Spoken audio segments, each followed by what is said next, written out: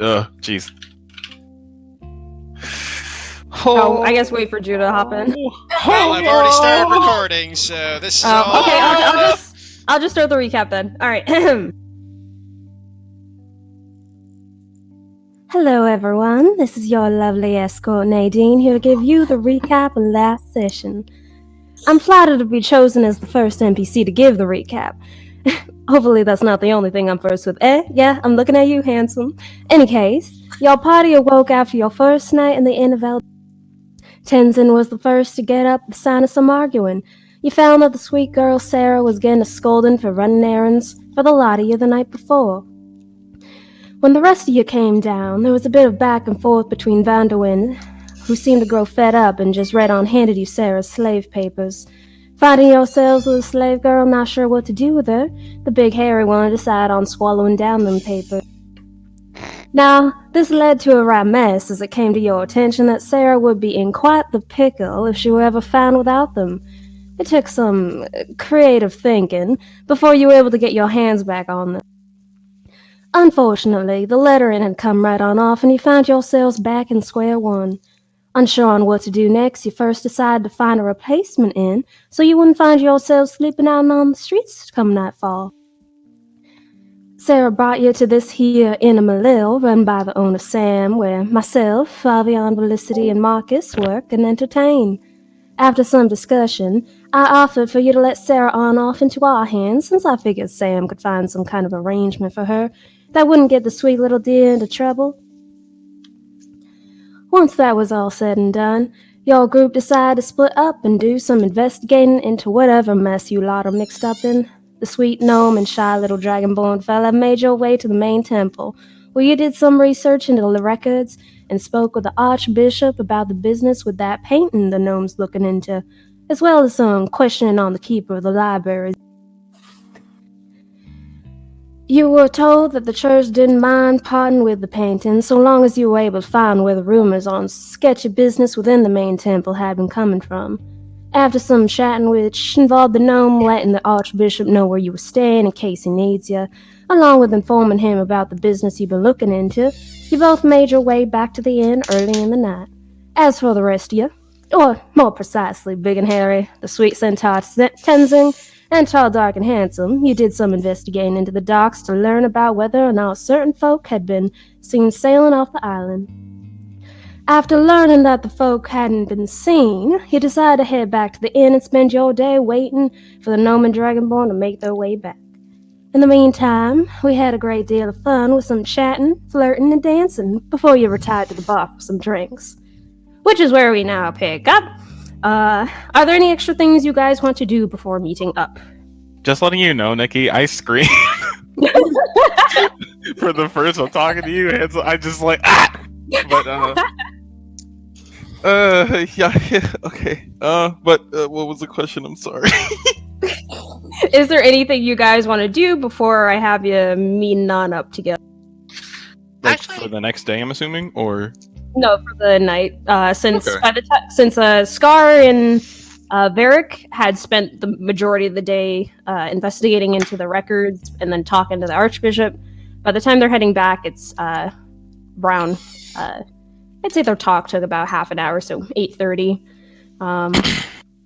And then the rest of you decided that you were going to just wait till they came back, so you'd be hanging out at the inn till they return. So for both split groups, if there was anything that you wanted to do before the meetup, let me know. I did think of one thing. Yes? Just as we're leaving, Varric's gonna head over to the chapel door that leads into Malil's little section of the temple. He's gonna see if he can open the door. Alright, let me swap over. If the answer is no, then he'll just leave.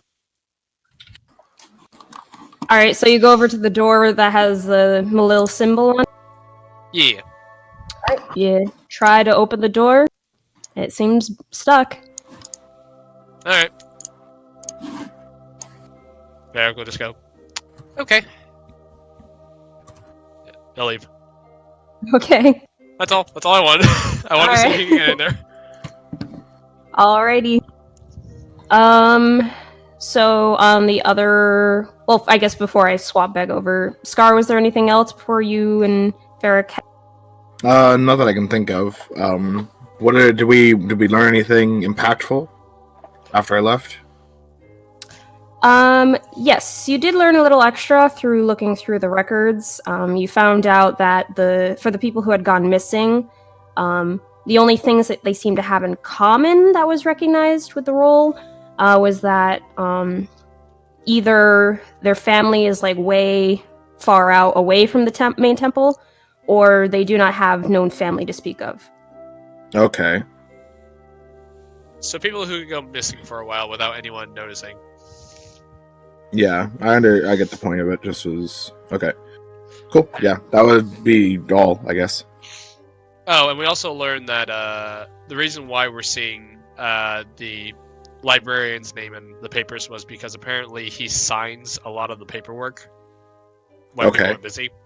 Yeah, for if the caretaker watching over the person who is getting signed out is too busy to take care of it, they can ask for Zeth to deal with it himself with his own.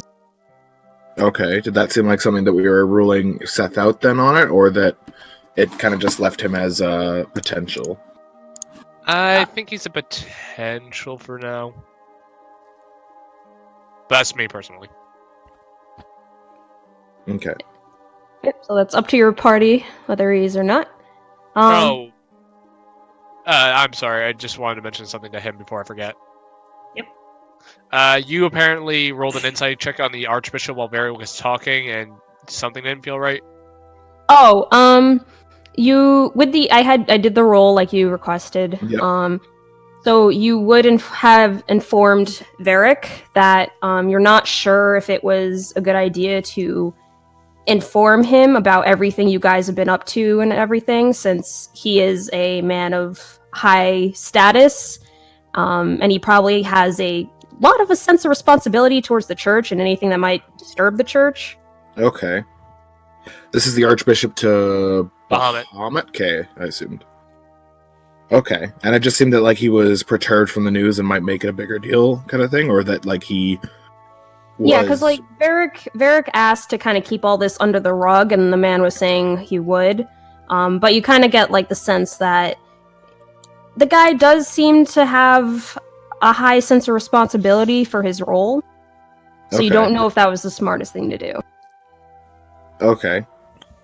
I think I get it all. Okay. Hard to just judge it off of like just what it's saying, but yeah, sure, okay. I think I got it. Alright, trying to remember if there's anything else. Oh, and also you would have overheard as well that Varric was told that in order to get his father's painting, the church is willing to part with it if the group is willing to inform the church on who is spreading all these rumors and causing all this unneeded panic in the church. Oh, so you mean he was, if we inform him about, I don't have her name in front of me because she's in my notes, but if we inform her about, what's her name? Penelope. That's kind of what Penelope. That's what he's looking for? That's what you believe, yes. Okay. And Varric was kind of dancing around the subject a bit. Okay. Alrighty. Just report the general to him. Well, the general doesn't have any power here is the problem. Also... Exactly. It's the general's fault. Just so I remember, I know you already said it before, but just double checking. So at the dock, we didn't really find much except that people didn't leave, and that we kind of said shit that may end up going to Lionheart. Yes. Did That Impulse and defuse that? Sorry. yeah, you believe that it had been diffused. So that's mostly just comes down to a wait and see sort of thing. And as for the people, out of the list of names, the woman you were talking to was willing to let you know if 3 or 4 of them had departed or not, and for the 3 or 4, they... Okay. Cool. Alrighty, and let me... for the party that is waiting back at the inn, is there anything else before I have you guys gather?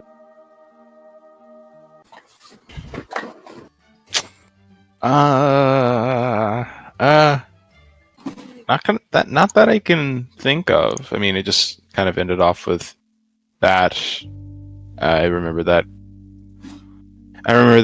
Tenzing had said to Klaus that they were going to talk about what was bothering him later, but I don't know. Later is a bit longer from here on out, so I don't think he really has anything immediately on his mind that he is doing rather than just kind of calming down. Okay. Basically that, so nothing else really. Alrighty, so then you guys are just drinking and chatting, passing the time with each other's company. When eventually you do hear the doors open and the familiar presence and footsteps of Scar and Varric as they make their way into the inn. Hello, wonderful people. How are we today? Tenzing drinks his drink. So, All right, rousing round of applause. Thank you. I mean, he did just barge into an area of public people. This is a fun place. Anyway. Hmm.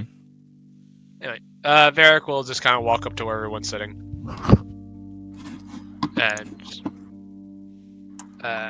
And just kind of ask Mr. Scar, you coming?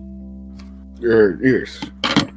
Sorry, just away from that. Sam, can you give us a moment? Oh, of course. Whatever you say.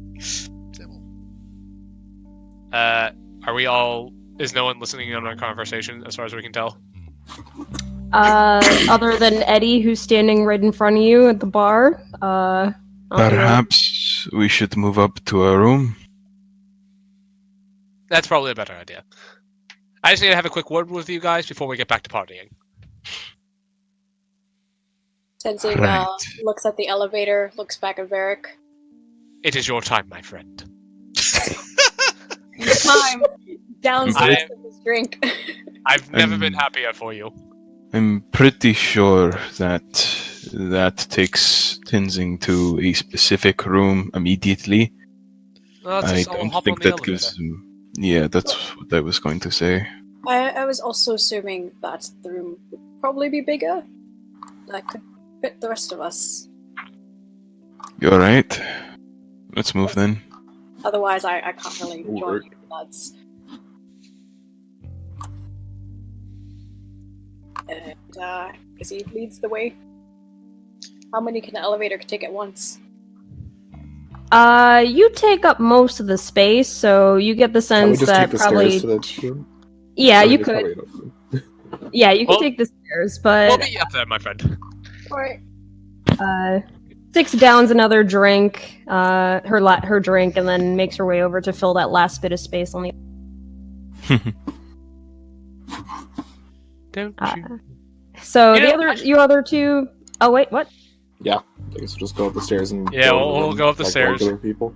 All right, and as you clique do, has formed. while you guys stand on the elevator, you see Eddie, who is kind of behind the bar, sort of give a long sigh and roll his eyes as he makes his way over. Oh, was it a hand crank? Yes. Neat. Oh, no. Oh. Varric will Tenzing just was look as... excited. But, sorry, keep going. Well, no, as they're going up the elevator, Varric's gonna just look at Mr. Scar and say, you know, I should write a song about how often we split the party. Kind of look to the hand crank that I'm guessing is behind. Oh no, it's kind of like beside it. It's like, why don't they just put the crank on the elevator and have the person on the elevator crank it? Because they're guests, and that would be rude. Now, come on, they're getting a head start. And Varric will start walking over to the stairs. Okay, I'll follow. Sorry, Eddie. Don't Are you- mention it. It seems that all of us here would be smarter by a design perspective to just, yeah, I keep talking. Varric will just kind of keep talking with Mr. Scar. God. Scar berating the architecture.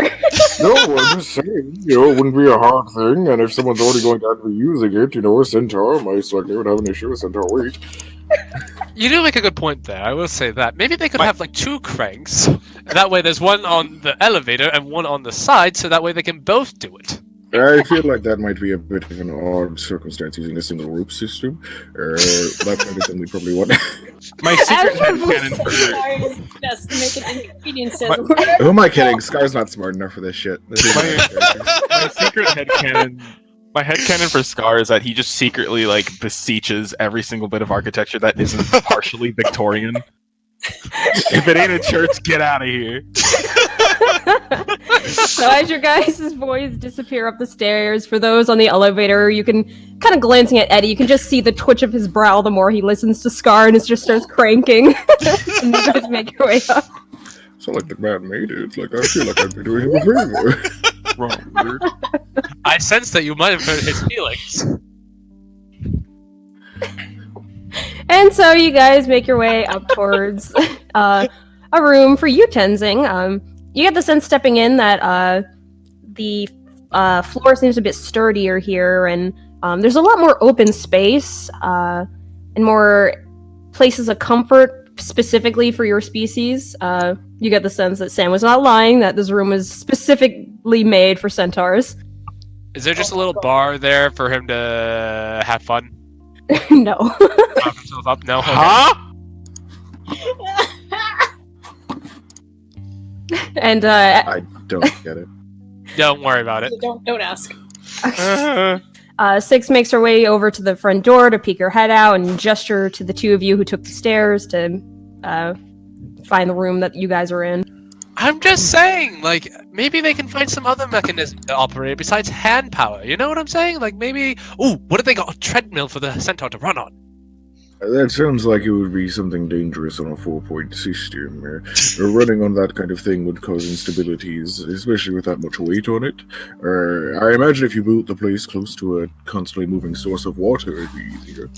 Klaus That's a just good idea. stares at them in their talking, walking speed. It's just like, come the fuck on. We're getting there. Hold on. I have short, start stubby legs. What slowly. do you want from me? As I... Like, start slowly shutting the door. He has to slow down because I have short, stubby legs, and I have short, stubby legs, so don't make fun of me because I can't do anything about that. As I just pick up the pace a little. I picture like a little granny at the grocery store rushing to grab something. No, this is me when I'm following around 6-foot people because their gait is just so much longer, so I gotta fucking jog to keep up.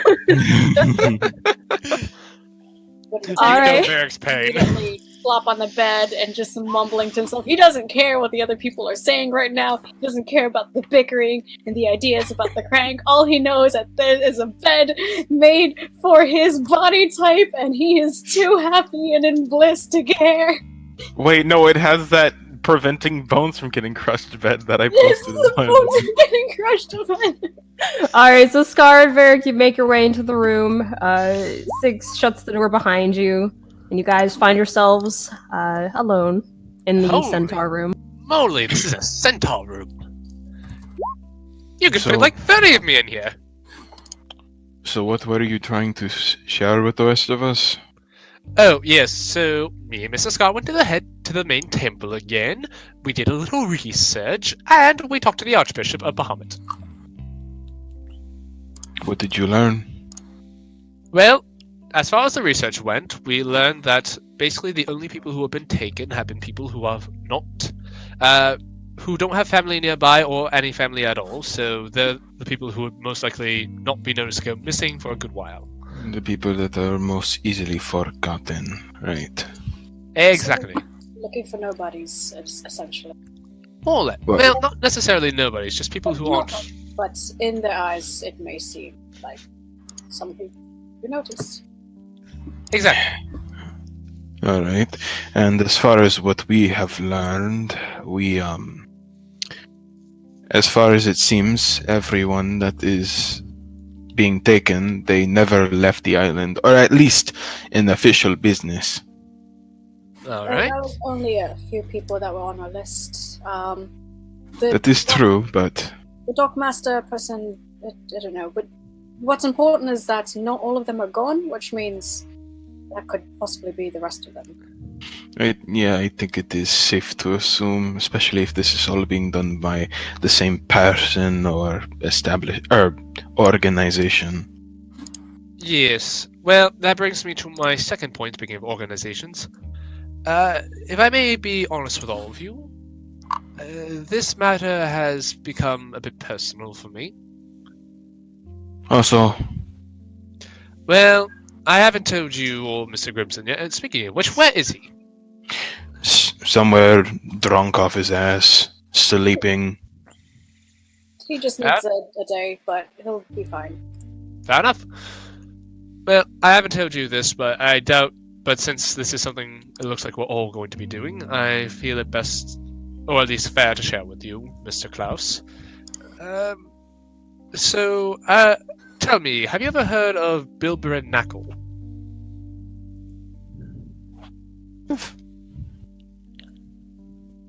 Yes, no? Nikki! Sorry, I was writing something. Make a... History? Yeah, history. Okay. Let's see. Blap. Name sounds kind of familiar. I mean, given Klaus's affinity for art, would he maybe? Okay, then yeah, I'd say that, you would know that it is a painter's name, you don't know a lot about. Okay. I know a little. Why? Well, Bilberin Knackle was my father. Yeah, he kind of like tenses up after like he remembers hearing your last name from before on the boat, and he kind of makes that connection. It's just like, right. Okay, so what about this? Well, several of his paintings were stolen a few months before his death. I'm out looking for them, and I found one in the church. So are we going on a heist, or... No. Oh. Not yet. Yet. Well, not consider that not an option. Just I prefer not to do that. No. Something tells me that stealing from the people that almost instantly killed Crimson probably wouldn't be a great idea. Well, I'm not so much worried about that as I am of what happens to our reputation. But, so apparently they paid a lot of money for that painting. They did not know it was stolen. I ended up talking to the Archbishop of Bahamut about it, and he told me he'd speak to the High Circle and kind of figure out something to do about it. And so when we spoke to him today, he asked us to find the source of the rumors and put an end to them, as they don't seem to be helping people not panic, and essentially it's kind of bad for the church. Now, I don't want to necessarily name names for that. I'd rather sort of look into this matter, because it sounds like they just kind of want us to stop looking into it and just sort of not cause any panic. So Looking into the crime or looking into the painting? the crimes. They kind of want us to find out who's been starting these rumors and stopping and letting them know so they can stop that person. We have reason to believe that this person's speculation is well deserved. So I talked to him a little bit, and I told him that we'd keep our investigation lower on the ground, so to speak. So we can't make a big fuss about what we do, so we have to handle this as quietly as possible. And I am begging you, please, I really need everyone to be on their best behavior for this. That is kind of confusing to me. I don't know, especially with what's going on here, why they don't put everyone on a curfew if they're actually concerned with the safety of everyone that is on this island. Bad for business is my assumption. Also... As if they don't make enough money. Well, we've seen with that first end, business isn't... but good intentions and business kind of live together here. But, From at the docks, we did accidentally sort of tell about Lionheart, and Yeah, we had to stop that. yeah, just so you know, the dockmaster might be reporting. I think I took away suspicion, but there's no way for telling sure. Well, that's unfortunate. Well, we can hope that she just keeps it to herself or just forgets about it. Or we can come up with a cover story, if at all possible, but... As far as that goes, it sounds like more of a cross that bridge when we get there type thing. Probably. Okay, we'll figure that out. But, so, we can't mention the general anymore. We cannot mention who told us more about the rumors when we got here. We just had to look into this, handle it quietly, and then present our findings to the church and allow them to handle it as they see fit. And hopefully they are satisfied with it, the results. And who's to say that anyone within the officials of this church aren't behind this as well? Well, that's kind of what I'm afraid of. Because it sounds like one of the physicians or healers there seems to have a hand in this. The problem is, though, that after looking into the records, we noticed that the librarian actually signed a lot of the papers for people who got for our suspects. So we don't actually have any names. I was going to ask Penelope, but now I don't want to draw attention to her, so I'll be sending her a message. But that's kind of limited in how much information we actually glean from that. So I'll send her a message and see if we can get a list of names of people she might be pointing us to. So, in other words, we don't really know who exactly we can trust inside of this island. Because it seems as though, at least amongst the officials and others, there is all sorts of corruption in this place. I wouldn't say necessarily corruption as...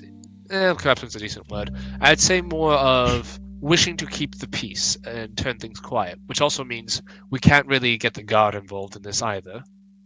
So we're on our own. You know what? It's interesting, actually. In this way, well, this is just a theory of mine, but to me, if I were some sort of criminal in a high place like this, it would make more sense for me to tell whoever is investigating into this to handle it quietly. Whoever is behind this, if they are in a higher area of power, if they were to have attention attracted to it, it would ruin their plans to an extent. So what, you're suggesting that the Archbishop himself is behind this? Well, there could be a whole bunch. What I'm trying to say here is, if you wanted to be lured into a trap, to say to handle everything quietly could be an easy way to dispatch nosy good-for-nothings, us, into a trap, easily. We would disappear without anybody ever really noticing, to be honest. That's a good point, but what's done is done, and we have to... Well, we can remain cautious, but we have to still press forward with our investigation in some way. Inevitably, we will walk into something. I know what you mean. Yes. But, assuming that they just don't want to cause a panic, assuming best case scenario, they just don't want to cause a panic and they're not going about things the right way, we can still work with that. Problem is, though, if one of them, as you suggest, is behind this, which I feel someone in the church is behind it, I don't know how high up, though, that's going to be problematic, which is why if we handle this quietly and the archbishops handle this, and assuming they're not behind this, then we can present them the information of our investigation and we find out who's behind it. If we gather enough evidence to the point where they'll have to accept it, and we allow them to handle it from that point forward, they may be satisfied if we promise to not speak of this after we leave the island. Honestly, I'd like to think the worst case scenario and just be cautious. But I can't believe that I'm saying this, but since we're working with so little information, his eyes almost kind of like cloud over as he kind of like thinks carefully. I think we should tell someone, 1, 2 people at best, to have a sort of a safety blanket in case things go wrong. Well, I can contact the general again, and Penelope knows what we're up to. The general can't really send us any help in case anything goes terribly wrong. We need somebody who is already on the island. Well, And the only person on here that we know isn't 100% has our back, or at least can provide us support, would be Penelope, but we need to minimize contact with her as much as possible. I'd hate to say it, but it feels like the only people that we can trust, and he goes ahead and lifts a foot and stamps down on the floor, are directly below us. Yes, One but if of them at least. I don't want to get them involved at this moment, though. I like them and I trust them, but I don't. But that also puts them in danger if this really is something. Not to mention the Archbishop knows where we're staying. I mean, here's what I think. As far as trustworthy people go, I don't know any of the... I don't know them all too well, but if anyone can keep a secret, it is ironically the people that are down there. I hate to say it, but with the conversation that I had with Nadine, and the fact that Sarah is still kind of conjoined to the hip on me still, somewhat, I think they could both be reliable people when it comes to confiding in. And if anything, they don't have to be involved per se, but if something were to happen to us, they have been on this island longer than we have, so they have more connections than we ever will over here, so even if they're not gonna put their foot in it, they might know someone else that could. In this particular case, it feels as though secrets is what will kill us if we aren't careful. To walk into a foreign land and not trust. No. To walk into a foreign land and to try to do something of the caliber that we are trying to do is frankly foolish if we don't have a guide or anything of that sort. Well, why don't I send a message to Penelope, kind of inform her what's going on, and see if she can point us into any healers that might be suspicious to her eyes, and we can start asking the folks down there if they know anything about them. You said that yourself. A letter wouldn't be bad, but keep communication with her to a minimum. Oh, I can do it very quietly. Don't you worry about that. But no, we should avoid physically talking to her. I can send her a message basically anywhere in the world. It's limited to 25 words, but I can still get a message across. Just try to be concise. I know you have a bit of a problem with that. Hey. I am a master at crafting my words, I'll have you know. Yeah, you say so many, I wouldn't be able to tell. Klaus's expression is immovable, but I would like to say that Six and Tenzing know that at this point he's kind of messing with him. Tenzing's snorting. He's not even holding back. Six is just covering her mouth and turning her face away. Yes, and you so few that you fail to leave an impression. Now, It did with you guys, somehow. anyway, so does that sound like a plan? I send a message to Penelope, see what she, see if there's any suspicious healers, and to basically tell her to stop getting in physical contact with us, and go from there. We also might want to break into Grimson's room and take the bag of holding that we have. I honestly think he's probably still downstairs, just passed out at a table. Yeah, you're right. Alright, so let me send a quick message over to Penelope, kind of see if she knows any suspicious healers, and then if we get a name, we can start working from there. Alright. Alright. Varric will then pull out his accordion. His eyes roll to the back of his head, and he goes, and he just says, and go. And he will cast Sending. Okay. To Penelope? Yep. Alright. Alright, give me a second to think of what I'm going to do. It's Varric. Archbishop.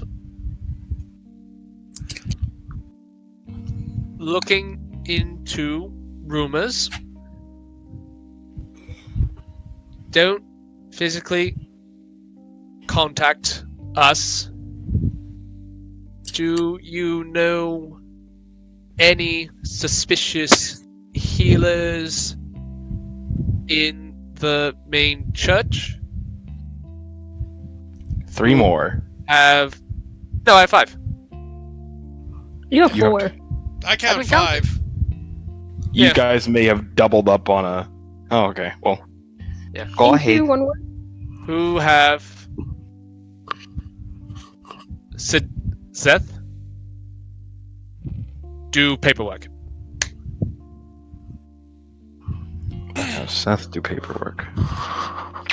So, you're asking if she's seen any healers who have had Zeth do paperwork?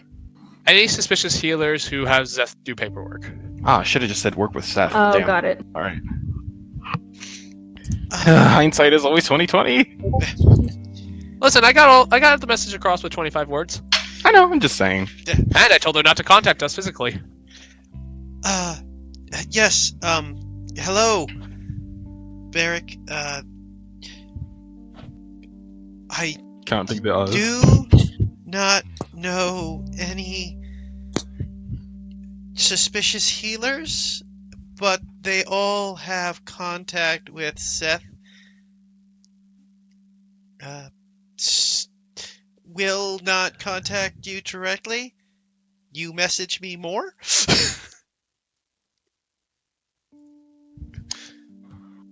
I look at her and I'm like, well, that didn't get us anywhere. Hold on, she wants me to contact her again. I'll cast Sending again, because we're about to rest. Klaus just rolls his eyes like he's proving my point. Anyway, I'll cast Sending again, and I will back to Penelope. I'll say, all right. If anything comes up, I'll contact you again. If you think of anything, find a way to let us know. Have good day. Understood.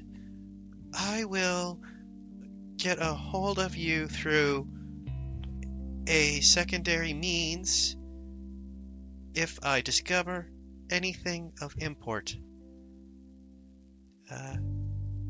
Hope to hear from you soon. It's 25. Well, I look at them, I'm like, alright, well, Penelope will keep her ears out and find a way to contact us without directly contacting us. In the meantime, we're kind of at a dead end. We can go back to the temple and ask Seth if he's had any unusual cases, but unfortunately it looks like we're at a dead end. So I'm open to suggestions. Should we just ask the locals of any rumors or anything and hope to stumble into something? I was thinking. Go ahead if you want. Oh, I was just wondering, in the case of missing peoples and some that are still on the island, well, they need to put them somewhere. So, whether there's a secret cave hidden somewhere in the forest again, or there's some sort of morgue or catacombs, something of the sort, Basement. Basements, anything. I mean, I have no idea how we're going to get access or even find them without snooping around, and given the guards here, that looks suspicious on that half. Well, A ways to find if we could. well, yeah, I understand that we'll have to do some shady stuff to handle this quietly, but as long as we don't get caught, which is, and I look around, maybe a bit big of an if, but if we can get, answers, and we can do it quietly without causing a ruckus, I think the church will generally be happy, or at least satisfied. So, I don't know. I think if we start asking around for rumors and anything unusual, we could get a lead that way. I mean, if people are going missing, someone's got to be kicking the hornet's nest at least a little bit. So maybe someone's seen something, or rumors passed by. Maybe one of the fine escorts downstairs have overheard something. That is what I'm thinking. They are of the people. They might have a lot of traffic and therefore are likely to know any, well, not to dog on their work, but losers tend to find their way inside of here. Okay, well that's a little harsh, but considering It's we're also accurate. staying. Alright, keep in mind we're also staying here. Second, that's not a bad idea. Do you guys want to do that tomorrow morning? We can start I'm just our saying, if you want to find people that are a little bit less known and, well, not exactly the most savory and easily forgotten, then this might exactly be the place. Well, alright, fine. But we should. But do you all want to start this investigation proper off tomorrow morning? I kind of want to sit down for tonight. Perhaps. I don't exactly want to. It's been a long day. Yeah, so why don't tomorrow morning we start this investigation off proper, but for tonight, let's relax and drink. Probably for the last time that we're going to have a chance to do for a little while. Alright. Alright, and remember, we need to stay inconspicuous. We cannot give any sort of tips that we are pursuing an investigation. We have to make sure that we have a good excuse to be wherever we are at all times. Sensing sweats. Klaus will turn to 6. Don't say anything. I just kind She of give Klaus stares at you. I give Klaus a look of like, really? Yeah. Can I just like walk over to 6, kind of like Klaus will elbow her. Just a little bit. She holds long eye contact for a moment and then gives you 2 middle fingers. Can I just walk over to 6, kind of like have her lean down so I can whisper to her? She'll lean down. I got one of those magic beans left. Why don't we say we put it in his trail mix? Huh? She tries really hard to keep the smile off her face and keeps her expression neutral and nods her head. Does Klaus hear this? Perception check. I'm whispering. Do I get to... I mean, even then, Nope. if it's a whisper, then wouldn't it be what, like stealth against my passive perception? Yeah, you already rolled. It's good. Yeah, you Yeah. already rolled. That's fine. That's fine. Just have to Everything is find out okay. what that means. 6 gives you side glances you, Varric, and gives a small wink and then stands up straight again. Oh, by the way, 6. One more thing. I saw you with that charming young lass earlier today. I apologize for pulling you away. how about I make it up to you and get you back to where you were? Yeah, what the hell, Varric? I'm sorry. I thought it was going the other way. Like I thought she was kind of like coming on to 6, and 6 wasn't comfortable. But apparently, I misread the situation. Also, we did need to talk to her. But I'm here to make that up to you tonight.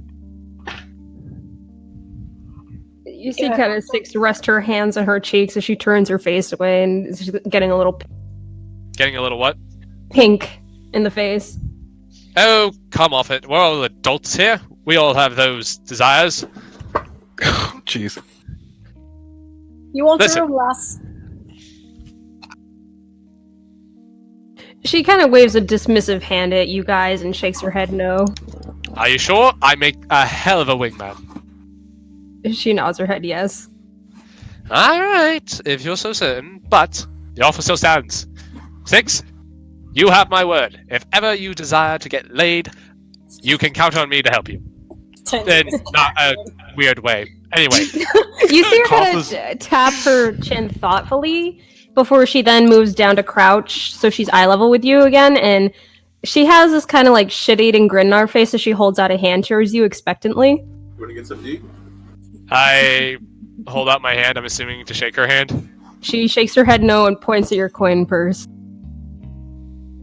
You want me to buy you a hooker? You do all her. Her grin widens. You said anything. Hold on a moment.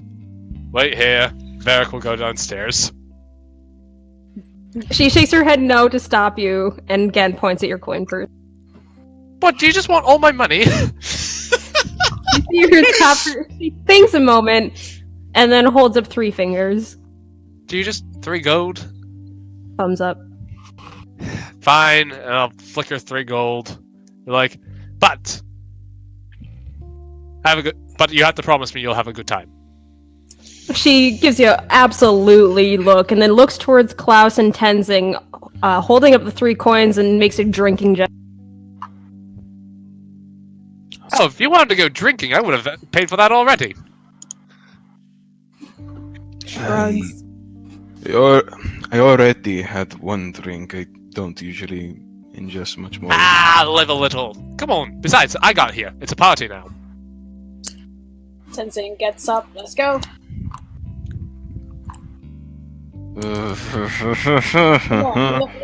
Look, Klaus. What about you, Mr. Scar?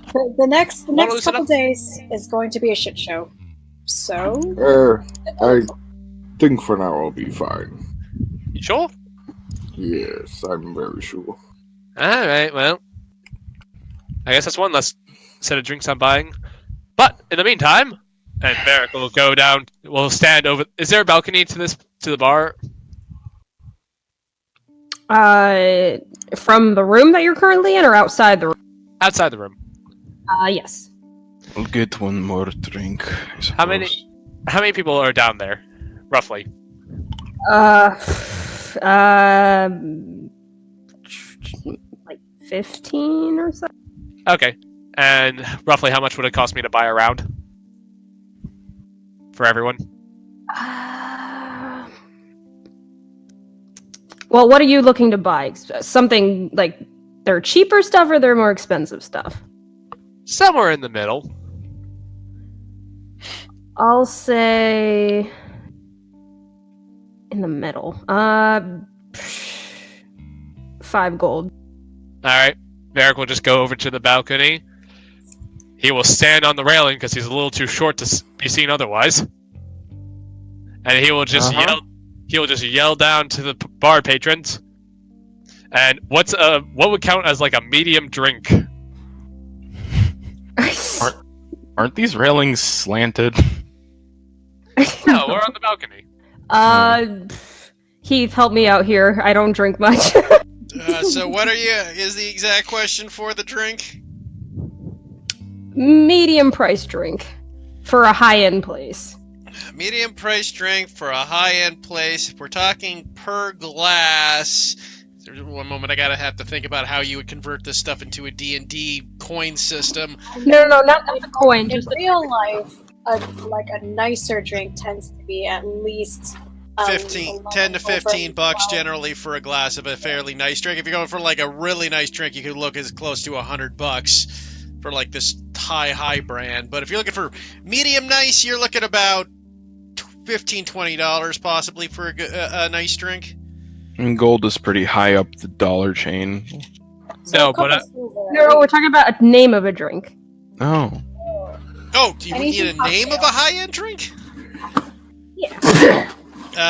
Bless you. Like, I don't know, a fancy mojito or like any sort of I mean, nicer.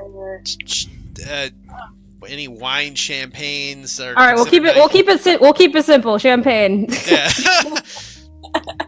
But no sex this in look the champagne room. wait, but does this look like a champagne kind of crowd, or is this more like I could get a fine beer or an ale for all these folk? It's a lot of prissy folk. You get the sense. All right, I will just say, a round of champagne for everyone. Everyone kind of glances up at you in confusion, and then towards each other and give like a okay type of shrug. And Felicity looks up towards you. She's like, that's right. I like that your way of thinking. I will hand her the 5 gold, and I will just say to the bar patrons, this, my dear friends, is going. You may not have expected it, but this shall end up being a great night.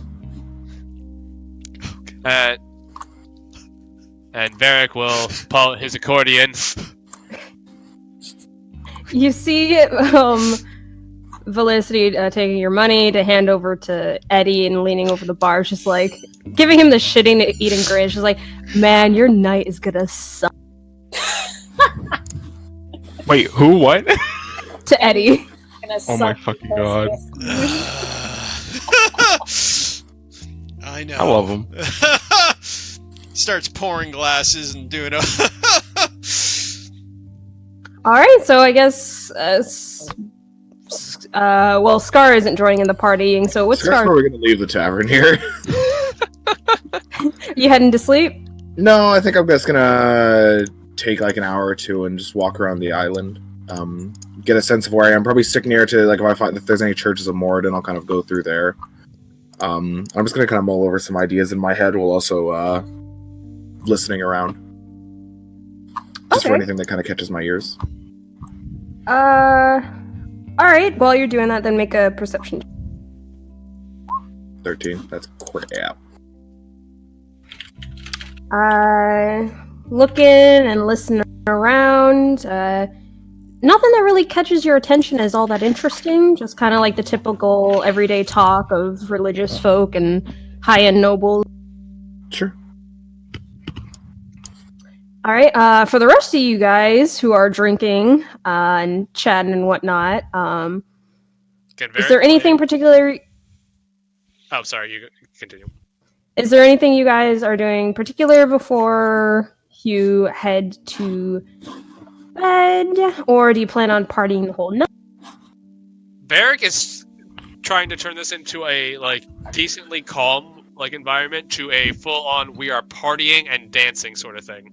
Wrong group of people, but You're in a This is the whorehouse. closest It's we're not the gonna get wrong on group this. of people. Yeah, I was about to say this is the closest we're gonna get on this island. I suppose. Also, Uh, House of Professional Escorts. yeah. It's basically like in real life, it's the difference between just like a prostitute on the street and then someone like you got to talk through like people for to pay a ton of money to get them in. No, of course, It's you know, a host. of course, you know, a piece of dirt with any other name kind of thing. I get it. Oh my god! Varric's having a great time. He's trying to turn this into the place to be tonight. You know what I mean? He It's like is. calling a high-end chain restaurant a McDonald's. Like, how dare you? Yeah. In the eyes of the Food, Lord, it's all food. garbage. Scar is a church boy. God. And now Scar is not here. Varric's conscience has also left. So he is just turning this into the place to be tonight. The chaos chokehold is gone. The Yeah, chaos ensues. All right. Make a persuasion check, Varric. Persuasion. All right.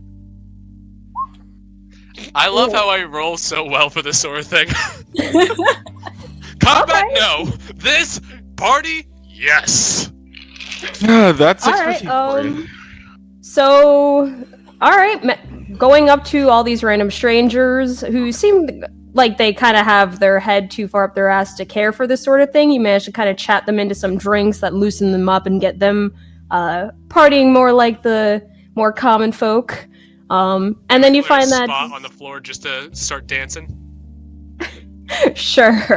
Yes! And you do find some help with Felicity as well, who seems to be finding this entire scenario hilarious.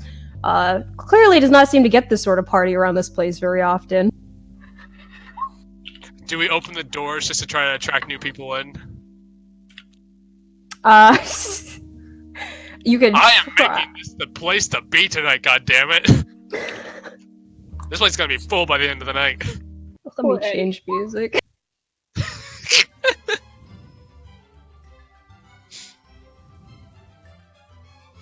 Dancing is done with dancing for the night, considering all the dancing that he's done before.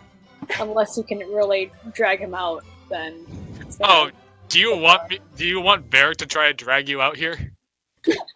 And while you're making this party grow bigger and more festive and stuff, partway through, Varric, you do hear footsteps come up to you, and when you look, you see it's Nadine, who kind of just has like this kind of pleasantly polite smile on her face. It's just like, I'm sorry to interrupt you, Varric. Do you mind if I speak to you for a moment? Absolutely. Would you like to with a private or assistant? Oh no, here is perfectly fine. You got it. Well, you see her look around towards all this dancing and drinking and partying that's happening, and it's just like, I know I do not even have to bother asking. I can only assume you would be more than polite to be willing to take care of the mess this is going to bring up and not have our new little recruit Sarah have to deal with all of it, I'm sure. Sure. In what regard are you? Am I taking care of this? Repeat that? In what regard am I taking care of this? Oh, of course, any sort of mess that happens. Of course, Cecilia. Why am I even asking? Of course you'll help. I mean, is it... Does Tenzing hear this? Nadine just has a sweet little smile on her face as she looks at you. Quick question, just out of curiosity. Can I pay you, like, 5 gold to not have to do that? Well, that depends. Does 5 gold know how to pick up a broom and...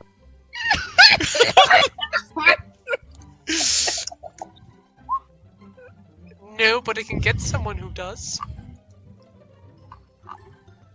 I hope you don't mean someone here. I mean, I meant in the terms of you could hire someone. Oh, and are you willing to go out into the streets and go hiring someone new? Fine. Do it, coward! I'm so happy you understand. And she gives your head your shoulder a light pat and returns to what she...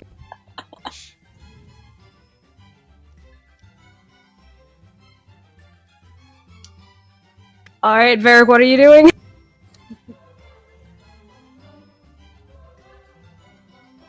Varric? Hello!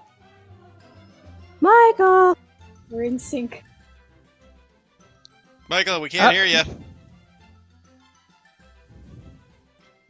At... Gosh, fiddly darn it, my internet crapped out again. Oh, there you are. We are looking Alright, where'd we leave off?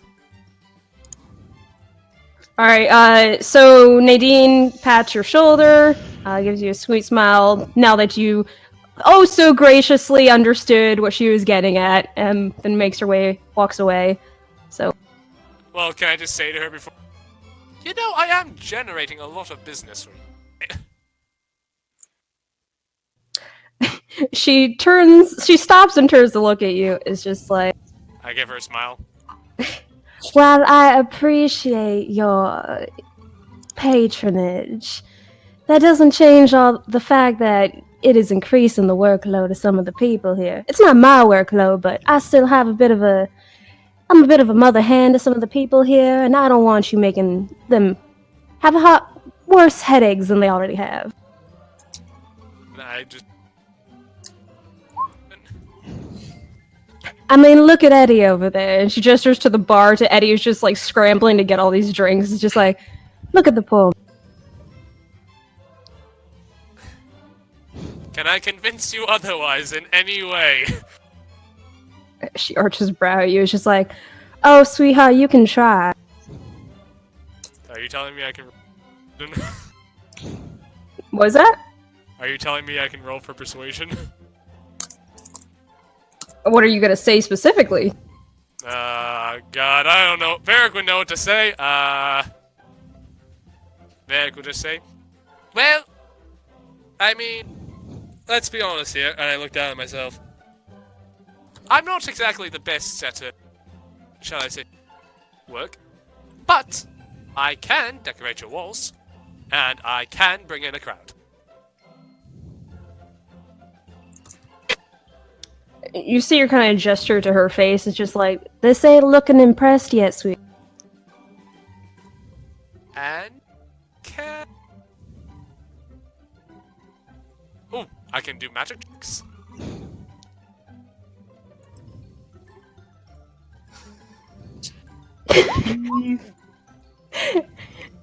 Heath, Yep. nose breathing. Oh, you mean being able to pick up his microphone? Yeah, I noticed it. It was just like, oh, once I notice, I just hyperfixate and I can't stop thinking about it.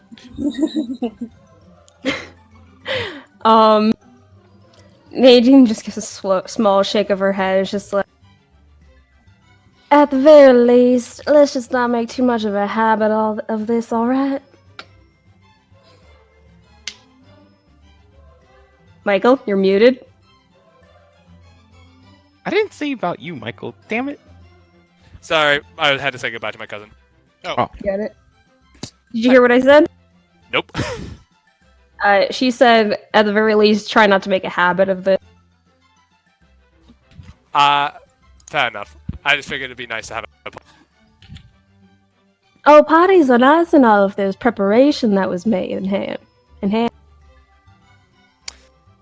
Alright, you know what? I apologize and tell you what.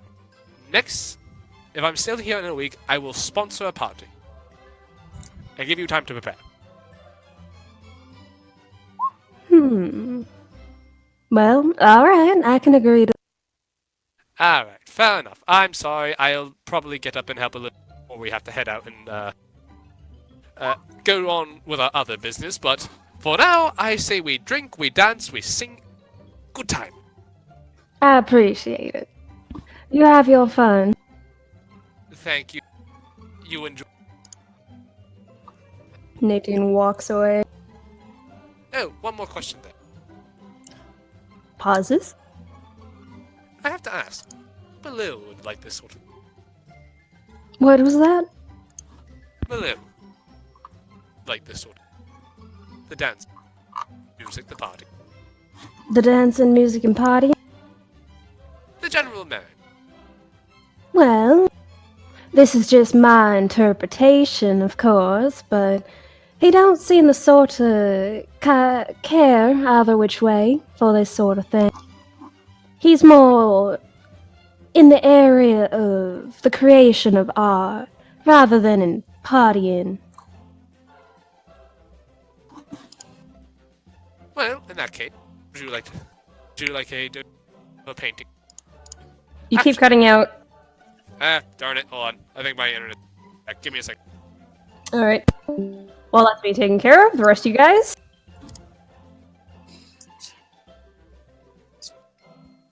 Klaus and Tenzing? So you guys dragged me down here. Well, I just figured we need a bit of downtime before shit goes down the hole, because that's what tends to happen, at least in these pivotal moments. Pivotal. Well, What, do you think we're going to be getting into any type of combat soon? maybe not combat specifically, but I have a feeling we already have eyes on us. Things will Sorry either about that. only go in our favor or go downhill. My internet keeps going. You Okay, good? all good. Uh, I'm letting them continue their conversation. Yeah. I suppose we are getting ourselves into a bit of a problem of political intrigue, almost. Well, maybe it's just me. I mean, uh, this is very much not my scene. sorry about that. And politics and fancy people and fancy places. I'm gonna try to keep on the down low, considering the last time I was in someplace like this, I got arrested. Sips drink. Arrested. Arrested. How did that work? Well, it was not exactly because I was there, but did Varric tell you about the time he pulled a prank on an asshole? I don't recall. Right, so basically, back in Findle Fair, we were invited to a party that was held by one of the richest people in town. This man is kind of a pompous asshole, but I mean, whatever, it's fine. This is in the north, right? Findlefair, you said. Yes, North Findle Fair. Right. So, party happened. He brought us as +1, me and another friend that he went to do his own mission. They were doing a thing. He pulled a prank on the man, turned him into a goat, along with his girlfriend. I was just kind of walking around, snooping. Wasn't really doing anything, but looked suspicious, and then we got questioned by, well, Lionheart. Turns out she was at the party, incognito, keep an eye out. So, got arrested because of a few things. No offense, but given how Northerners do things, how did you get in? Varric, I mean, despite his, well, graces, it makes sense for him to get into places, and whoever else may have come along with you, but how did you get in? Oh, +1. That +1? was literally it. Well, +2 actually. One other person was invited. He happened to be noble. Varric is Varric. And he just Correct. brought me to the because I like to have fun. At least I try to. Yeah. And does Varric typically do things so, well, careless?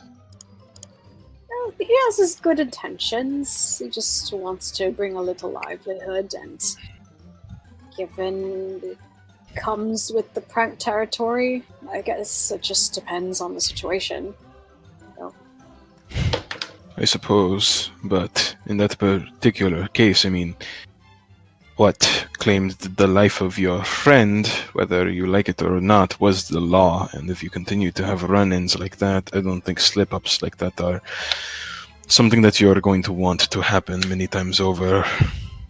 No, That's we've dangerous. learned the hard way, so we're trying to keep to ourselves. Well, hopefully he won't do something like that again. No, I don't think so. That town, we were really just starting off, looking around, figuring out that mission that we had before. Right. But, I mean, given we are at a bit higher stakes here, I feel like. Especially, it's not like we can just run to the next town. We'd have to get off a very specific boat. We only have one way off this island. I think that asks for more caution. And now political beings are added to the whole mix-up. Not fond of that. Yeah. I wonder what happens after this. Do you all have any additional plans? I Well- take it you don't typically work for the general, right? No, The first time we all met, actually, we just... It was kind of funny. We met in Fluxburg, and there was a mission board, looking for work. We all just happened to be at the same bar at the same time, and we figured it'd be easier to take on jobs as a group rather than by ourselves. I get it. As far as what happens after, I mean, Berg has his little thing with the painting here. Honestly, I like traveling with a group, so if you all are willing to continue traveling together, at least I'd be tagging along with somebody, if you don't mind. My goal requires me to move around anyways, and quite honestly, I don't think I could do it myself. I'd be willing to pay. That's what it takes. I get it. And, I mean, it is beneficial to travel inside of these groups anyway. Well, I mean, you have your own thing too. Maybe at some points we'll end up down there. Figure something out. Right. I mean, I already told you why I decided to kind of meld with this group in particular, but even then, I understand. But, there was going to be one more thing that was... Right. Kind of like sits back in his chair for a moment. Oop. Looks at him. Oh no! Man Oh, Michael down. died. He died! Again. Dang it! Continue. In reference to what I had said earlier, let me know whenever later appears. Later. He just kind of scratches his head. Yeah, I mean, probably after drinking. Tell you. Or whenever. Alright. Yeah, tonight, probably. But for now, we can just focus on... And he just kind of looks back at all the partying and, looks at Six, whatever she's plotting. She's sitting right next to you guys, just listening. Yeah, he's been aware of such. He just kind of shrugs. Yeah, I could tell you tonight, I suppose. Get it off with. Alright. He kind of looks down over towards Six. What was she doing? She has her chin in her hands, elbows on the counter, just watching you guys while you. Alright. Did you have any plans in mind for tonight? You seem to be doing something to Varric, so. She looks over towards Varric and then the bar and then points at her drink that's next to her. You wanted just a drink? Shrugs and nods her head yes. Alright. Just having some fun too before everything goes down. You don't want any fun with that, other person over there? That little brow waggle. She makes a pshaw motion at you. You never know, have a little fun. We'll be your wingmen. Not exactly sure how good I would be at that. I'm pretty sure that is more your domain, Tenzing. Six snorts a laugh at that. Can Varric walk out? Just go. And just go. Try. Can Varric walk over and just say, "What are you all doing sitting here? There's a party, there's dancing. Come on, it's time to be merry." No, I'm done dancing for the night. I already had enough. What? We just started. He just kind of looks like he's... Kind of looks like he could be swayed, but is also holding on to his drink that he's sipping very slowly. Not exactly sure if we should be shit-faced and partying the day before we're about to get into a heavy mission. No, this is a perfect opportunity to have a little fun. Besides, we all know this is maybe the last nights anyway, so why not? Come on, dancing to the dance floor. Have I ever shown you the Southern Jig? It's a favorite of my father's. Early celebrations tend to end sour.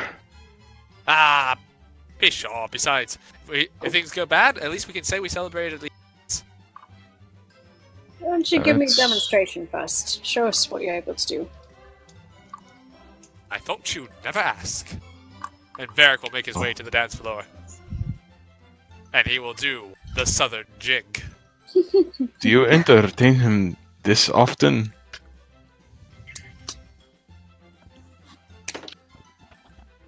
He's like a balloon. I'm afraid he'll float off if he's left by himself. I feel like Another that's snort of laughter. happened. What did Tenzing say? I feel like that's happened before, but metaphorically. I'm waiting until the day literally happens. Well, I'm sure there are spells for that, aren't there? Yeah, I'm pretty sure he'll stumble across that before. But we'll see. And Klaus kind of like looks back over towards Varric's Southern Jig. Does a little clap in time with the beat. Kind of like a river dance, you know what I mean? Oh god. Amazing. Six is just kind of like squinting at his feet, waiting for the moment where he tripped. Tenzing holds out a gold, makes a bet. I'll give Puts- him. She holds up 2 gold. Alright, give him 5 minutes. No, 3 minutes. For the fun of it, Varric, make a dex save. Dex save? Wouldn't this be a performance check? I'm literally dancing. Sure, performance. It would be a deck save if somebody was trying to trip you. That is true. Dex save. What? Who's trying to trip me? Perception check. Who the fuck else do you think? Although then I realize there are contestants in this particular case, but Yeah, make a perception check. Alright, 1 second. Ooh, with a 9. Okay, yeah, you do see 6 kind of accidentally spilling her drink on the floor. I will just sort of dance away from that. nice try. You'll have to clean that up later, though. Careful with the drink glass! You see her kind of sigh and look for a nearby cloth or something where she can. Also, make your performance check.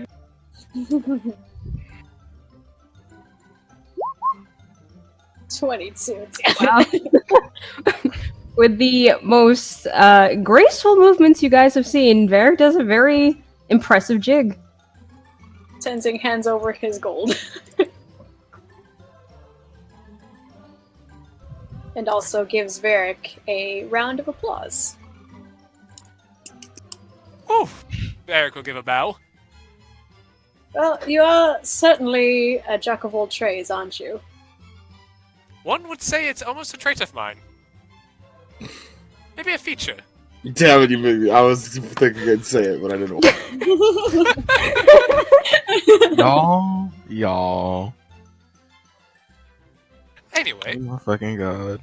listen, this is my environment. Dancing, drinking, merriment, partying. All things a knuckle should know. I'm sure your father would be proud. For real. Thank you. So you're actually getting that painting back, though. Well, depends on how we handle this, but let's talk more about that tonight. Is it- Again, I just to have. I don't think you stated it before, but is the painting in the deal? It seems to be that way. I would basically they want on the source, and if That's all I wanted to know. We shouldn't talk much more about it in here.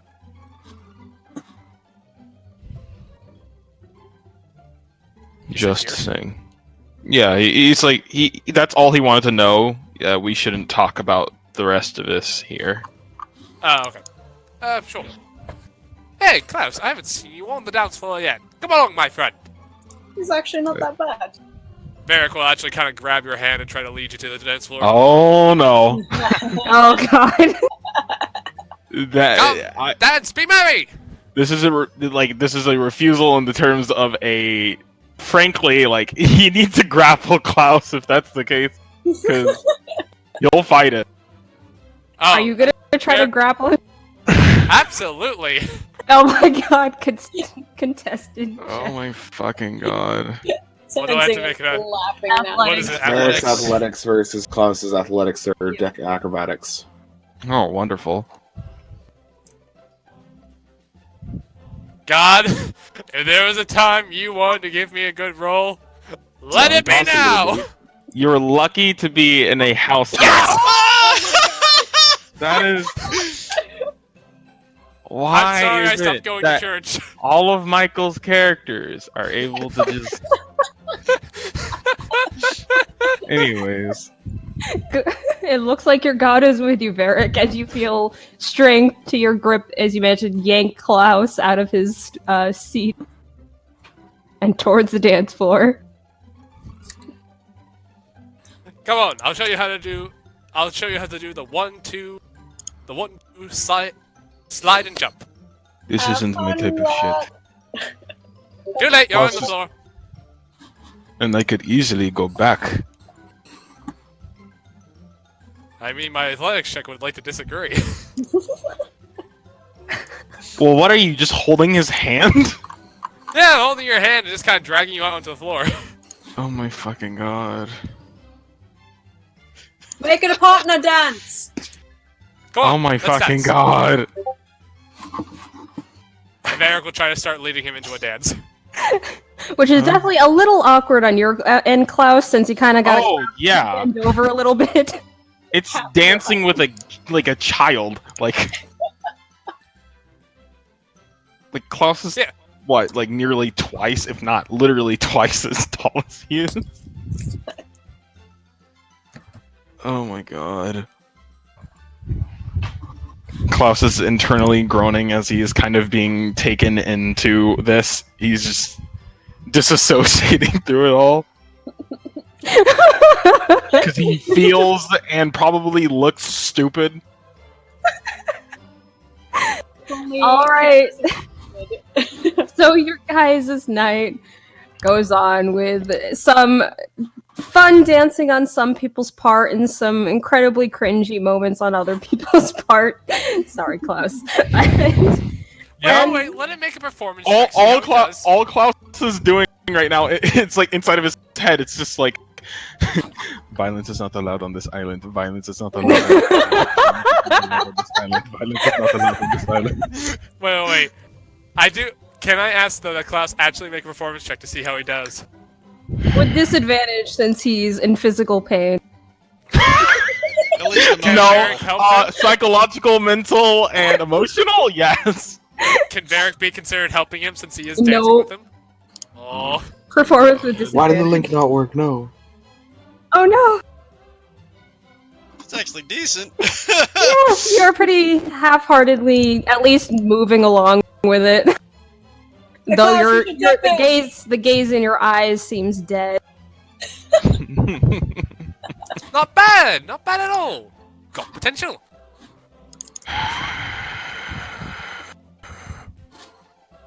That's all you Alright. hear. It's just emanating Alright, I will. CO2 from his mouth.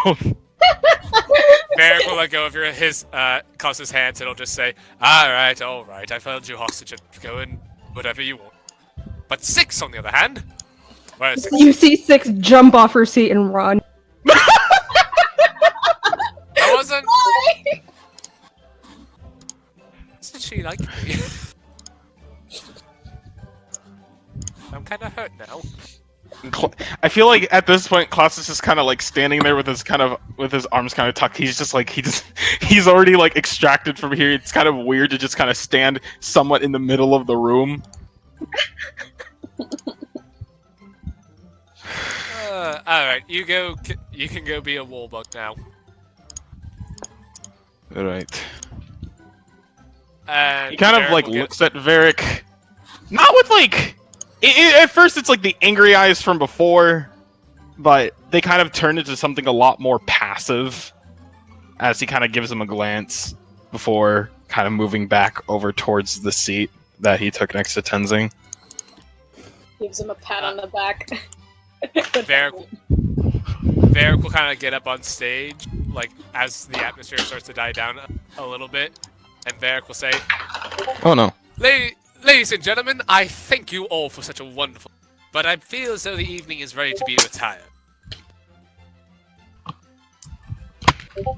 Oh. I bid you all good night. You get some cheery round of applause from the number of individuals who managed to get pretty intoxicated off of the free drinks, wishing you a good night.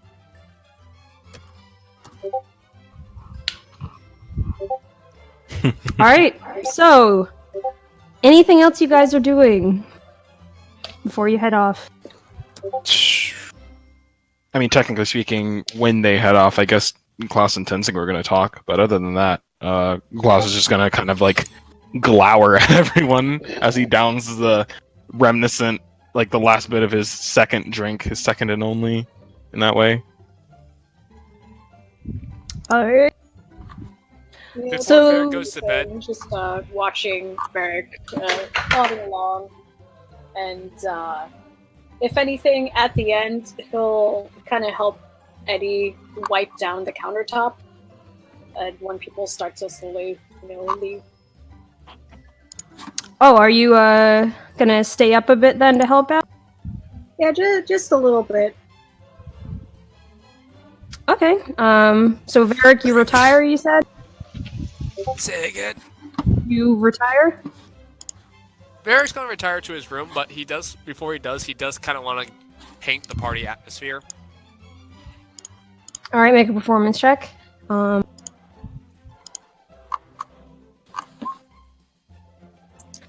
6 will also retire. Oh wow! Yes! Managed to capture it perfectly. Every single individual's face that you'd seen in the bar. The merriment, the atmosphere of merriment in the area that you had felt is portrayed perfectly on the canvas. When I finish, I will go up to Nadine.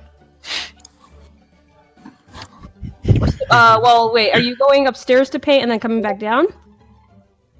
No, I was gonna paint like on the balcony, kind of looking down at everyone. Oh, okay. And then when I'm finished, I want to go up to Nadine, Alright. and I would just kind of show her and say, "What do you think?" She'll take it to look it over. Just like, well, I'll be. This is a mighty fine piece of work, Mr. Knackle. Oh, please, Mr. Knackle was my father, but please call me Varric. Very. I gotta say, I'm rather impressed. Thank you. I think it's one of my better. I And bet Sam would will love this piece too. Say it? I bet Sam will also love this piece on his wall.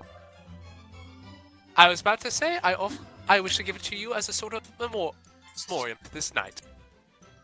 Myself? Well, your establishment, or Oh. whatever you wish to do with. I was about to say, out of the number of gifts I've gotten, this is a strange one. But, of course, the establishment.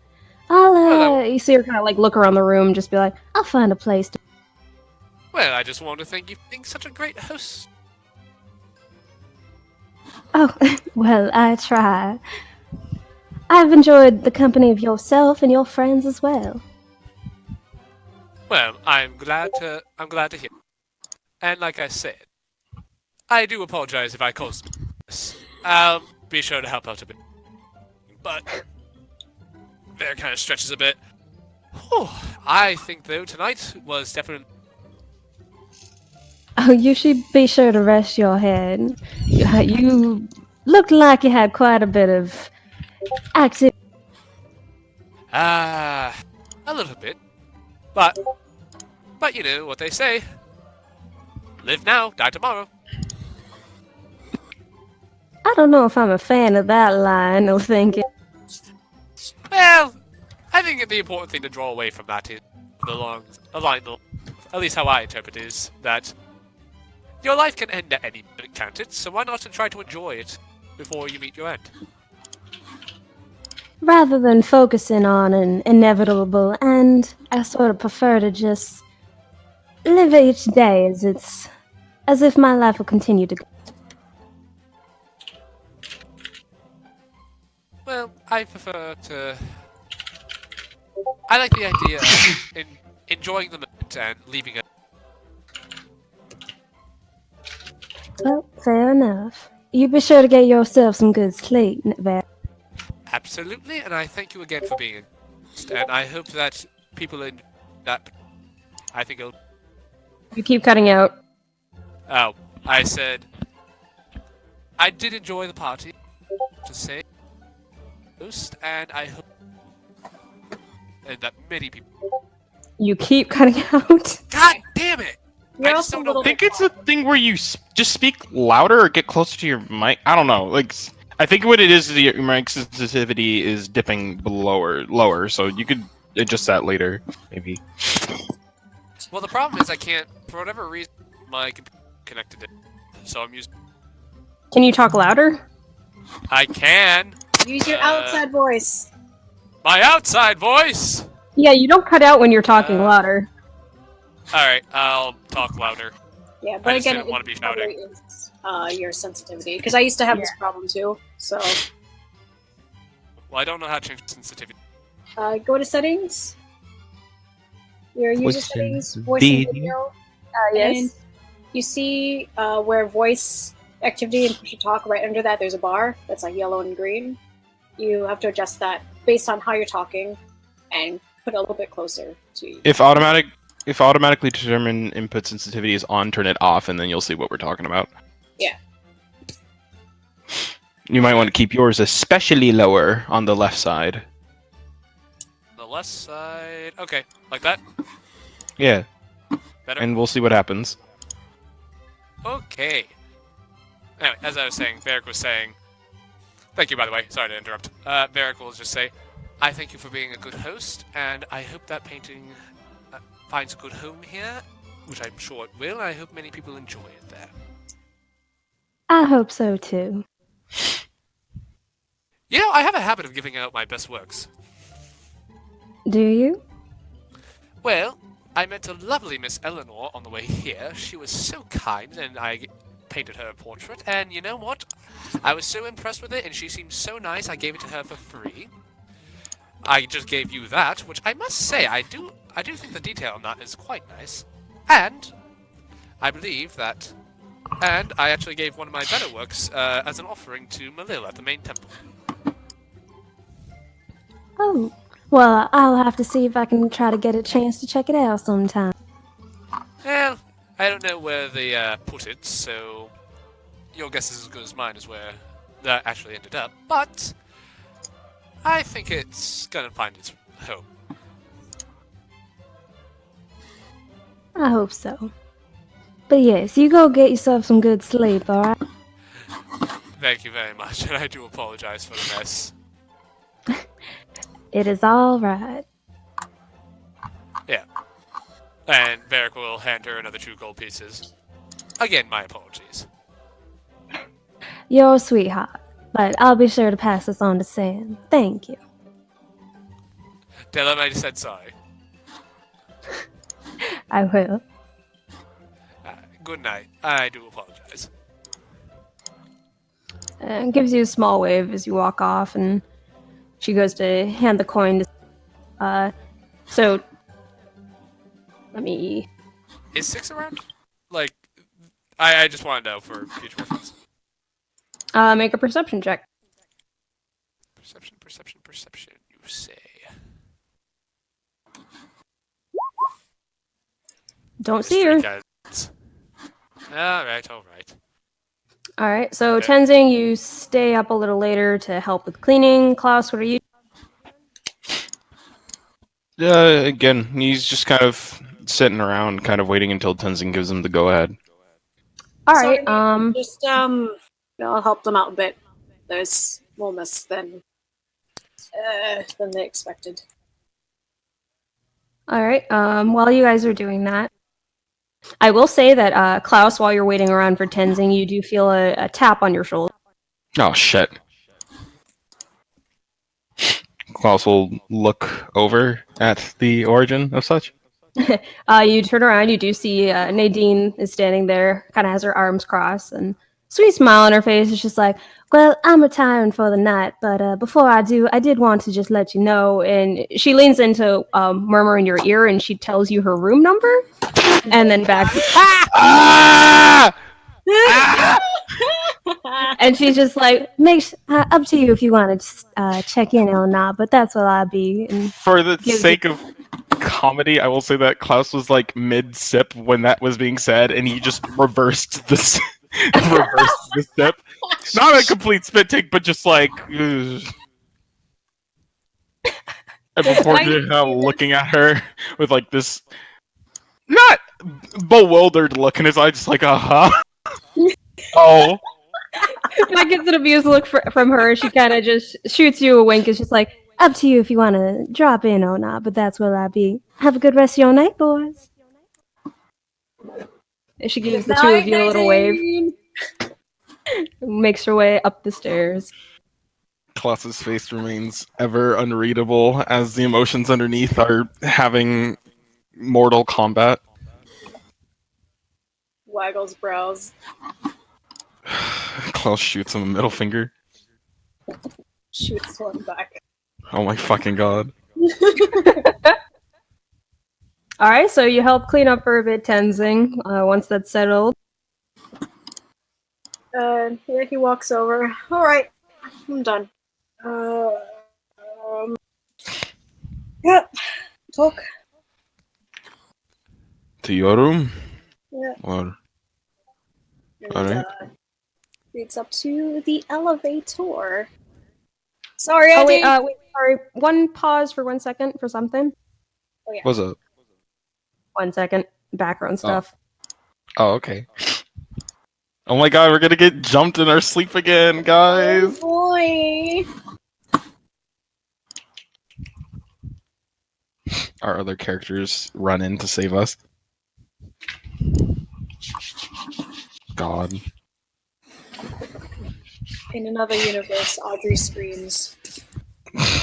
Other universe, Audrey's always screaming. When is she not? It's like how this, like how the planets around us and the sun would like deafen us if there was oxygen in the midst. Well, it's just like if there was air, you would also be able to hear Audrey screaming. Also, Klaus, while you were waiting, you were drinking, right? Just drinking? Yeah. Well, actually, at that point, I would say that he was done, so maybe he just had like a glass of water. Okay. 1 second. God damn it. I gotta look up old notes. Hold on. Boys, we about to get hit with roofies. Oh, hell yeah!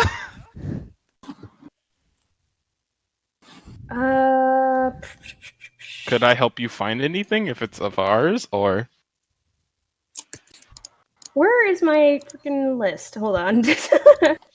Oh no! I'm scared. It was them all along. There we go. Okay, so Klaus, I need you to roll me a 1d12. Oh dear. Interesting. 9. Oh, I like that number. The Mighty Nine. Okay. So Tenzin, when you turn to speak to Klaus for you guys to make your way up, you notice suddenly a bunch of red splotches start appearing all over his skin. Oh no. What? Oh no. Oh yeah, I forgot about that. Red splotches? Red splotches? Yeah, I wonder where those came from, guys. What? What happened? You know what? We'll see. Okay. Tenzin will kind of give him a look. He's just like, you alright, mate? You having a allergic reaction or something? I don't know. Do you feel alright? How does Klaus feel? You feel fine. You just got red dots, like splotches of areas scattered all over your. So Can kind Varric- of shapeless. Varric Looks like just he's walks- breaking out into an immediate outbreak. Kinda, yeah. See, Varric this just is walks down the triggering me as stairs, an looks at eczema. Klaus, and Oh, goes, God.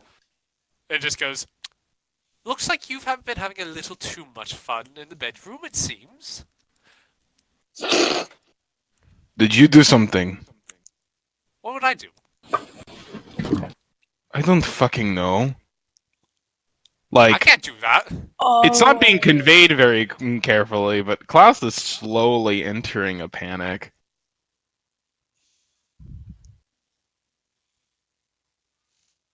What did you drink? Is this normal or? A drink Here, that, let me take a I look. guess... Can Varric tell what's going on? How's Six looking? Yes. Perception check? Oh, Mm.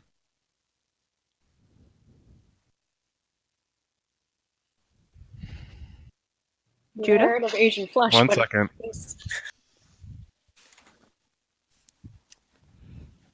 Oh, that's terrible. Looking around the room, you don't see her. Oh, that's fun. Varric will just look at Klaus and just go like, I've seen this before. This is Gonteria. This is Gonteria. Oh, red flu. It's quite serious. Listen, you don't feel any pain at first, but that's because it's numbing your senses to pain. Ooh, I look up at Klaus and I just look at him. I just say with the most sad and almost tearing up. Varric will just say, "You have about 10."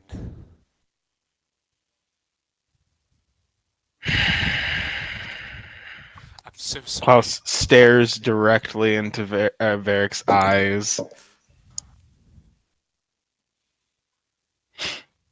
At first, a fist begins to clench, but he kind of takes Varric his is- other hand. And Varric he is dead holds it. serious, by the way. Insight check.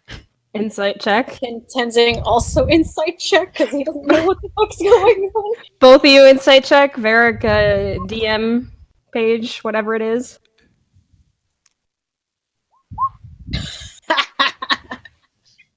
You both know he's full of shit. Tenzing leaves over to Klaus. So if I hold him, do you want to punch him? Klaus Well, will let's, almost not get ahead of ourselves. Klaus will almost robotically look over towards Tenzing and with a very cold tone, any type of violence is unallowed on this island. And when he looks over back at Varric, there's this almost sinister fire in his eyes as his his knuckles have gone white. I rather like this place. Tenzing is going to take Varric anyways by the scruff of his hood. I'm not wearing a hood anymore. Doesn't have to be violence, but I have something else in mind. Varric will try to get No. away. No, it's not important right now. I'd rather deal with something that actually matters versus some type of prank. And that Oh, leads come me on. to the person who bought my drink. 6!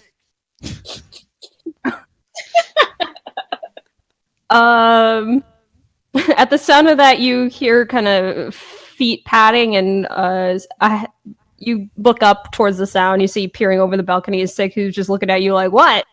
What's she wearing? Looks like she's in her PJs. Ah.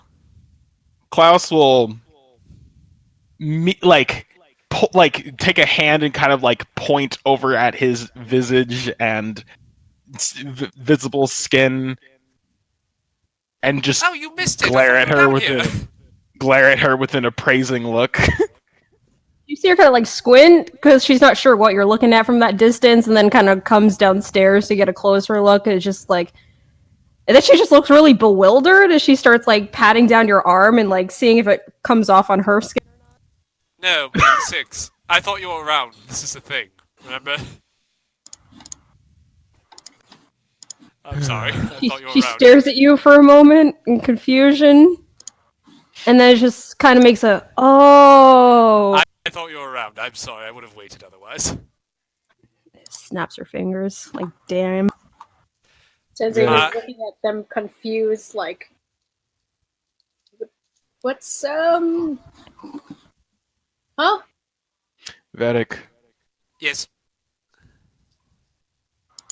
Klaus has like this unreadable look on his face again as he just kind of stares at him, and it's just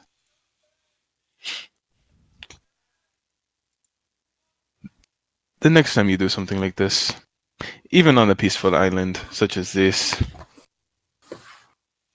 I will invert your skin if you try something like this again. Oh, please. It's just a little fun. You have to loosen up, though, chap. It's not like I'm actually hurting you. Besides, the night's supposed to be fun. Smile, you're with friends. You do know what those are, correct? Klaus is going to turn over to Tenzing, and it's just, let's go. I'm afraid holes will begin to appear if I stay in this place for too long. Okay, alright.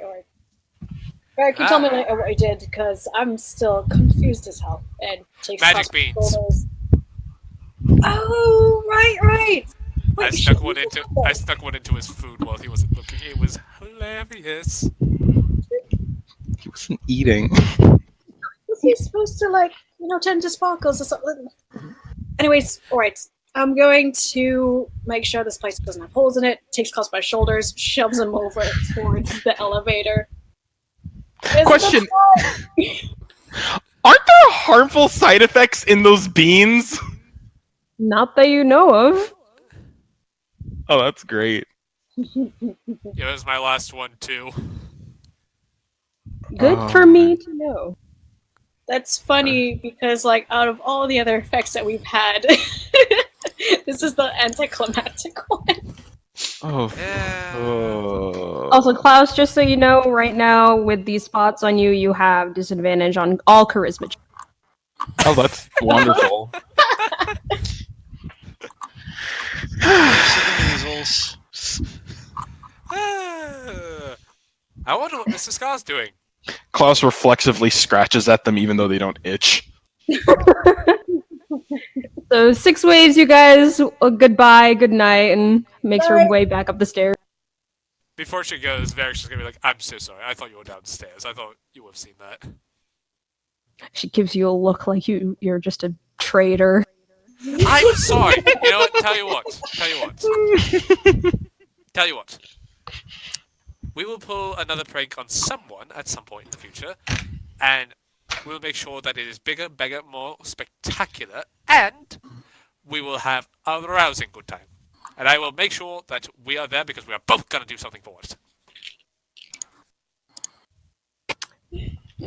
She kind of gives you a look like, if you say so, and Sleep then with makes one her eye open, little man. I do have a question for you, though, Six.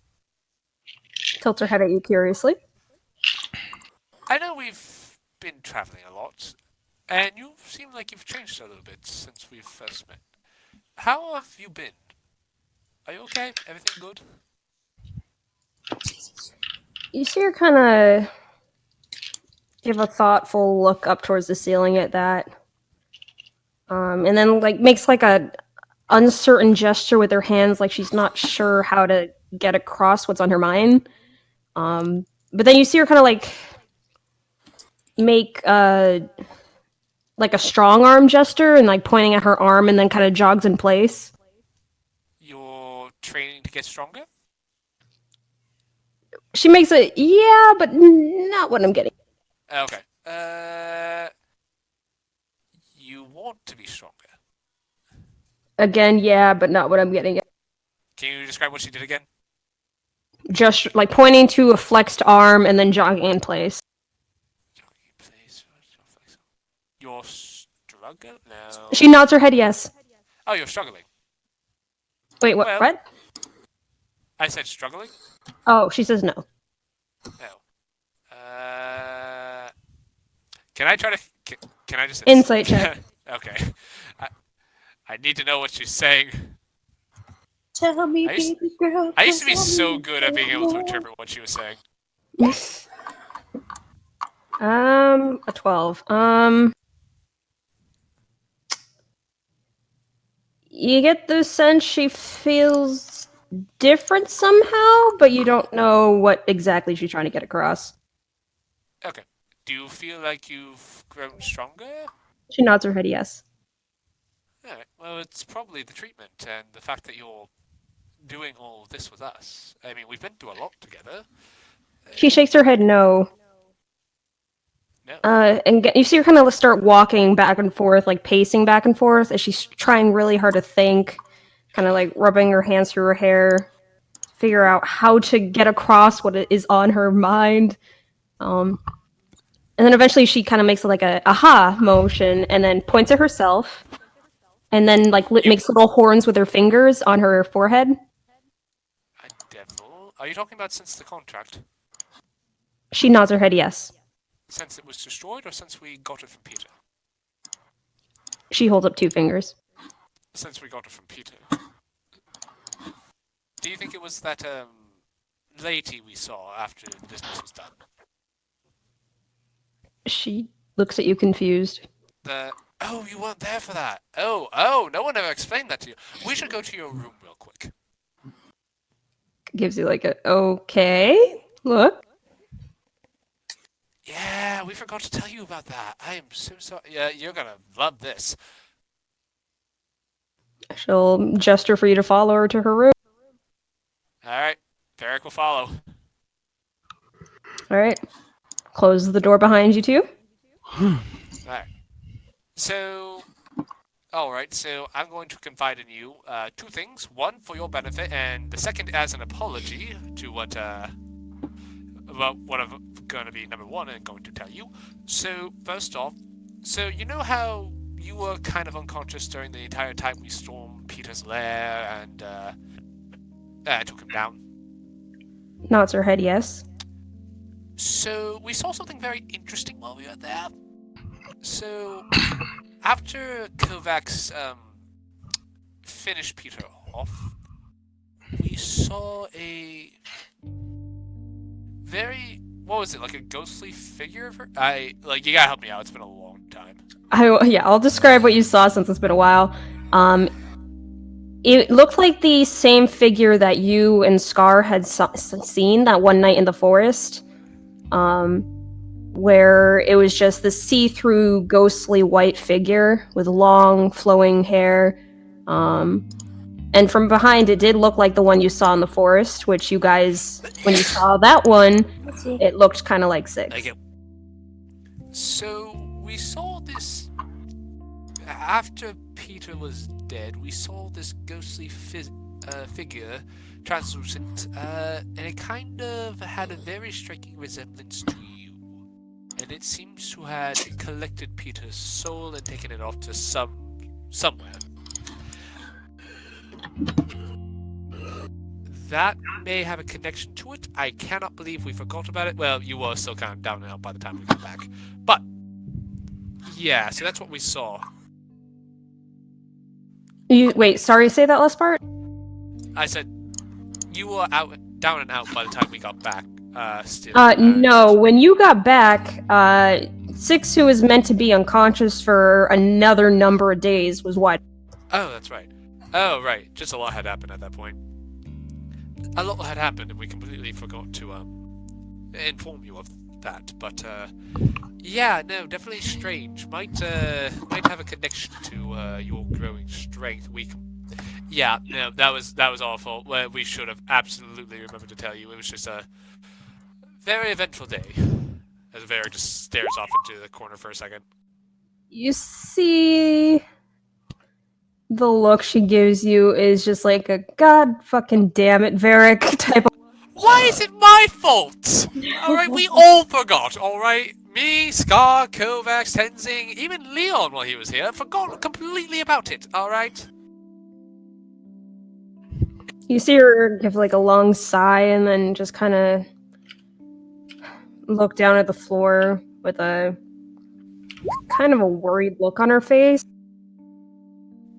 Hey, Six, can I also tell you something else? And I need you to keep this between us.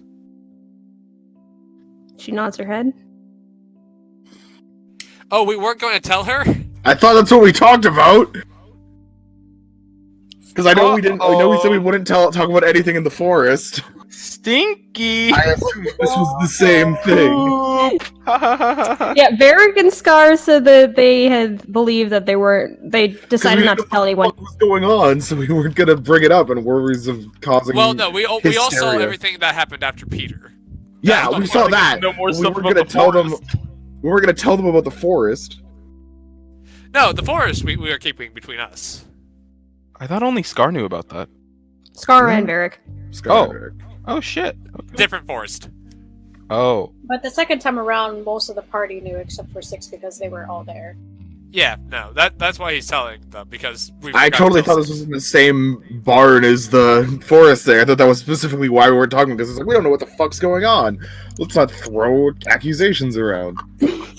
No, but this was public information that Six should have been privy to. I thought we were still keeping stuff under wrap. We're still keeping the forest Not thing under anymore. wrap. We're keeping the forest thing under wrap. I don't think we agreed to not tell Six about the thing in Peter's cave. Well, too late anyway. Continue. Yep. Did I just... God damn it, I don't remember what we did. Just continue. Varric will then say, yeah, I think we just forgot to tell you about that bit, but I don't know. I don't know what that means. I don't know if that means anything to you. You see her kind of take a seat on the edge of her bed and rest her head in her hands, like her closing her eyes, her brows furrowing, and she just kind of like rubs her temples, trying to think really hard. Are you okay? Do you need anything? She shakes her head no. Well, as an apology, do you want to hear something else? I've kept to myself a little bit. Opens her eyes to look at you. So, yesterday, while me and Mr. Scar were at the temple, Mr. Scar spent several number of hours watching the destruction of the contract. However, I had spent a good portion of that time doing research and whatnot, but while I was there, I saw my father's painting, as I've told you before. And before I did, I had sent an offering to Malil. You remember that painting of the, as I refer to it as the garden, you know, that one that just showed up out of nowhere? Nods her head yes. Well, I offered that. And so when I saw the painting, I had talked to the librarian. He said that I'd have to talk to the archbishop, so I was going to find our friend at the temple to see if they could help me out. I couldn't find them, but when I turned around, I found a man. He was holding the painting I had left as an offering. We had spoken for a good while, and I believe that I may have spoken to the god Malil. The worried look on her face immediately drops into one of I don't believe. No, I'm serious. I know it is not... I know how ridiculous it sounds, but I talked to Malil, and he was very impressed with my painting. And I more or less, he just sort of said, I told him about my father's painting, and he said that it just won't do where it is. And so I went back to the library, and I saw him sitting on the railings, kicking his legs, and then he went up to a man. The man knocked a book out of his hand. The man didn't even notice he was there. He was gone within the blink of an eye. And then that man was the archbishop, and that kind of led us to our conversation. She kind of stares at you for a moment. How else And do you think I then- got in contact with an archbishop so quickly? You then see her kind of get up from the bed to walk up to you and kneel down so she's eye level and starts patting around your head like she's looking for a concussion. I am serious. I swear to anything you want me to. This happened.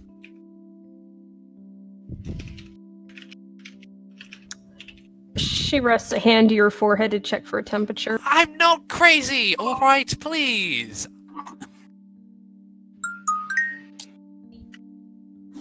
Please, listen. I'm not lying. I'm not kidding. I seriously spoke to a god.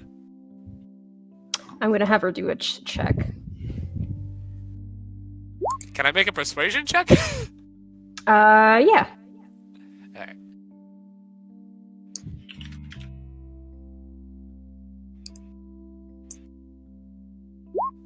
Oops, that's not the DM. It was a 24. Yeah, okay. And her insight was 15, so, eventually she kinda... I don't need friends. They disappoint me. Oh my god. Alright. Alright. I see how I'm valued. That was what ran through Klaus's head. Or at least in mine. You know what those are, right? I don't need friends. They disappoint me. Six removes her hand from your forehead and kind of just gives you a... I will try to believe you. I know it sounds ridiculous. But I think I met a god yesterday. And that's kind of why I'm starting to peer into this whole religion thing, because I've never really done that before, but I sent a prayer to a god and it got a response, and now I don't know what I'm supposed to do or believe or act. I'm kind of hitting a bit of a crisis, and I'm just sort of, concealing it, because I don't want to worry everyone else, but oh my goodness, am I panicking right now, because I don't know what to do. I don't know what to make of this. I don't know if I'm doing the right thing. Am I supposed to, am I supposed to be like Scar and just become like a I am so lost in what I'm supposed to be doing right now. I told Mr. Scar about this, and he somewhat believes me, I think, but probably where you're at right now. But I swear to you, I met a god the other day, and he was impressed with my work, and he took a personal interest in my plight.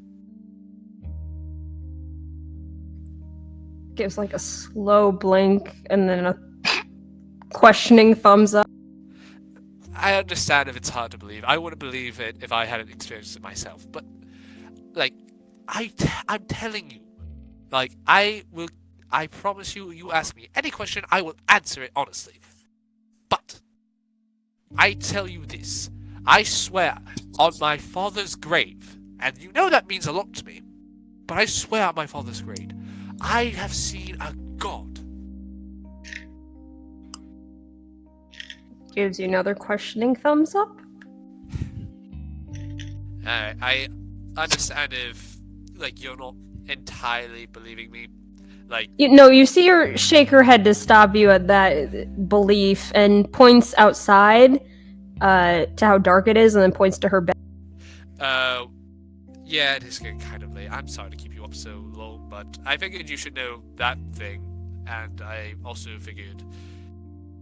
Can I just get your input real quick? I know you don't really have a close relationship with the gods yourself, but I just want another opinion. Assuming you believe my story, what do you think I should do?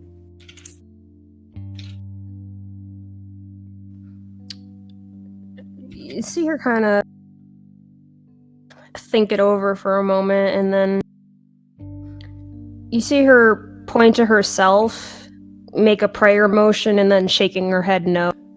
You do think I should be praying? She points to herself. You don't think you should be praying? You don't pray? She nods her head yes. Well, if you had met a god and they answered your prayers, would you start? She kind of gets this faraway look in her eyes as she looks down at the floor and then touches the front of her neck where the engravings are. Well, And then kind of just gives like a uncertain shrug. well, I obviously am no god, but we can do something about that. I don't know if you want to continue with your treatments, as they did seem rather unpleasant, but you'll have my full support if you do. And I promise you we'll try to ease your burden as much as possible, but I don't know what your plan is for that. I can tell you, from our perspective, it looked like you were in terrible pain. But if you want to continue with it, or you don't, you have my support. Listen, I like to think that we're good friends. I know you like to give me a bit of shit every once in a while, and I'm perfectly content. I'm perfectly fine with that. But I do want you to know, all the kidding and joking aside, I am worried about you. You seem like you've gone through a lot, and if you ever need someone to talk to, or at least, I don't know, just sit around with, let me know. I care that you're okay. Alright?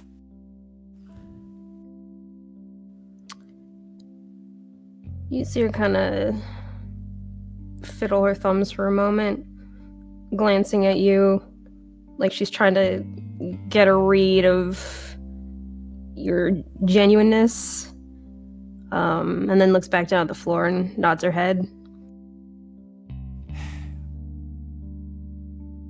Barrick will kind of go to the door, make sure no one's listening.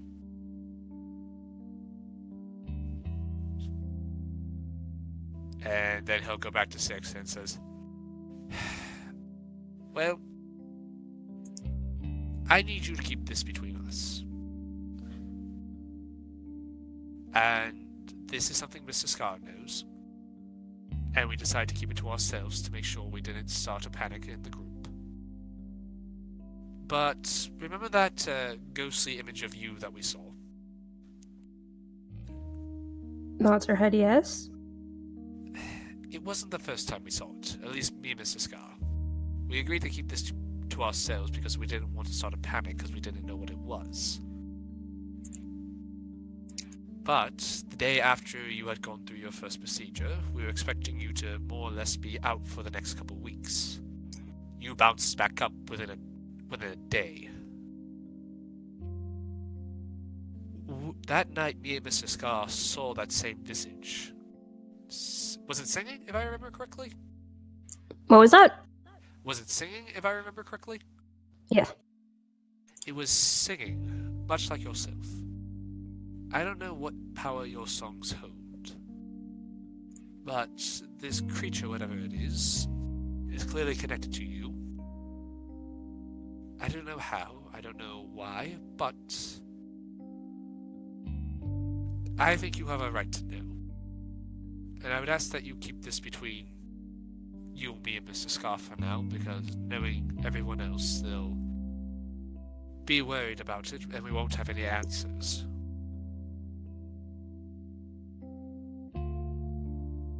I'm sorry I kept that from you, but we didn't want to panic the group. She looks kind of bewildered by this piece of information. And then she looks down at her hands and her brows furrow. You're special, Six. And no matter what, I want you to know that I think you found a family here.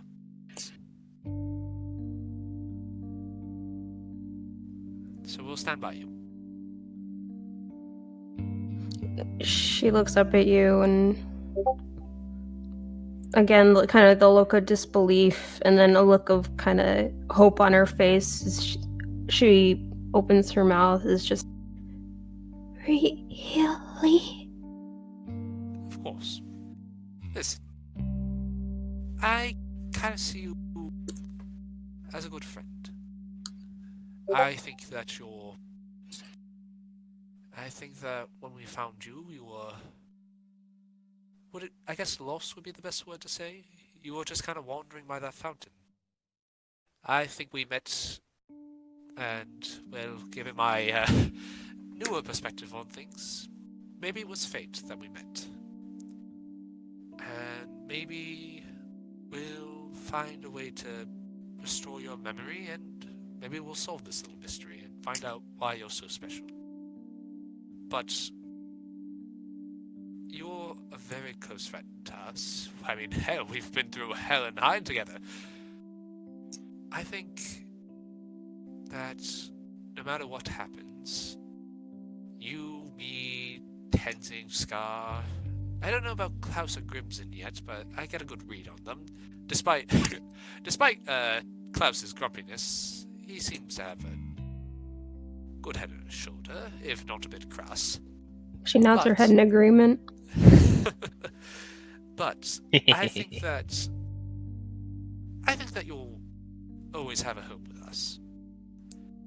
And I know I can be a bit of a nag sometimes, but I do it because I just worry, alright?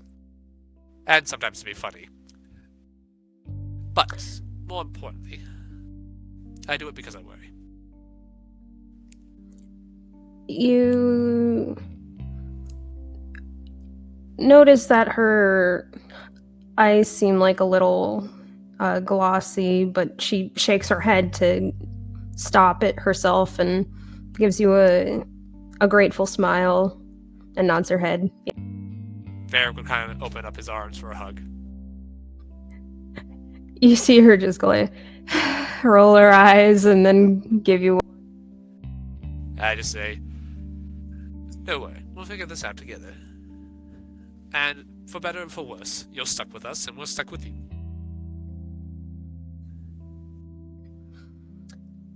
She squeezes you a little tighter at that and nods her head before letting you. Now, I know that there are probably hard times ahead for both of us. I know that we will face many tragedy and horror along our journeys. But we'll also have many a great laughs and stories to tell afterwards. And I think it just means that we have to enjoy the days that are good. That's kind of why I threw a party tonight. I know the next couple days are going to be a bit serious, so I wanted to have us a good night tonight.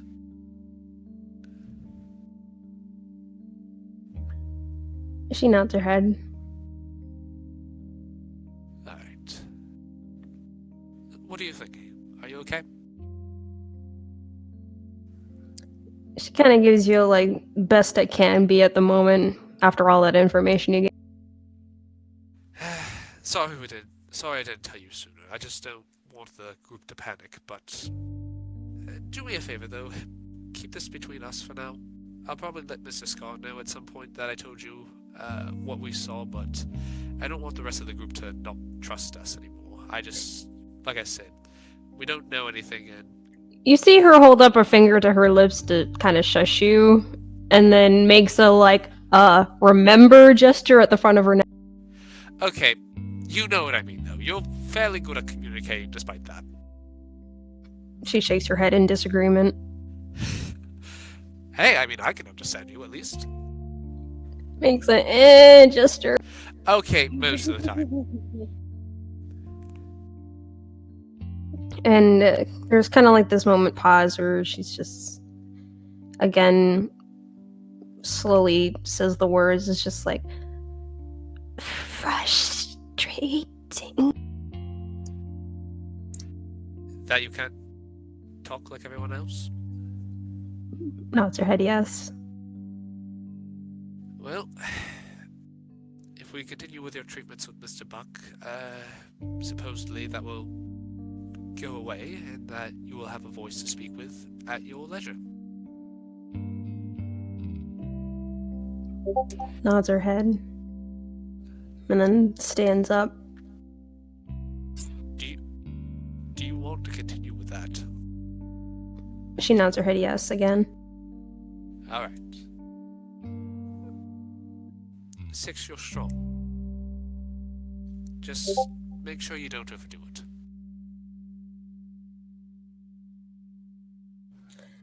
it. She kind of gives you a look like you should know her better by now.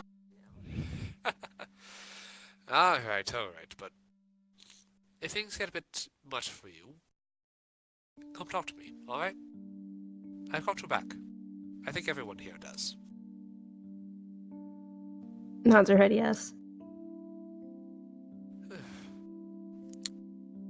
Hey, on a lighter note, I was thinking next time we head off to Binky's shop, I was wondering if she could make us a potion that could change our hair color every day. You see her give like a groaning sound as she then just kind of picks you up and starts walking to her room. Okay, I thought you'd have fun with that one. She points again at her bed. Fine. I'm sorry to keep you up this late at night, but 6, I'm glad we met you, and I'm glad you're coming along with us. She nods her head yes. Alright, good night. She gives you a little wave and then shuts her door. Actually, before you, I pull out Urkel from my, bag. I kind of scratch him under the chin, and I say, "What's that? Oh, he's a little concerned about you. Would you let him sleep with you for the night?" You hear the shuffling of feet of her walking back to her door to open it, take Urkel, then shut the door immediately.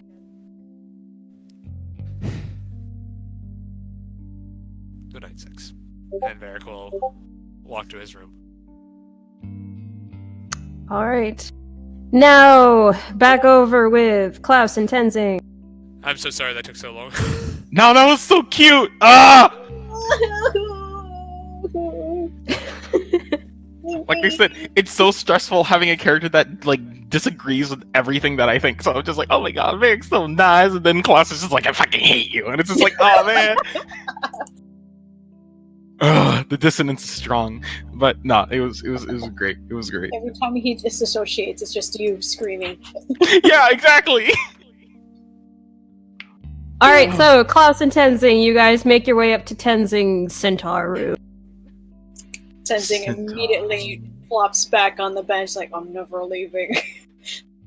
He was muffled into his pillow, I'm never leaving. Klaus just snorts as he kind of like leans against the door after he closes it.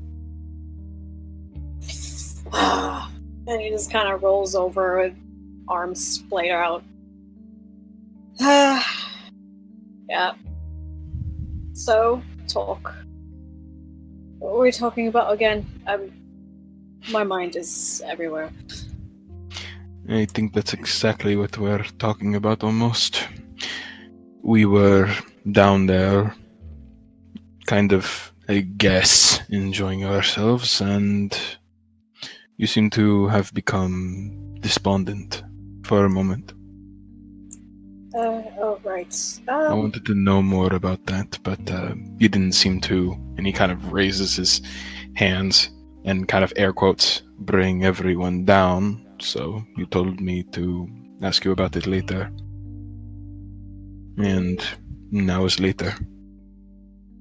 He just kind of stares at the ceiling. And just kind of ponders over his words for a moment. I guess I was just a little overwhelmed. Not used to that much attention and whatnot, and he just kind of mumbles, I miss home.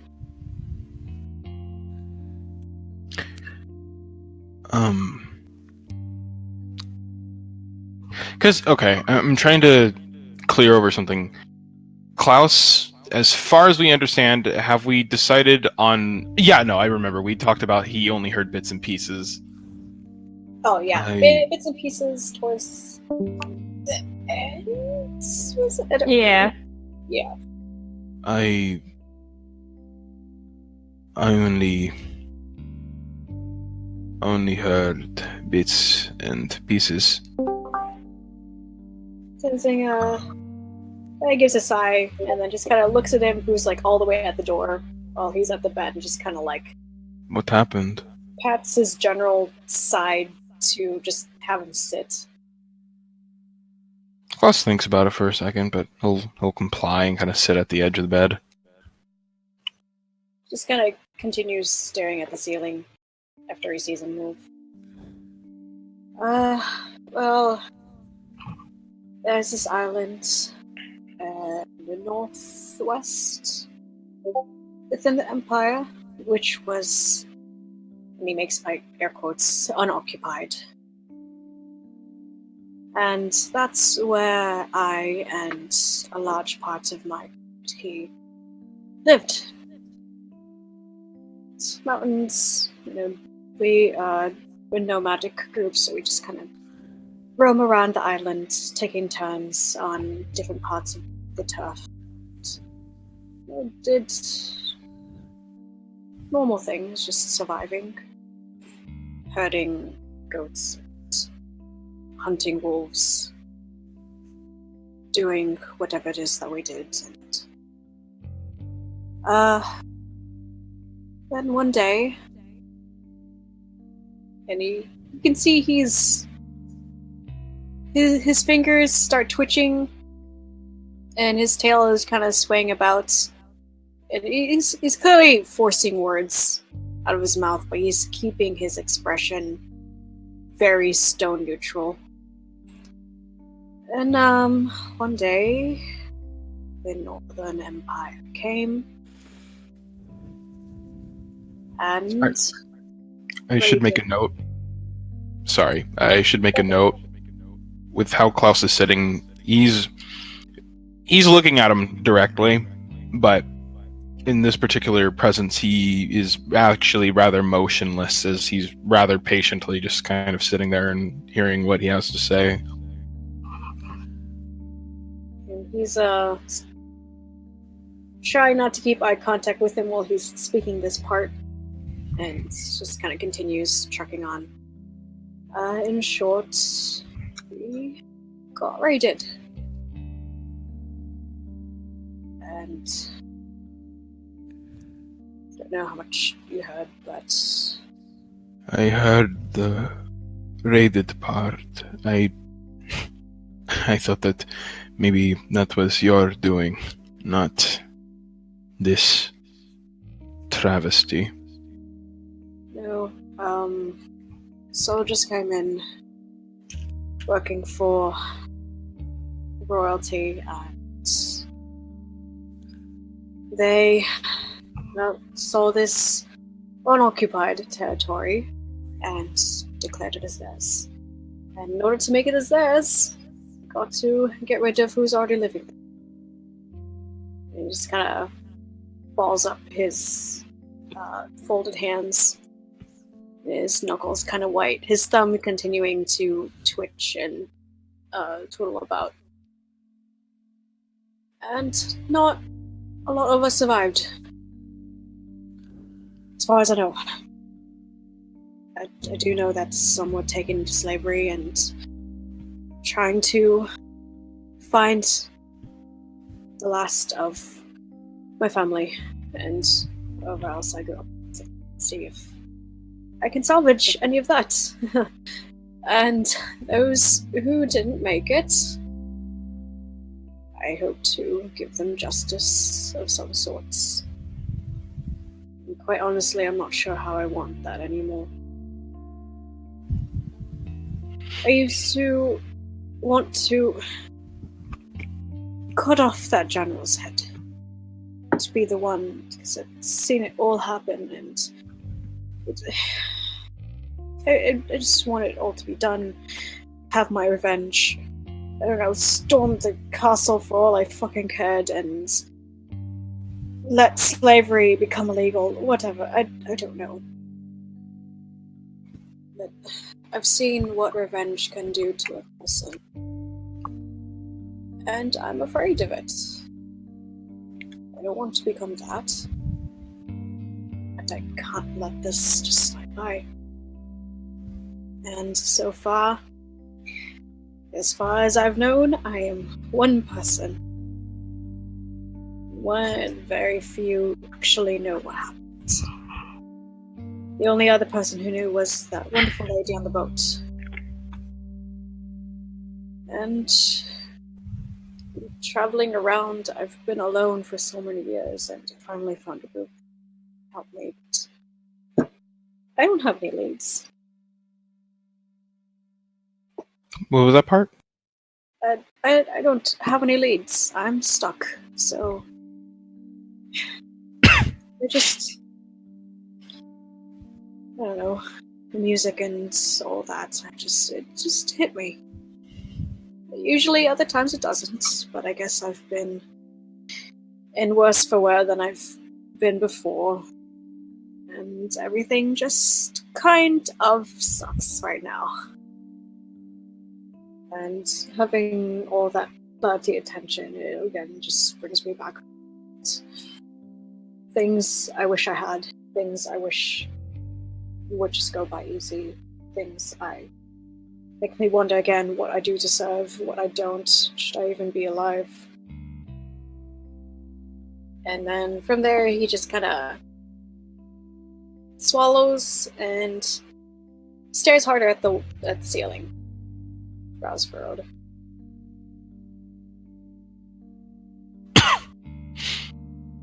Klaus remains silent throughout the duration of the explanation. You weren't looking at him, but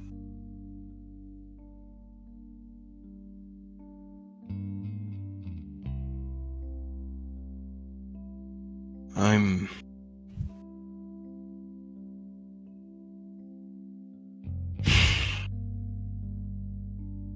sorry about that.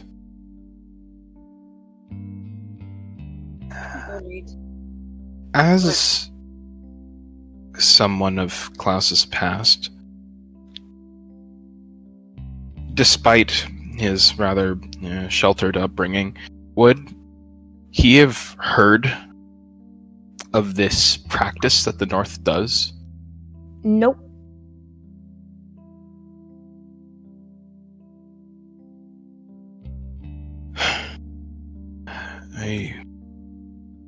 I had no idea that the soldiers did anything like this. Well, it's an empire. Expansion. Probably is a thing. I don't know. Again, I'm just a fucking farm boy. I don't dabble in any politics, or I just want to fucking live. But that's not how it went, so I just have to deal with it. And just kind of mumbles.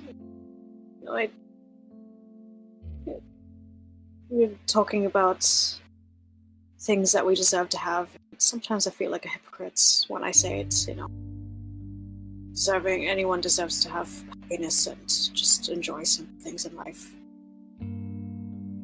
Even with the shit like... And he just kind of puts both palms on his face and kind of runs down. Even with attention like Fabian's and things like that, sometimes I think I deserve that either. Because other people I know are dead, and they could have had what I'm having now, but they can't. And I know that's not my fault, but sometimes I feel like it is. And I sometimes just I don't feel like I deserve to be here right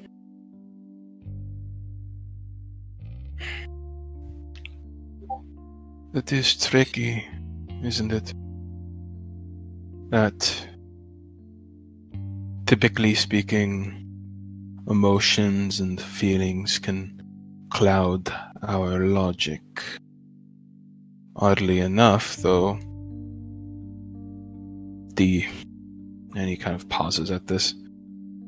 The death of your people. That is not a feeling, it is a fact.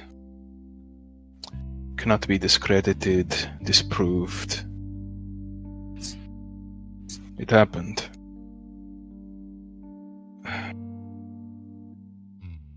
But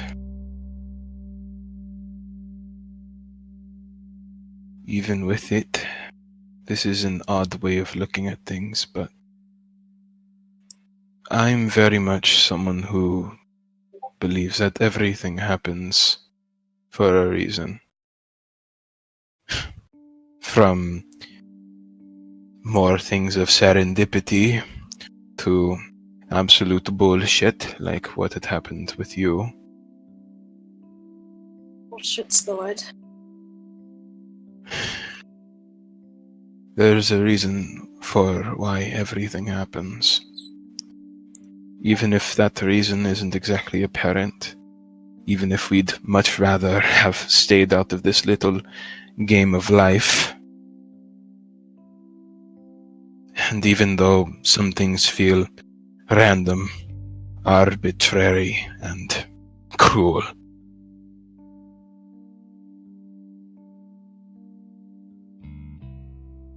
eventually, even with things as messed up as that, there tends to be lessons to be learned within them.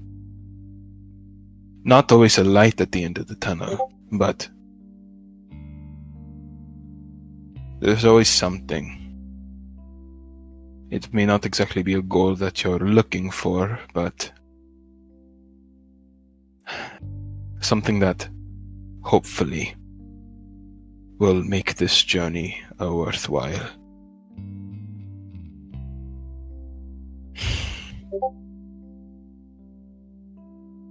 Testing just sighs and closes his eyes for a bit. And opens them again. Well, if anything, I learned. What? reality. Sorry, go ahead. Hmm? Go ahead. I've learned the realities of life, and as much as it's nice to live in blissful oblivion, if anything, I probably would have never left the island had nothing happened. And I wouldn't have learned about all of the wonderful things that happen over here, despite all the terrible ones. Just kind of gives a weak smile, and I met you all. That's not that bad, right? You seem to have made some pretty good friends inside of this group. I see the way that you look at some of them. So, that is definitely a benefit. You make it sound like you're not part of it. This isn't about me. Not this conversation.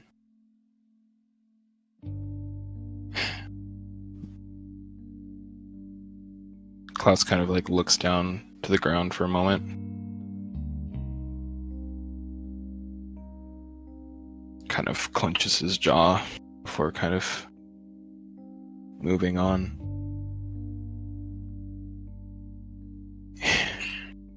What made you deter from wanting revenge? He watches him, notes his jaw clench and his balled fists. Question: how long has he been watching him? There's an important detail otherwise.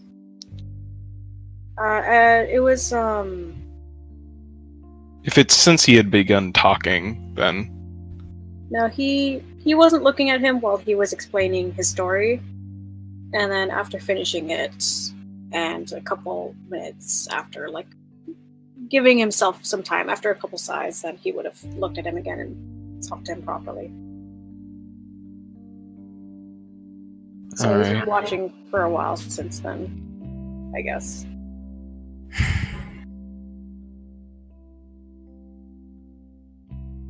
Alright.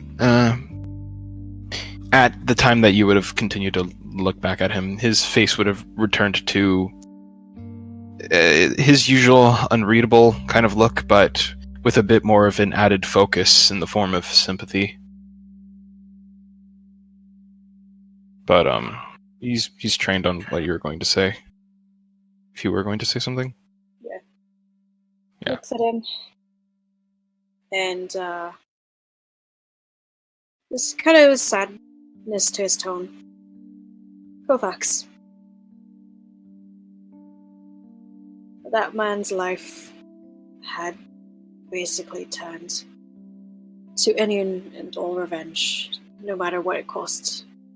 He lived by that. He did whatever he could for the sake of others that he was hoping to help. And in the long run, he paid for it. It saddened me to think he had so much going for him. He was just starting to see more light. But at the same time, I suppose his death just freed him of all the things that he wanted to do. I don't know where he's going to end up from all that he's done. He himself had said that there's no turning back.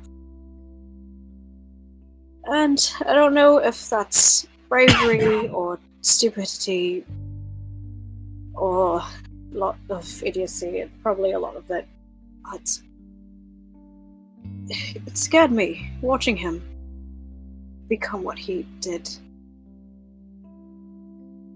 It's just my... I want to say selfish, but I feel like it's also not. But I want to be able to live and actually do what I need to do in the long run, ideally without losing myself to all that. So I'm just tired of being angry, and I want something done for once. But I'm not very good at that. I'm very good with people. I don't know how politics work. I'm not a great smooth talker like Varric or Scar.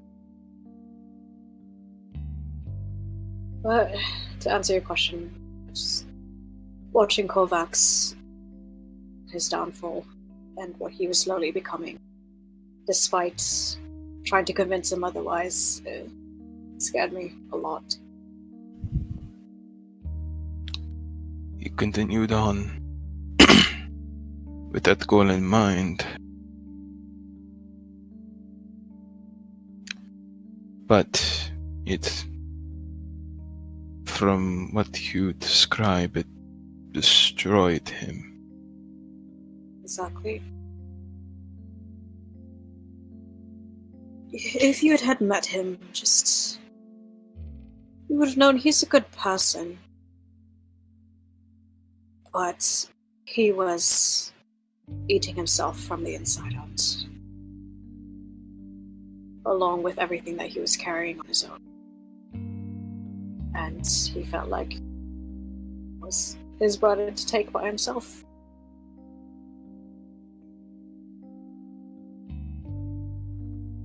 Klaus kind of looks a bit deep in thought as he's kind of gone from looking over at Tenzing to kind of staring almost past him before he kind of comes back into focus after a bit of time. So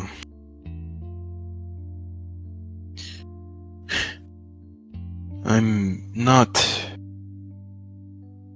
He kind of puts a hand to his chin, kind of scratching at his stubble. I'm not exactly the wisest of people. But I can relate to missing home. It wasn't the best of places, but it's familiar.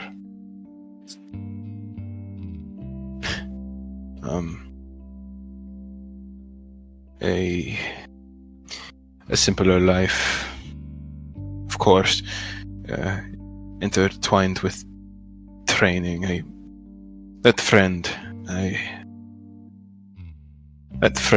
wasn't a friend. They were a teacher. Yeah, that's all. I've already told you that they essentially saved me, but I don't think I ever told you to what extent. Just watches him patiently. Frankly, maybe not to the exact same, probably worse or better. He very may have prevented me from becoming something like you describe Kovacs to be. I remember simpler times, days spent fishing inside of the lake, beating at trees, targets, having black soup on every few occasions. My favorite. You'll get it one day again. We'll find this. Yeah. But it's being in places like this that you can really feel the displacement.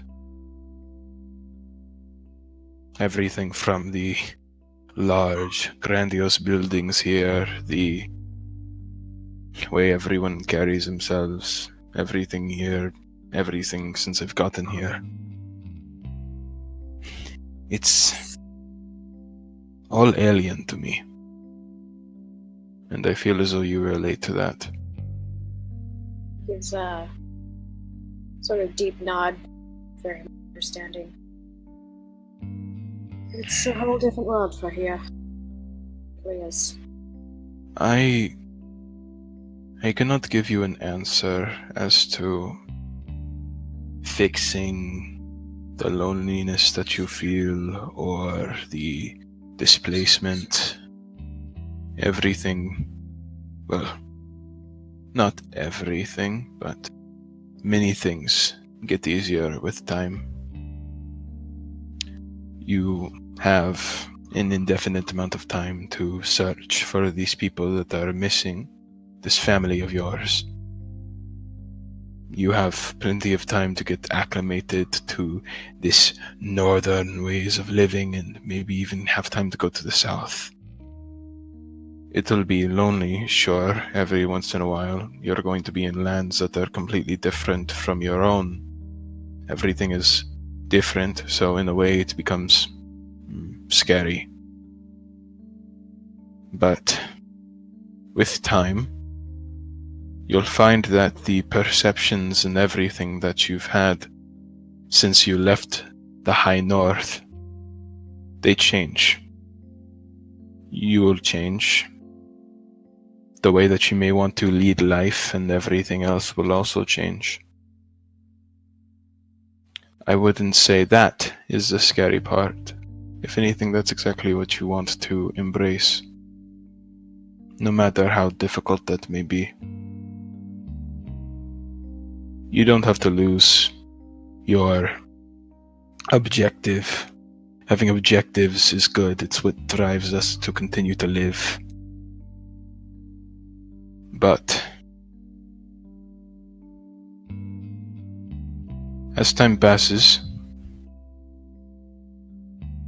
that swallowing ache in your stomach, the heat that flushes to your cheeks, it'll all become a lot more tolerable if you give it enough time to.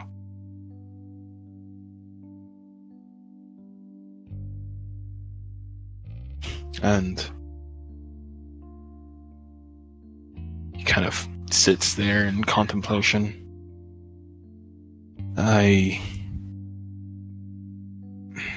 For both at the ship and here now, I am indeed speaking from personal experience.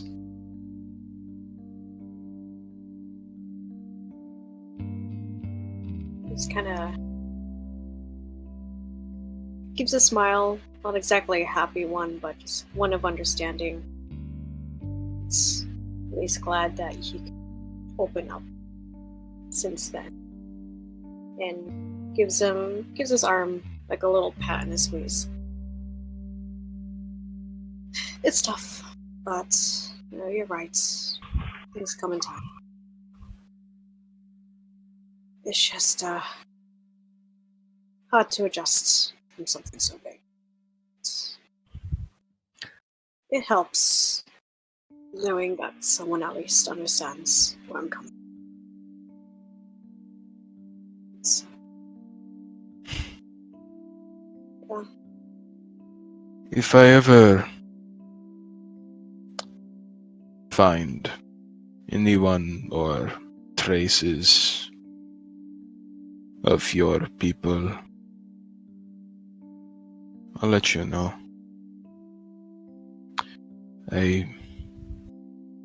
And for a moment, a pang, like a twinkle of guilt flashes over his visage. I never thought that the North would ever do something like that. Just kind of he gives a nod. Thanks, mate. I really appreciate it. I need all the help I can get, but honestly, don't feel bad. It's not as something really anyone could have known about, unless you were part of the whole thing. I don't know. Klaus doesn't say anything, but he does shake his head. No, I wasn't. And don't apologize. In the end, what's done is done. And if there's anything I learned while roaming around and training by myself, is that you can't mull around it forever, you know? If it's past, then even though it sucks, it's all shit, it's bullshit. What matters is what we do now. My teacher once told me that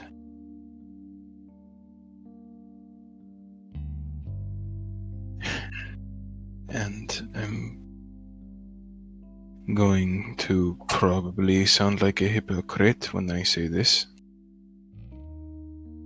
but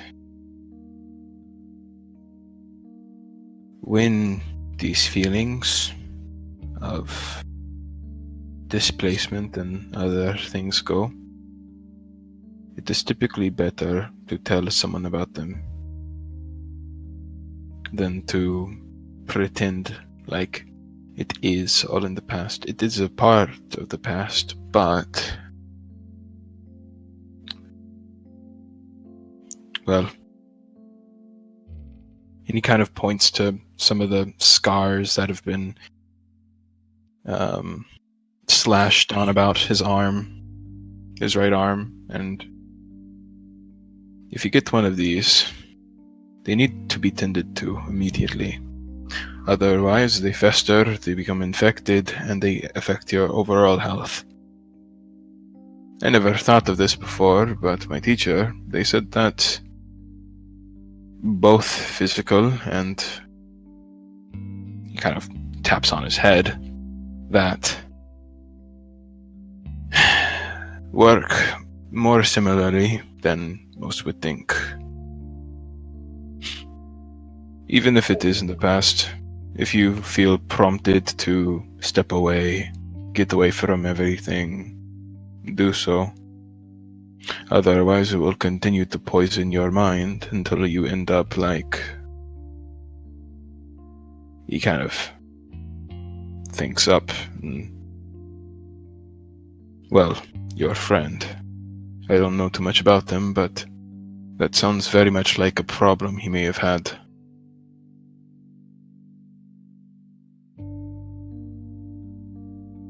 Kind of looks at him. He gives a half joking grin. Big hypocrites.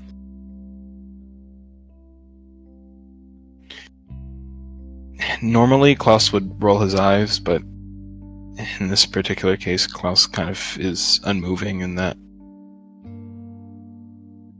kind of unreadable way, but in this case, there is like a bit of a somberness to his eyes before he kind of looks up. Yeah. But since I seem to be the only one who understands your plight, let me know if you end up feeling like this again. If you need to take a step away or something. Wounds don't just stop hurting if you don't pay attention to them. Tend to it day by day, and eventually you will feel better. His grin, watching his expression, soon falls. And he gets more serious again. Just gives him a nod. Will do, mate. Thank you for listening. And, keeping watch. And you know that you can do the same, I've said this to him before, and I'll say this to you as well. It's as far as the rest of the group goes. You're not alone. You're here with us now. And just like you with me, if you need to talk about whatever it is you're feeling, you can come to me if you need to. I know, given circumstances, you tend to hold in whatever you're trying to hold in, whether it be anger or sadness or whatever else. Try not to hold it in for too long. Right? And he just kind of extends out his hand. Promise? Without reaching quite yet,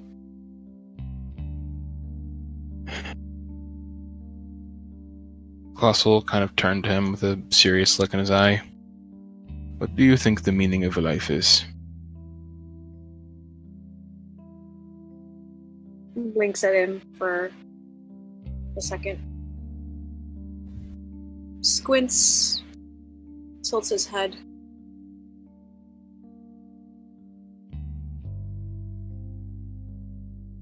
I think that I don't know. But what I do know is that we have a life and we should live it. Because what's the point of it if we don't? Some people have the ability, privilege, or gift of life. Other people have to scrape by simply surviving. Not living, surviving. Making ends meet every single day to simply get by at a poor man's equivalent of what other people consider being alive.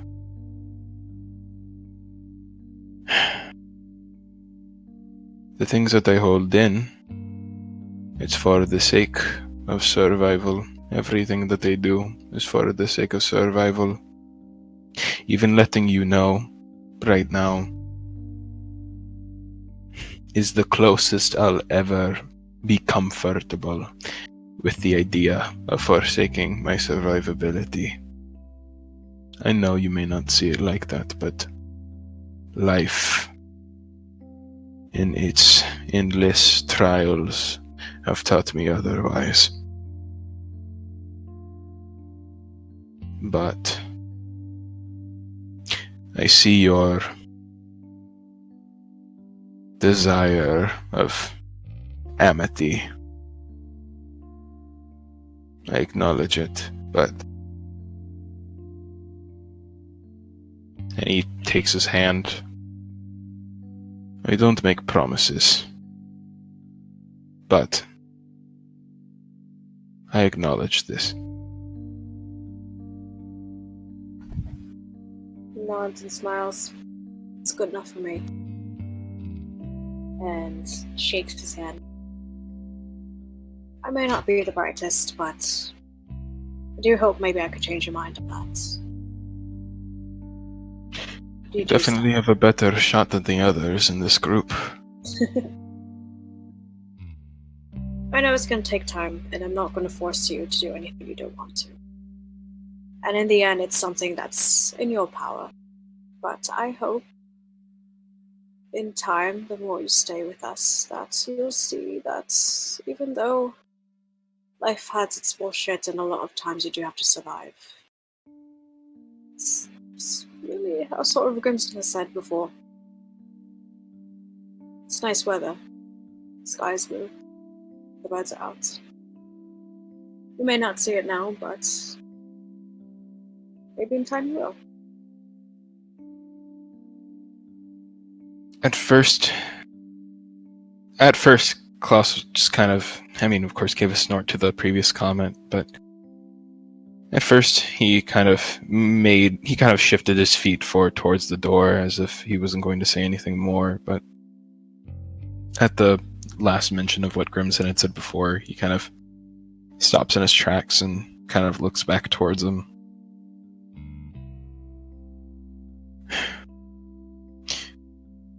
Sunny sky and weather for living. My equivalent is breathing, not bleeding. It sounds harsh, bleak, I know, but I've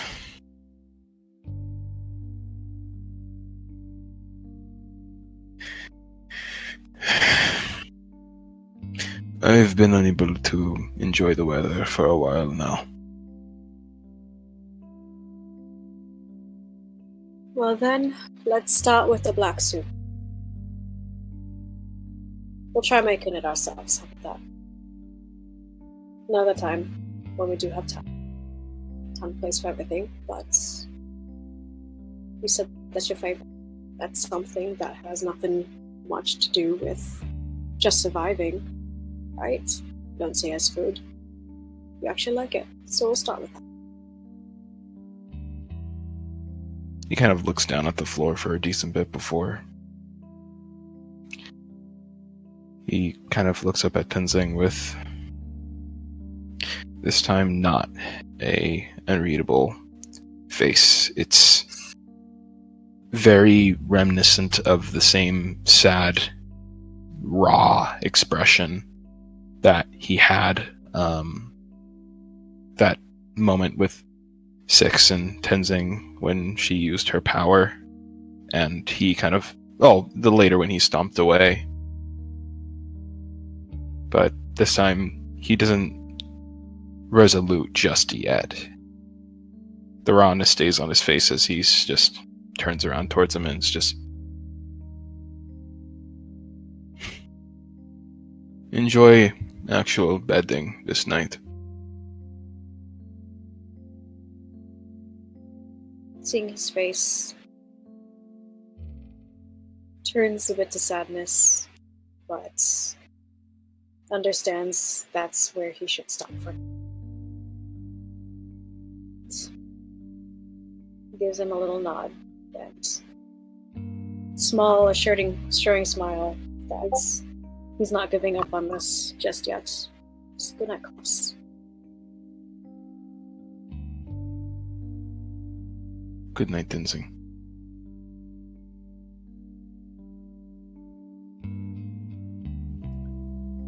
All right. So Klaus, you leave Tenzing's room. Anything else for either of you before you head to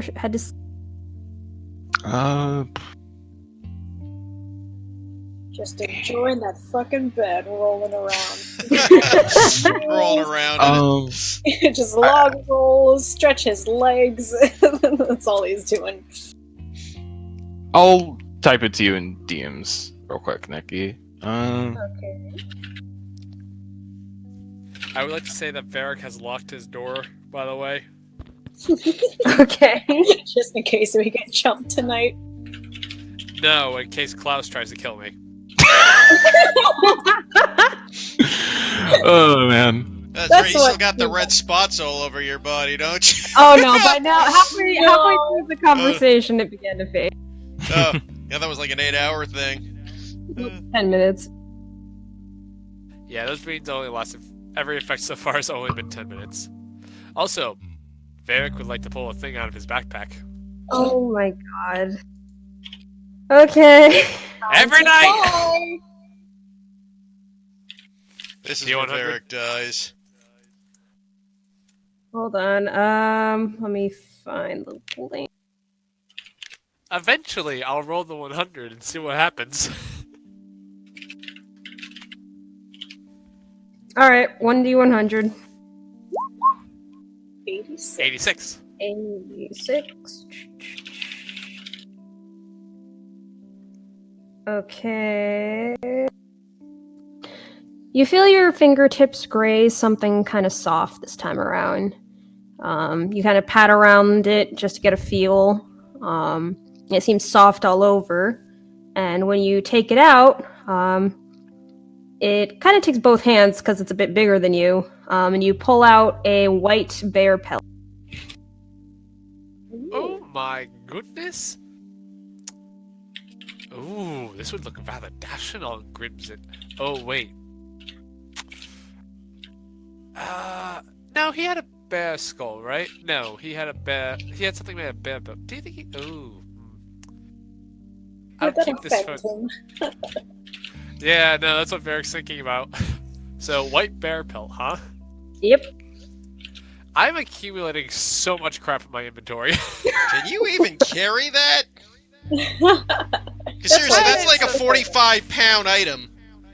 No, it's fine. It's fine. Probably gonna This wanna- is one of the things you wouldn't be able to carry yourself. You'd have to try to pass it on to someone else to carry for.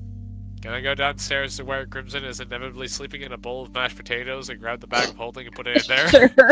Go ahead. I do that. Potato. Can I? Do we have a tab for the bag of holding yet? Oh, Yeah. Heath, can you do that? Doing it right now. Thank you. I know Oh that my it god, has why are food there in so it. many food things in here? I would have laughed if he went over to Klaus for help, because it'd have been funny, because it'd been like a kid standing in the doorway with a blanket, like. You guys got it. No, wait, I gave you guys a bag of holding already.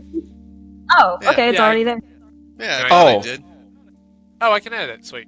Yeah, it's on Nikki, I forgot something. On the way to bed, Klaus kind of like sees Nadine's door in the distance. Will kind of sit there and stare at it before he kind of like slowly walks over,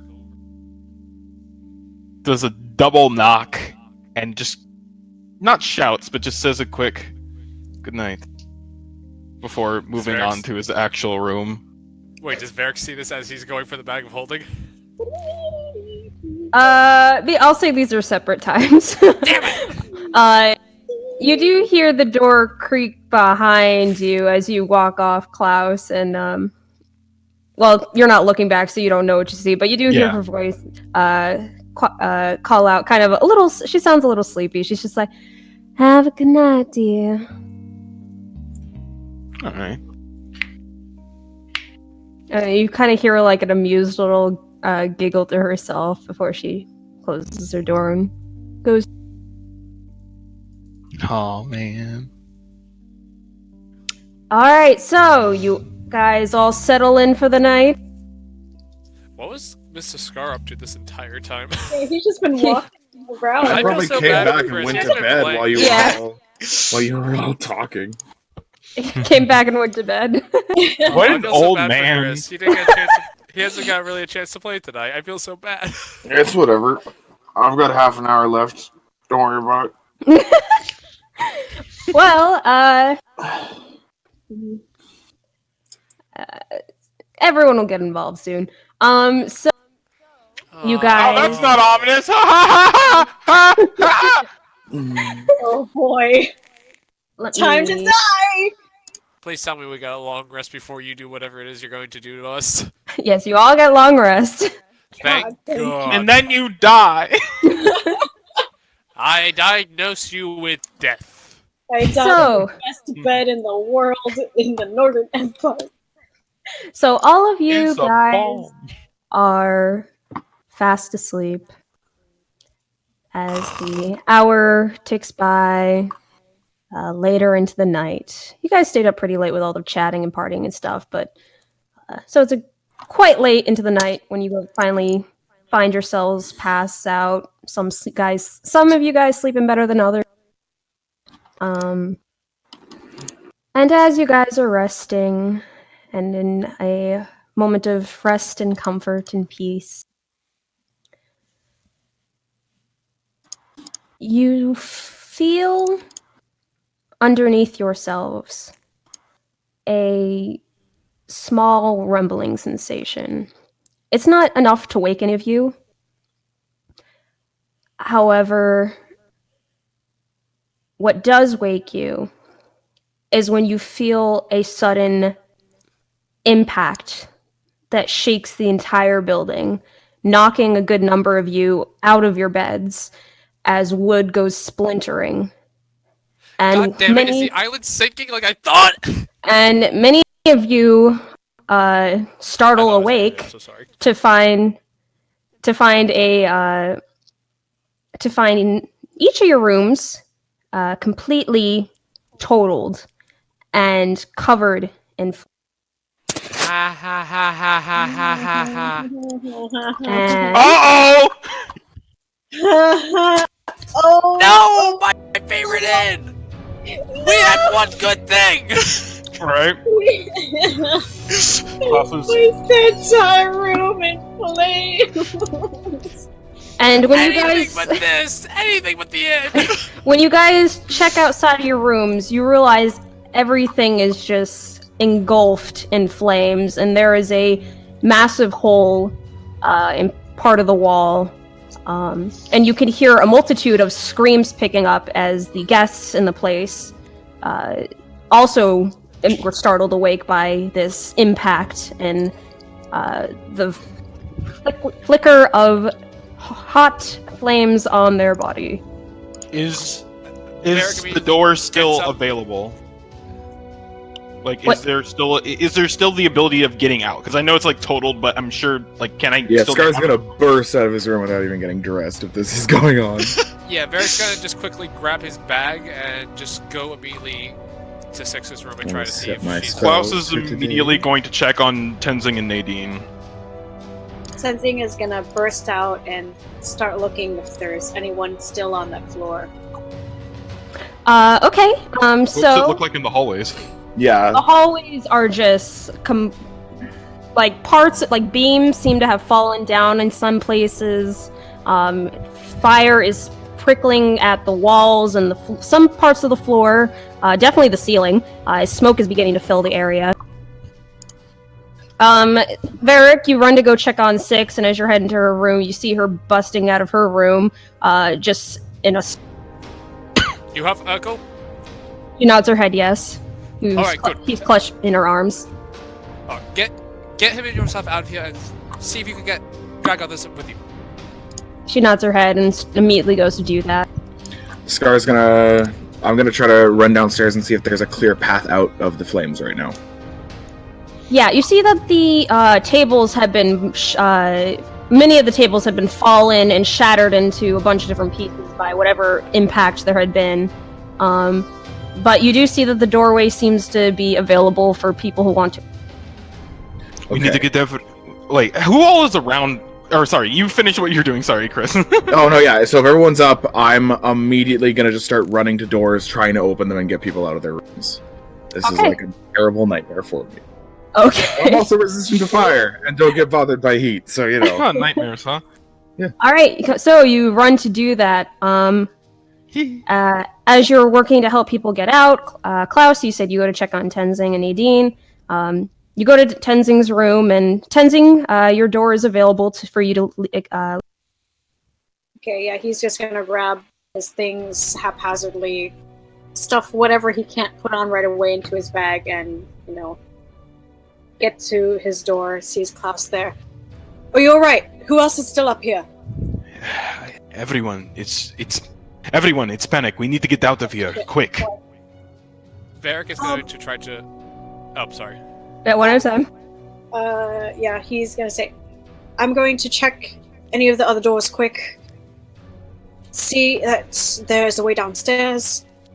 I'll find a way downstairs, it's fine. And Tenzing's gonna start looking at other doors. If there's any doors that are locked, he's just gonna try to knock them down with his hooves. Alright. So Tenzing, you work on doing that with helping Scar help people out. Klaus, you go to check on Nadine. When you went to go to her room, she was up on the floor above. So you run up to go check there, and as you're, you see that the smoke is a lot heavier on the third floor. Klaus and will the fire take his hat, like kind of half cape, and kind of like use it as a bit of a mask. Okay. As you kind of work your way towards there, you do hear screaming off in the distance. Heath. Yeah. Ah! Ah! Klaus is immediately going to head for that noise. Running forward, you spot the back of Eddie. He seems to be gripping really hard on a beam that's halfway covered in flames. He seems to be trying with all his might to lift at it, and you see that there's another figure laying underneath the beam, a trail of blood dripping from the top and pooling on the floor. Without much words, Klaus is immediately going... what is this beam made out of exactly? Wood. Okay. Immediately he's going to, like, spot Eddie, move to the side of him, and just like... Alright. 1, 2, 3. And he's just gonna go ahead and start pushing as well. Lifting. Alright, let's make a straight strength check. Strength, not athletic? Strength. With advantage, because you're getting help. Alright, wonderful. Don't fuck this up! Oh, okay, that's a lot better than the initial. So, ignoring the burning pain of the pillar, which, by the way, you take 1 point of fire damage Okay.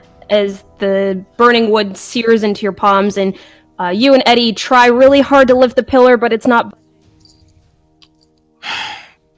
Can Varric... It's the pillar's not holding anything, right? No, it's just a very, very, like, tree trunk large pillar. How heavily damaged is it by the flames? It's still completely intact, but you can see that the flames are, like, starting to kind of sink in towards the middle section. Can Varric see this at all? You are on the It's second on a floor. different floor. Oh. Is Tenzing also on the second floor, right? Yep. Okay, so he... No, like, Klaus will just begin to just yell for help. Alright, while this is happening, I do need... One moment. Should we take initiative at this point? Not really. Unless we're fighting something, which is not yet, I hope. Nope. Firefighting, haha. But I do need everyone to make a con for those who are in the building helping people get out. Those are my specialty. Is con save fire related? Can I? Nope. Nope. Okay. Is this for the smoke? Yes. 15. 9. That's great. Haha.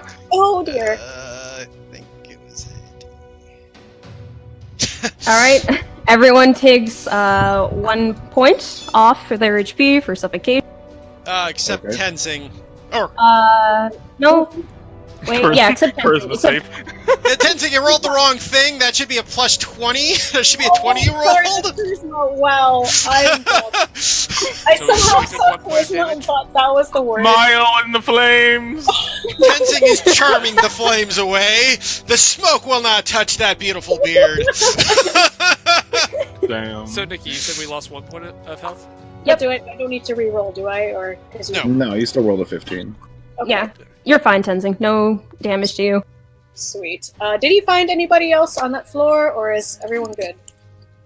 It's taking a bit of time. You manage, with the help of everyone, you do manage to get some of the rooms, about a quarter of the rooms of people out and free. Can, There's still a number. Can Varric like start trying to organize people, like those who are like not really hurt, to like start kind of like, being, like check those rooms, kind of like get people to start going upstairs, Bless. kind of like get people out, maybe start getting the valuables out if there's no people on the floor, you know, that sort of thing. Like try to organize this. It's a bit harder. It's a bit hard to do in all the chaos that is currently happening. Alright, in that case, Varric will just start heading upstairs, because I'm assuming he saw You Buzz heading that way. you heard screaming for help. Alright. Varric will head that way. All right, Scar, Tenzing. Once I feel like I've got like the people and there's still, if the pathway's still like not being overtaken by fire, I'm going to just keep going. If I heard anyone else, I'm very much trying to make sure I'm the last one out due to the fact of what I am. Right. Okay, so just to get you guys a clearer picture, first floor, people is where people are running out to escape. Second floor, you've cleared out about a quarter of the available rooms. Third floor, you don't know the status of quite yet, since it hasn't been checked yet. Okay, Varric will start heading upstairs as much as he can. All right, so you head upstairs. Tenzing and Scar, what do you? Tenzing, If there's still more people on the second floor, I don't see why I would leave it. All right, so you keep helping with the second floor. If the fires are getting out of hand, I'll take note of that. Okay, Tenzing, what are you doing? if he sees Scar comes up, he's just gonna ask him, like, help me make sure all the rooms are clear. And he kind of just gives a quick rundown of all the rooms that he's already gone through. All right, so you guys are helping with the second floor. He's just looking for people who are still stuck, and if there's no one there, he's also gonna head to the There is still a large number of rooms. By Okay. chance, do they hear Klaus's yells for assistance? Scar and Tenzing make a perception check. 19. They're not heading that way already? 18. 6 rolled a nat 1, so she does not hear. Tenzing and Scar, you do hear scream for. Okay. I'll look to it. I'll see it's upstairs. I know that Tenzing can't get upstairs, so I'll go. You keep down here, Alright. and I'll.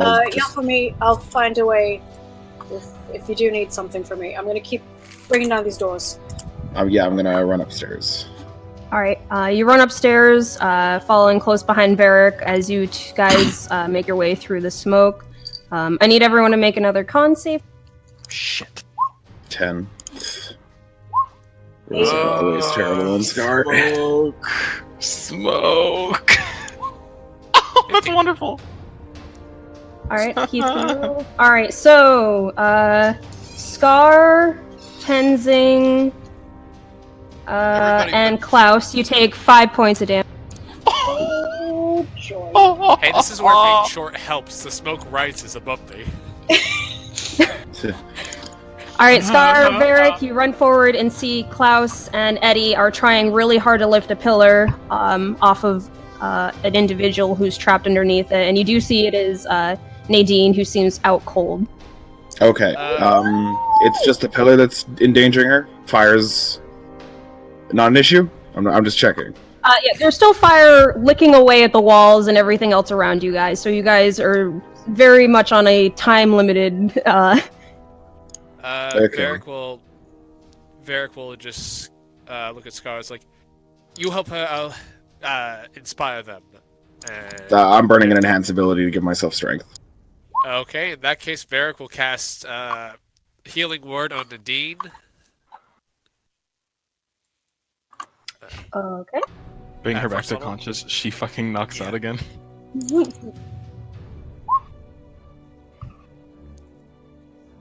And hold on. Hey, 8 hit points. Nice.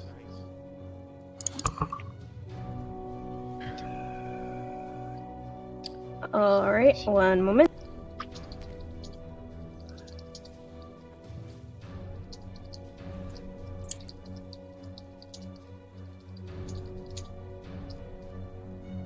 One sec there.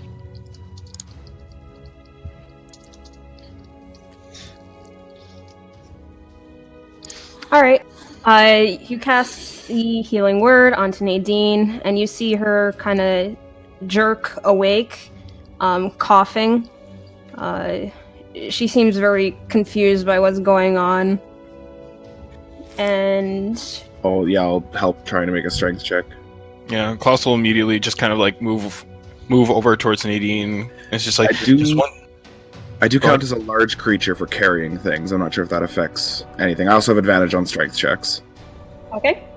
Wait, since when are Dragonborn considered large? I'm not. This is enhanceability. Oh, okay. You're going to be out in just a second, okay? Stay with me. She kind of opens her mouth to respond, just immediately goes into a coughing fit. Clearly was not able to kind of control with the smoke with her out cold during that time. Klaus will kind of, without thinking, grab a bit of his cloak and he'll cut off a piece with his dagger and kind of give it to her to kind of hold in front of her mouth. Alright, she'll quickly scramble to rest her hand over it and hold it in place. Scar, for those who are lifting the pillar, make a... well, actually, each of you are helping Scar, so Scar, make a strength check with advantage. Could we? Oh, also, Could they help each other? Because I already have advantage. Yeah. also, Heath, can you roll my thing? Anyway. Alright, and so... Fucking come on, game. It's this all day. Oh Fucking, god! are you serious? This is the haunted house all over again with the fucking door! Because I can't go upstairs! And the best part is that we're actively dying! For those touching the pillar, they take 2 points of fire damage. Sure. One for Okay. you, I know. I'm aware.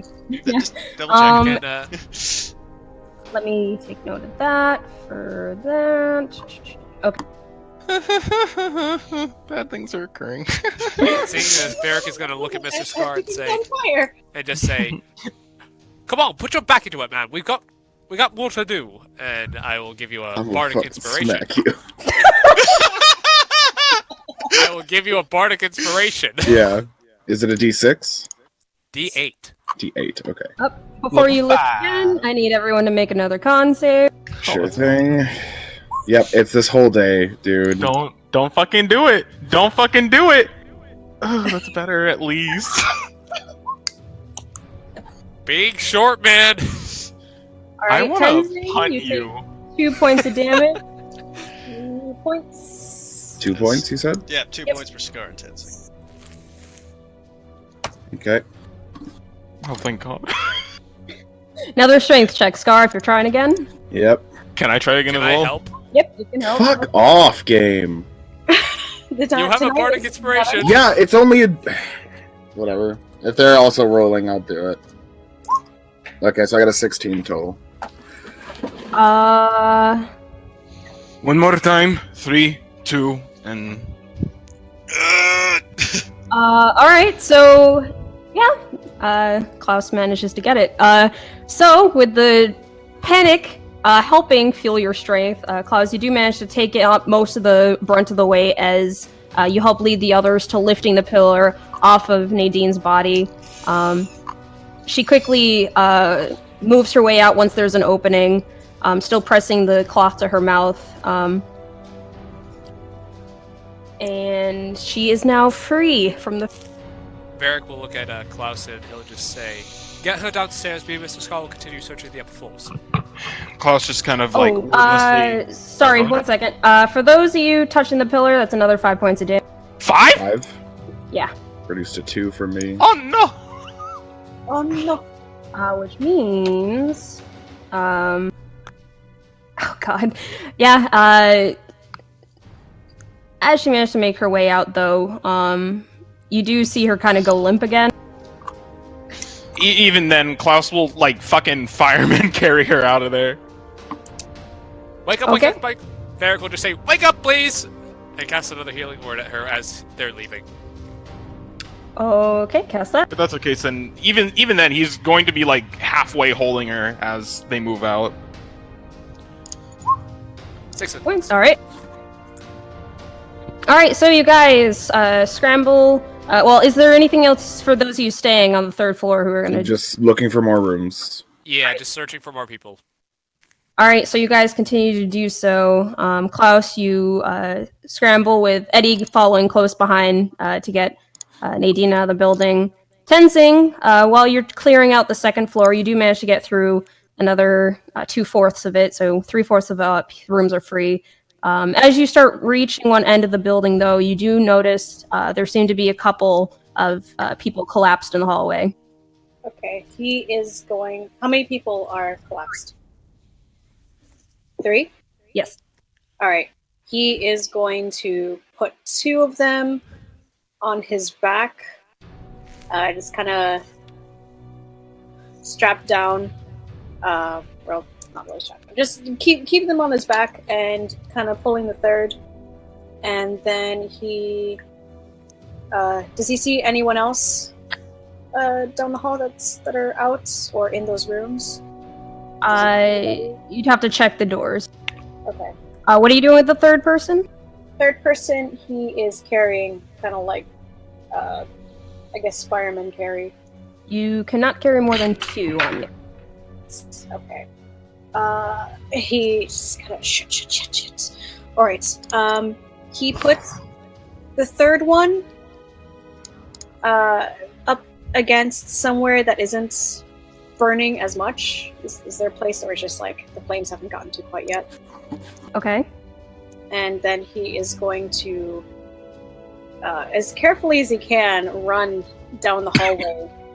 And there's balcony, right? Yes. So whoever's down there, he just kind of yells out, "Oi! I have 2!" Everyone down there seems to just be rushing to get out. Does he see any of his friends? I suppose Klaus would be there because he's down. He's bringing. This is during the point where you guys are upstairs. What Tenzing was. Oh no, wait. This is after. So yeah, you'd catch them as they're making their way down. Okay. Yeah, just yells at Klaus, "I got 2! There's another one down the hallway! I can't carry more than 3, more than this."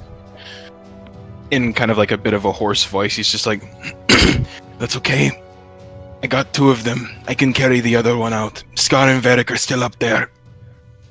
Right. Is there staircase? Is there anything that is exit-wise for people that are too... All you know is of the elevator, unless you want to try the stairs. Putting people on an elevator while it's burning is... I mean, you need to get downstairs at some point, too. He also needs to get downstairs. Get on your knees and slide. Or jump. He has 2. Okay. Yeah, I guess he's going to... There's a staircase, you said? Yep. Can he fit through it? Yep. Alright, he's gonna take that leap of faith and try to hop down with these people. Make sure they don't fall off. But you're going down the stairs? Yeah. I need you to do an acrobatics check. Oh, boy. Oh no. Oh no.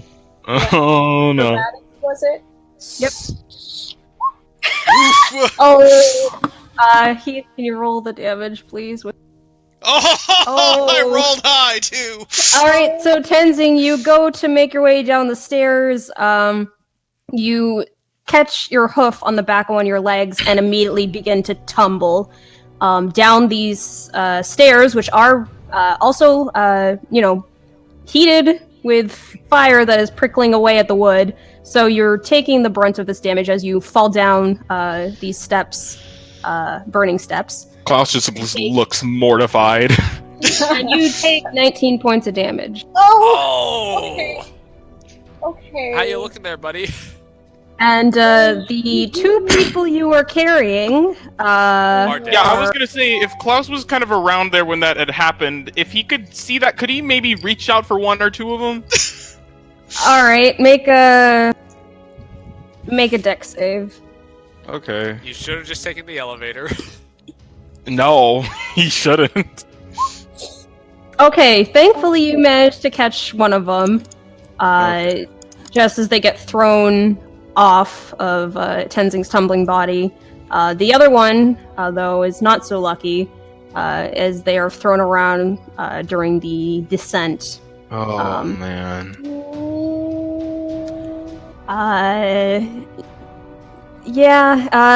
Tenzing, as you get back up, you realize that the individual you had a hold of is not moving.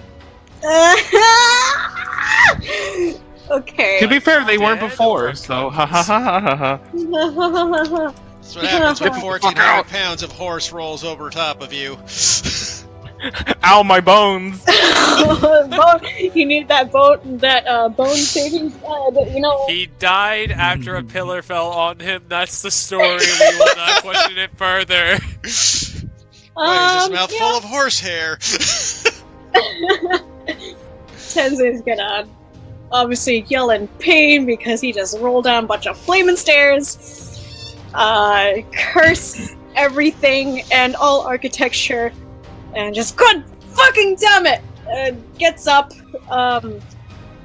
He's gonna at least this one person who, even though isn't moving, is gonna get him out of the fucking building.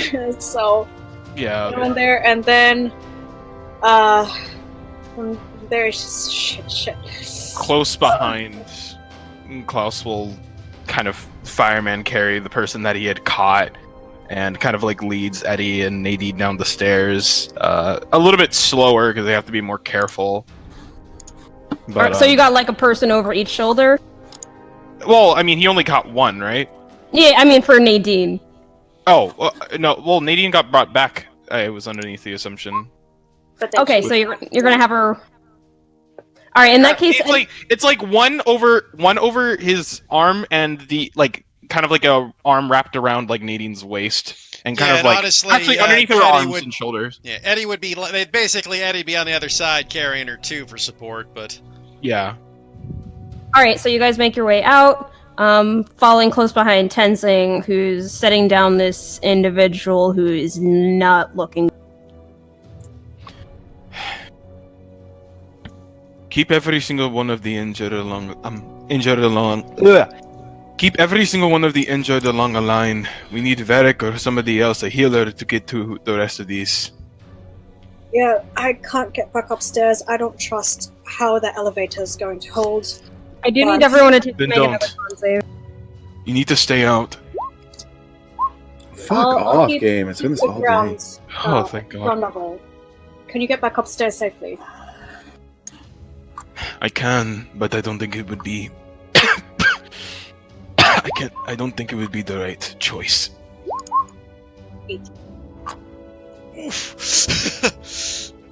All right, Klaus so is looking battered to the point where like his body is just like raised with like first degree burns in different areas, and he's even beginning to cough up red. So that's not a great thing.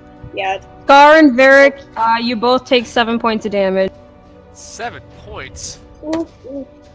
Oh, the DC's climbing. Oh Yep. shit! Oh shit! Yeah, nope. Tenzing will be like, alright, no, don't go in there anymore. And helps him out. And we'll go back inside. While he's helping out anyone on the ground floor who's still trying to struggle to get there, they'll just kind of yell out to the other floors, "You lads alright?" I Fine. imagine we're still getting people out. Yep, you're still getting people out. You were on the 3rd floor, right? Yes. Yeah. Yeah. You're working to get people out. Making your way past the pillar that you guys had moved off of Dean would be a bit difficult, though. So are you gonna take care of that first? Is the pillar supporting? It's just on fire. That's why it's an issue. Yeah, and it's it and a bunch of other rubble settled behind it is blocking that portion of the... I got realize. this. Varric will realize step that- up. Go ahead. And Sorry. Varric will step up and he will cast at this a spell you guys have not seen before because I switched it out. And he will cast at 2nd level Shatter and try to break Oh. the rubble. Rubble. Yeah. Alright, roll damage. It is double damage to structures. Yes, so that should be 68.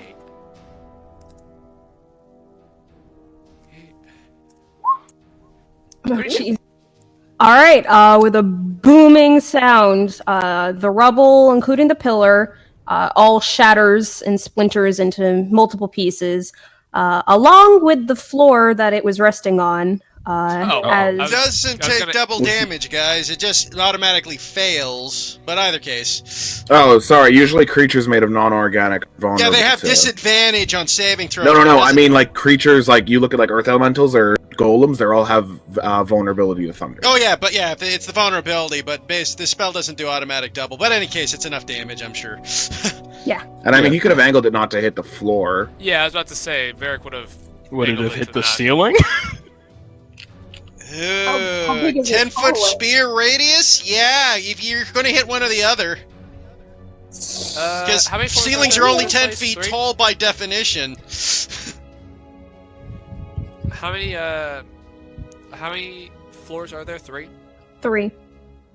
Yeah, Varric will hit the ceiling instead because it's still going to shatter anyway, so it shouldn't be too much of an issue, and besides, it's better to hit the ceiling than the floor. Okay, I'll...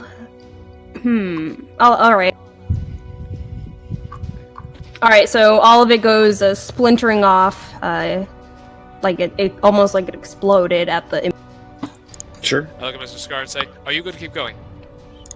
Yeah. Scars. It's fire. I'm fine. Alright. I'm fine. The scales have to be good for something. Anyway, let's keep going. Alright, so you guys make your way in to start getting people out. You get the sense that this is where the impact had hit directly, as one half of the hallway is, the other end of the hallway is just completely gone and is just open to the air. Okay. I'm gonna take the time, by the way, just because of like, if this was the top, everything will run down. I'm going to cast it first, let create water, and cause it just start raining in the entirety of this floor. Which extinguishes open flames, and I imagine would fall lower, but I can cast this more times. Okay, Damn, where'd you learn that? It's a cleric spell. All clerics can Well, I know create it's a water. cleric. Didn't you see Damn, Moses? son, where'd It's the you same learn thing. Where'd you find it? Let it be known Moses was a cleric. Let it be Alright, known, Moses used a Beyblade to part the ocean. are you doing it over at the entirety of the hallway? Yeah, so it's a 30-foot cube range, so 30-foot wide cube and 30-foot long, 30-foot square cubed. And also, that's false. No, it's not. 100%. Moses was a warlock. No, hold on. Oh my Anyway, God yet. Anyway, so it's a 30-foot square cube of just rain pouring everywhere. And I guess I'd pour it over whichever areas are the most on fire. Alright, as you're doing that, Varric, you're making your way over to open doors. You do walk into a number of rooms where you do see bodies that are just completely incinerated. It's gonna stick with me. Anybody here alive? Like, Checking through each room, it does seem like the majority are filled with people who are just gone, but you do find one or two individuals who seem alive, but they are badly burned. unconscious or still conscious? One of them is unconscious. The other one is screaming in pain. Alright, I will go to the one who is... I'll look at the one who is... Are any of them pinned or no? Are any what? Are either of them pinned or are they just like one's unconscious, one is in pain? Yeah, one's unconscious and one is in pain. Immobilized or still able to like move? I'm gonna, if I see this, I'm going to use mass healing word and cast it on. I don't know why it didn't load up there. It's supposed to be, but it's not. Anyway, so me, Varric, and both people all gain 7 hit points. Thank you. All right. Nice. The individual who is unconscious gasps awake. They're still badly covered in burns, but you see them like struggle to make their way back up onto their feet. The other person immediately clambers up and starts limping down the hallway to escape. This other person, though, who had been unconscious, seems to be struggling. Yeah, I'll Varric help will go them. over there. Yeah, Varric will cast a healing word on them as well, and say, "Time to get up, time to go." Thank you. He seems to definitely be struggling to speak with the amount of smoke that is in the air, which I need you guys to make another con save for those in the... Sure. Okay. Oh, half a decent. Look at that. Hey, I pretty good. don't recall if Klaus was in the building or not. Tenzing had let him outside, telling him Yeah, not he- to come back in anymore. Wait, damn it! Then there's a scene that I wasn't able to play through. But yeah, he would have taken out the others, and at this point, it's just kind of doing I guess a unprofessional triage of like everybody out that's currently there. We're just kind of checking on everybody, rounding up on everybody, and more importantly, keeping an eye out for anything suspicious.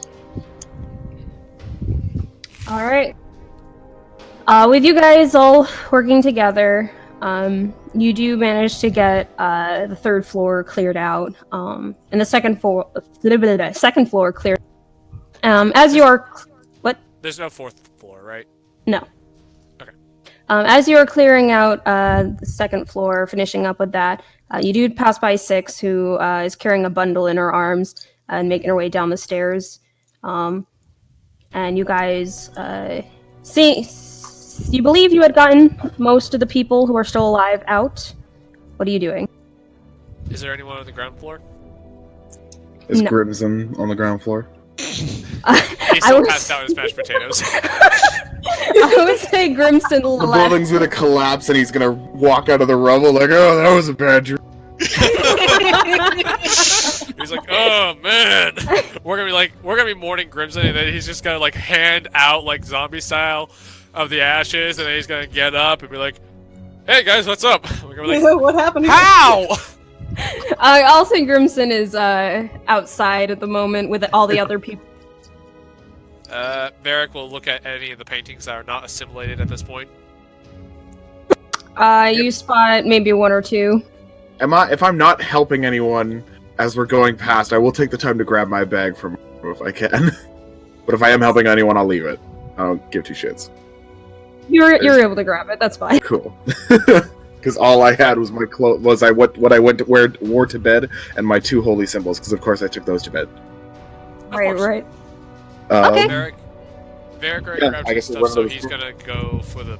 He's gonna try to grab those 2 paintings, so this lady can salvage something from this. What lady? The owner. Or Oh, is it Sam? Oh, Yeah. Sam. All right. So Sam can salvage some of this. Do we? So we're all out now. We all think we've got as many people as we can. Yes. So Cool. all of you No one's guys. back. Yes, you guys checked through. Well, here. Do an investigation check for anyone who wants to run back in. Sure, I would run back if we're Yes. allowed to make as many as we can. I'll make one. Scar, would you like to, Mrs. Scar? Would you help me by looking over there? Yes, I would help you. Oh my god. So whoever maybe passed Look, out. I can't have a -2 and not take any chance. Klaus is gonna It's not my go fault, around. rolls were terrible. Klaus is gonna look around at the perimeter of the building to see if anybody if he can find anybody from the windows, and also to see if anybody, again, it's searching for suspicious behavior, but also if people need help. Investigation. All Do I right. have mine in advance and Scar is helping me?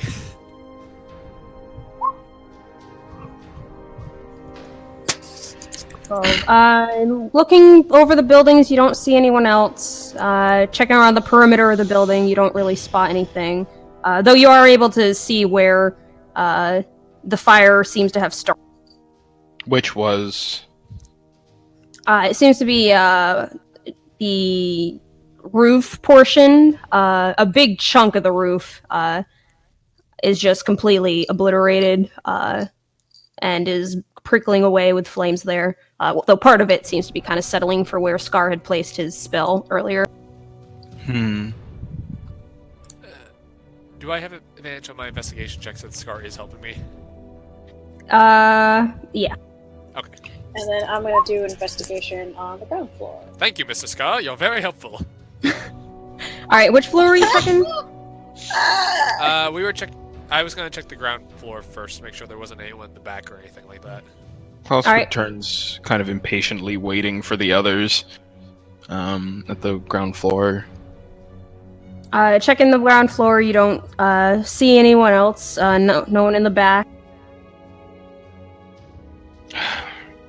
Kind of turns over to Nadine. How is she looking? Are the rest of the geez, this is when my brain does the terribleness. Out of everybody that he's met before, does he see everybody down here? All the workers? Yeah, the workers. Yeah, Sarah and all the other workers seem to be fine, kind of just looking up at this building in shock. Nadine is seated on the floor. She seems to be kind of cradling her arm. Her breathing is a little off. You get the sense probably from all the smoke. There's still kind of like blood dripping down the shape of her face, off her.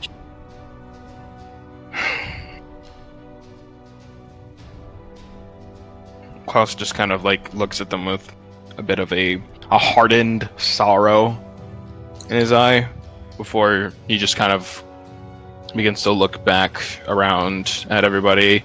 Just looking at the building, how much time does it have? Could I tell? You get the sense it's probably only a matter of minutes before it's going to probably start collapsing. All right.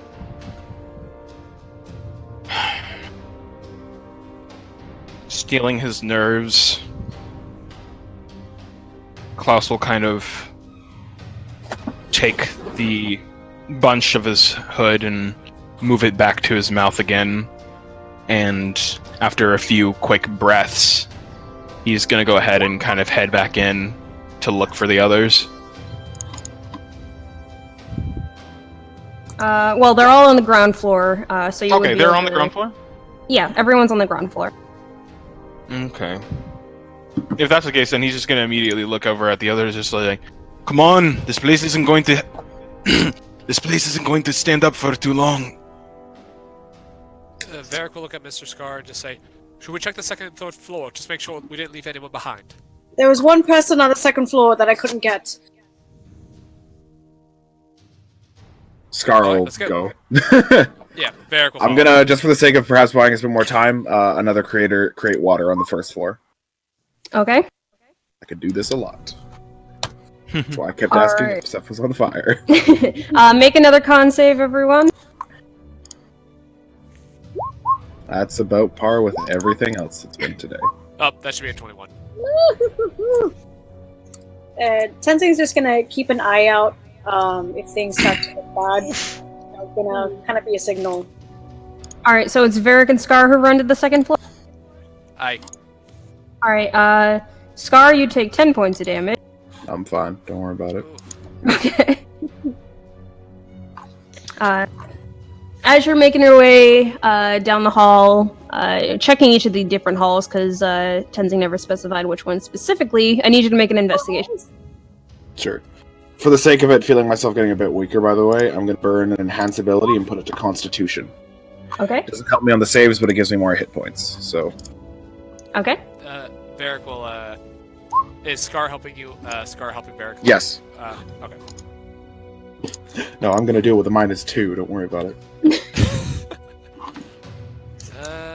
Investigation. 24. Alright, eventually you're able to find the other collapsed individual Tenzing had been speaking of.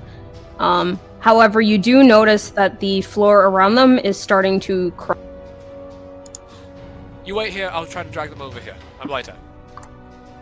Okay. Yeah, okay. I don't know if I have anything to help you right now. Wait, the person... Oh, actually, no, I won't do that. That'll make them freak the fuck. Don't worry, you got my back. I know you do. I will give you a bardic inspiration. Okay.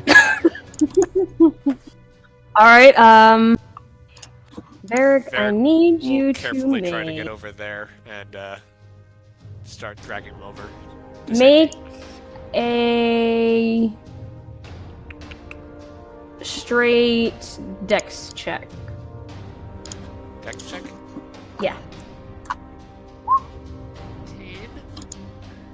Alright, as you take a few steps forward towards the body, you hear creaking just as you feel the floor begin to give out underneath you. I will let you do a dex save to see if you can grab something before you... Can I attempt to help him? Oh, he's fine. Never mind, don't worry about it. You quickly grab the edge before you go plummeting to the first floor, and Heath, can you do the fire damage? The benefit of being light. You take 3 points of fire damage as you grip this burning... I would like to pull myself up and try to keep making my way over to the guy. Make an athletics check. If it's fire, by the way, I'll put some rain Athletics? in the area. Alright. It's just like light rain. It shouldn't do anything but extinguish fires, I'd hope. Oh And god. a heartbroken voice. Oh. Athletics! Oh boy. I wish So I could Scar, inspire myself. you saw Varric go, the floor give out underneath him, but his hand like quickly shooting up and grabbing the edge before he plummeted.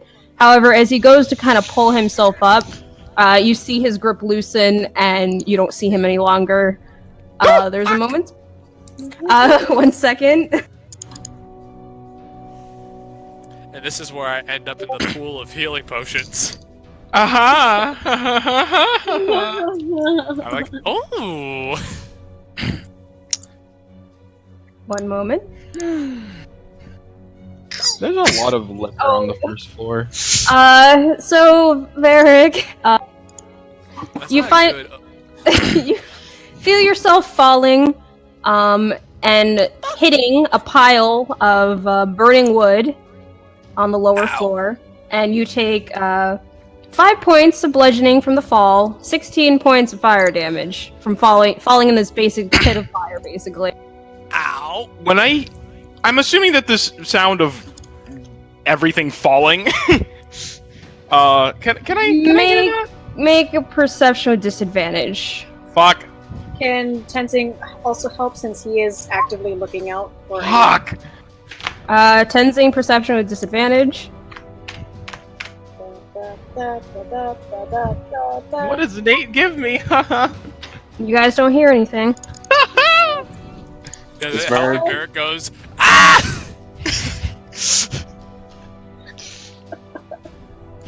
I fell into burning wood! Oh, it hurts! Ow! Can I look down and see that Varric's in a burning room? Looking down, make a perception with disadvantage due to all the smoke. I just want to tell if it's burning or not. Well, it's hard to see with all the smoke. I am on fire!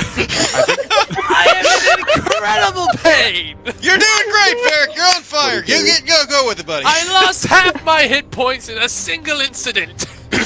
Oh, thank God I was on You see that there's a great deal of fire down there. Cool. I'm gonna throw another. I'm gonna just look down there and cast create water, make it rain down there. Make it rain. So, any exposed flames? Okay. 1 moment. I bless the rains in this inn tonight. I'm singing in the rain. Singing in the rain. Glorious feeling. I'm Dying in the rain. Keith, do you see my message? Yeah, I see it. I'm just trying to think.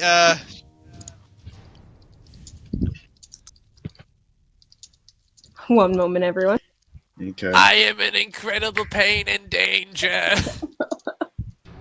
Come here. Come here, Ellie. I need my good luck dog. Alright, so you once again cast your spell. As in Varric, you who had been just kind of resting in this bout of flames because you never mentioned is fine. moving. I didn't think I had the opportunity to yet. It's just rain. It's not like a gallon. It's not like 10 gallons of water. No. I'm talking about for him just laying on this burning wood. I didn't think I had the opportunity to make a movement yet. You feel water start to pour down on you, which feels nice on your burning skin, as the fire around you starts to slowly set. Alright, now that... Did I really have an opportunity for movement? I wasn't clear that was a thing I could do yet. You were mostly just laying there screaming. I thought... I did not realize that was actually happening. Okay. Yeah, Varric would immediately move, and try to get out of where the hell he is right now. You realize you kind of found you seem to have fallen into the back room. Oh, hey, I remember this place. I was just here. Grabs a bottle of booze, heads back upstairs. And it's gonna cast... Alcohol and... It's fine, don't worry about it. So you said that the floor around the man there looks like it's crumbling, or? Yeah, it looks like it's crumbling. Okay. Varric went like a foot or two outwards, and the floor gave. Okay, how Varric far is away from me is the man that's crumbling? He's about 7 feet away. 7 feet? Okay. Varric's gonna put a third level healing Oh, word. right, another con save, you guys. Yeah, Can Varric put a third level healing word into himself? 21. Go ahead. 19. Thank you. God damn it! It's 9. Con save, Varric. 9 Oh, right. 9! immediately lose. Hold on. I'm knocking on wood. Let me get those Everything hit points back. hurts. Oh no! You take 8 points of damage. God damn it! I have a net gain of 1. And Varric, as you're making your way back up the stairs to make your way over towards Scar, you can hear based off of the rumbling underneath your feet. You get the sense that the roof has begun to cave in down onto the third. And you realize you are very close to running out of time. Klaus will just yell, just hurry up! I'm gonna try something really fucking risky. I'm going to, so I put the water down, I kind of back up a few steps, and I'm going to make a running jump to where the man is. And in the air, I'm going to cast a healing word on him so that he is not unconscious. Okay. Thank you. So I'd heal him for 6 as I'm moving towards him, and I want to try to wrap myself around him and essentially kind of throw us through the floor, shielding him. If it's already crumbling, because we all know that I don't have the skills to get out safely with him. Okay. Make Athletics for the jump. Yeah. Well, so I just by base rules, so long as I have a 10-foot run up, I can make the jump because I have a 10 strength. Yeah. So this is more in the dex area, being able to do the healing word, grab the man, turn yourself. So make a acrobatics. Okay. 2. Fuck off, game. Wait, you have an inspiration! Yeah, inspiration doesn't change the fact it's nat 1, and I can't get above a 10. Oh. Fuck Alright, off, it's been this all day. You do I'm so manage sorry. You do manage to at least touch a healing word to the man. I don't need to touch. I just need to say his thing. Yes, you do manage to at least do the healing word, but you don't manage to grab him in time as you impact against the floor and it gives out underneath you too. Okay.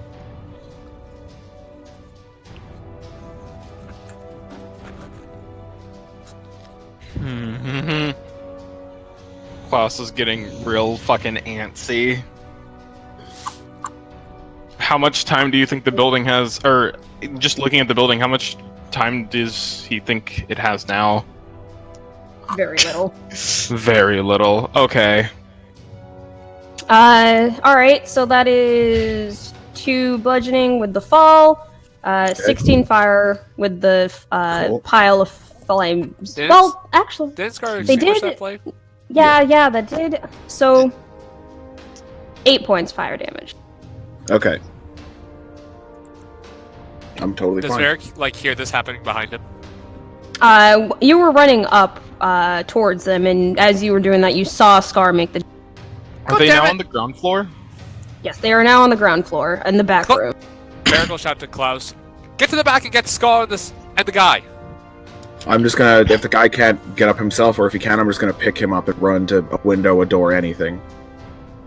All right.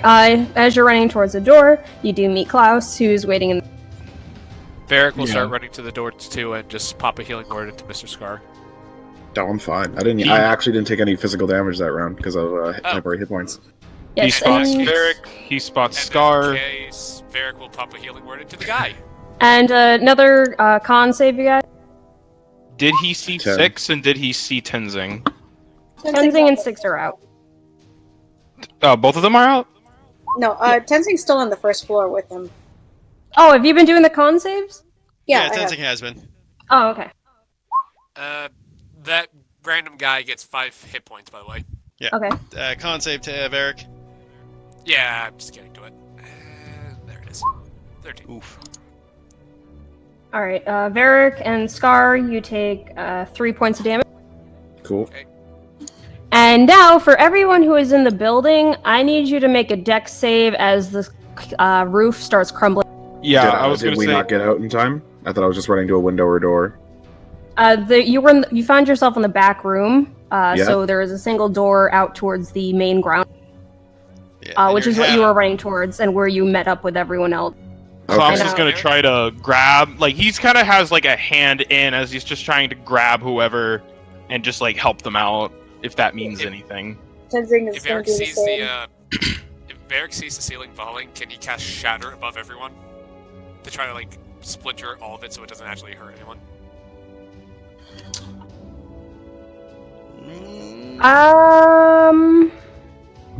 Let me think. I mean, I have a 10-foot radius, so it's. Do you want a suggestion possibly for a roll? Or What are the components of Shatter?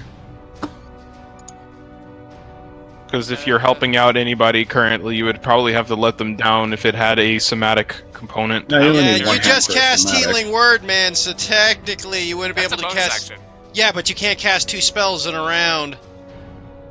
We're not that- an initiative. That's Yeah, true. that gets Yeah, it just difficult. depends how Nikki wants to call it for that. Yeah. This will be a matter of reflex. So, as everyone makes their dex save, Varric, you can also do an additional.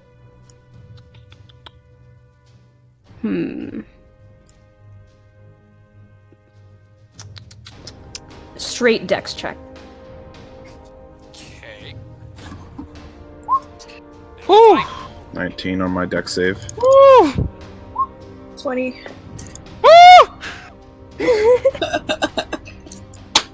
Do I have to make one as well, even though I'm Yes. already out? You said you Okay. met them in the middle of the room, so yeah. Oh, okay. Oh no, this is bad. Since Tenzing was already with him, never mind, he's okay. He's okay. I think. Eric, you still gotta make your save. Varric, Klaus Scar, also made a save. and Tenzing make it out. Klaus. Yeah, again, if Tenzing Wow. is nearby anybody, he'd also be helping just tug them away if he can.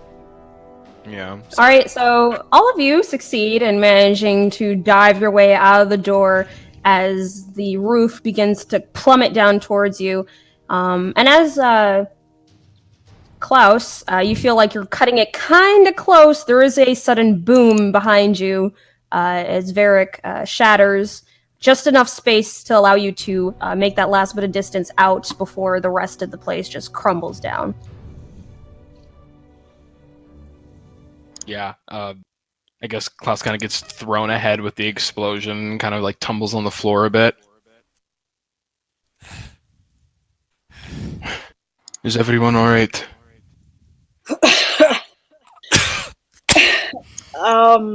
No, yes, well, yes, but no. What the fuck? Scar will kind of take a moment, like, just to stand, see if the man I was carrying is alright, like, if he's still alive. He seems to be alright. Cool. I'll move him over to, like, a bit of a safe area, and I've still got one first level left, and I guess I'd use it just to create and destroy water on the now rubble. And unfortunately, I did an extra half an hour, but I do have to get going. Oh, okay. Really Thanks for sorry. stopping by. Yep. Hope you all have a good We night. survived! Good job. Scar would just be very quiet and timid through the rest of this, probably. Okay. I'll talk to you later. See ya. Bye, Chris! See you next How week. many people did we save? You saved about because like some people immediately died upon impact. Right. So you saved in terms of percentages about 80%. Still Nice. good number. What about the Net actual positive. number of people? Oh, about what? What about the actual number of people, though? Don't force Nikki to create a number on Yeah. Okay. And as for the people out on the road, there is one dead individual. Even then, Klaus just kind of quickly looks over everyone.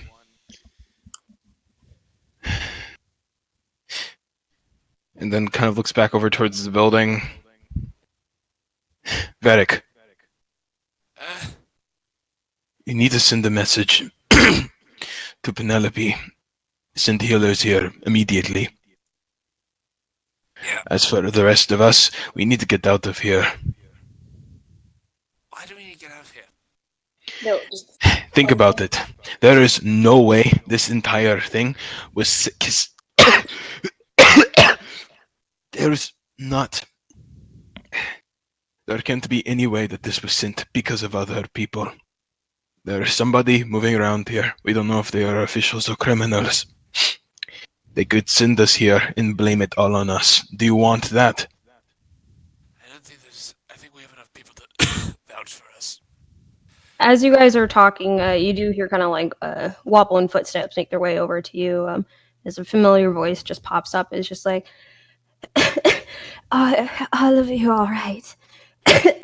Yeah, perfectly fine. It's not really. Ow. Anyway, are you okay? I've had better days. I think I got a little concussed, but that's all right. Sorry about the place. It wasn't nice. Yeah, you see, look towards the just rubble of the building. A sad look kind of passes her eyes as she does, and then eventually she turns to the rest of you guys again with a pleasant smile, all a bit pained. Is just like, Everyone, well, each of us are all right. I, of course, can't speak about all the patrons, but What about everyone who works there? Are they all right? yeah, all of them are all right. Nadine, Yes, can you come with me real quick? sure. Excuse me, folk. And he'll kind of look at the rest of the party as kind of like a, this isn't private, they can come kind of look. I suppose Just- Derek will yeah, go along. Ceci will follow behind them.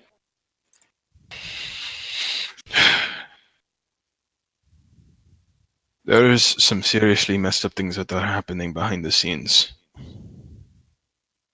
The moment that they get in a more secluded area, maybe on like one of the less damaged areas of the alleyways, or just a decent distance away from everyone else. Wait, did you invite Nadine for this conversation? Yeah. Okay. Because she was very clearly a victim in this case, so Klaus feels as though she can be trusted. Also, Michael, your mic is kind of low in volume. Is it? Now you're okay. Yeah. Okay. There are some seriously bad things that are happening behind the scenes inside of this fake, beautiful town of this island. We can't be 100% certain of that. We can be certain about the things that are happening behind the scenes, that is. And basic intuition, call me a fool, I'm pretty sure that behind the scenes stuff is exactly why this happened. Are you suggesting that someone from the church is tried to kill us just to try to burn down a bar to kill us? Varric, the fact that they have whatever they used onto this bar means that We've only... Go ahead. They could have taken this bar out years before if they really didn't like it, but the fact that we are here now means something. What if there's someone else? We're not exactly the most important people in the world. Varric, we have only ever seen this type of powerful magic coming from the people that work here. These priests and whatnot. We are a direct influencer. People attempting to change this area. It makes no sense as to why anybody else would be the target except for us. But why? But that makes no sense. We're not here to cause a ruckus. We're here to handle a matter quietly. It makes no sense. Remember what I said about who we should trust? Are you suggesting that, and I kind of lean in and whisper, are you suggesting that the archbishops are trying to kill us? I wouldn't be surprised. I don't know. That seems a little... I feel like we're not worth their time. We are when we're directly involved in trying to fix whatever fucking mess is in here. Excuse me, folk. You see Nadine like raise her hand to kind of get your guys' attention. Though quickly there's like another wince as she drops it to hold her other arm again. And you can see that her arm seems to have been taking a great deal of burning. She kind of winces a bit and then continues and is just like, well, I don't know what exactly it was. I did notice something out my window before I was, knocked out cold. I was readying myself a bed and I heard a bit of a whistling in the distance, and I looked out my window just as this bright red light got closer, and then the impact of whatever it was, that's when the pillar kind of hit me in the head, so I'm not sure what happened after that, but that is what I saw. Bright red lights. Which direction did it come from? Or did it seem to come up from any building, or... It seemed to come from eastward, and she gestures in the direction.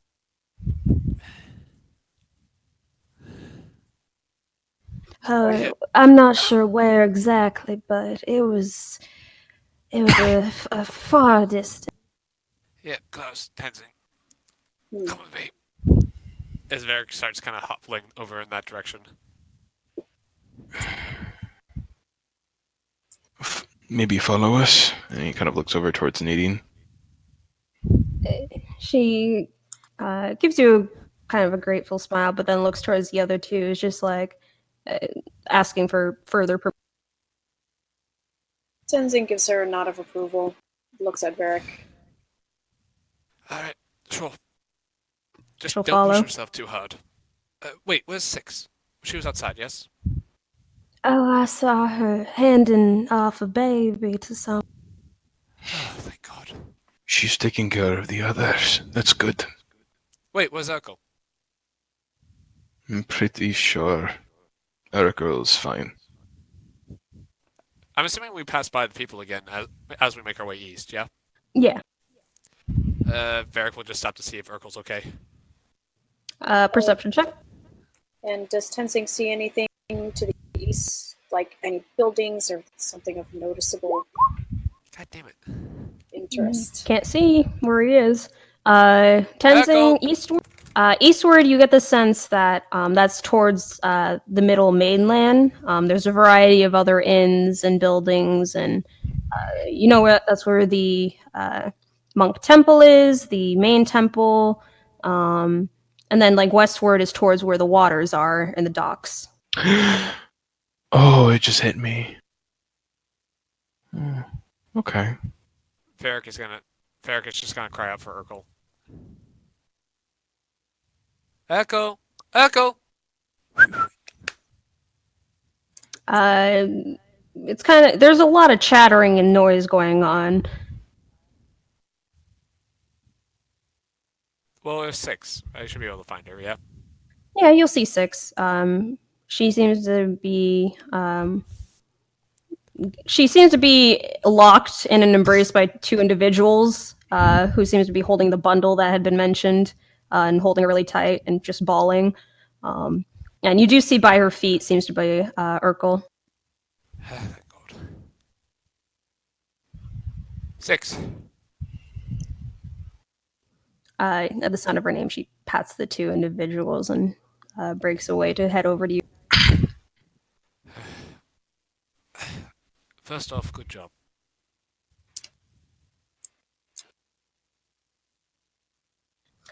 She kind of gives a shrug, her hands crossed behind her.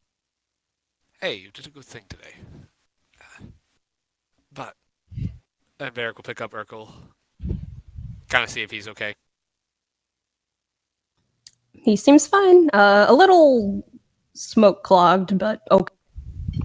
I'll use prestidigitation to clean him up a bit. All right.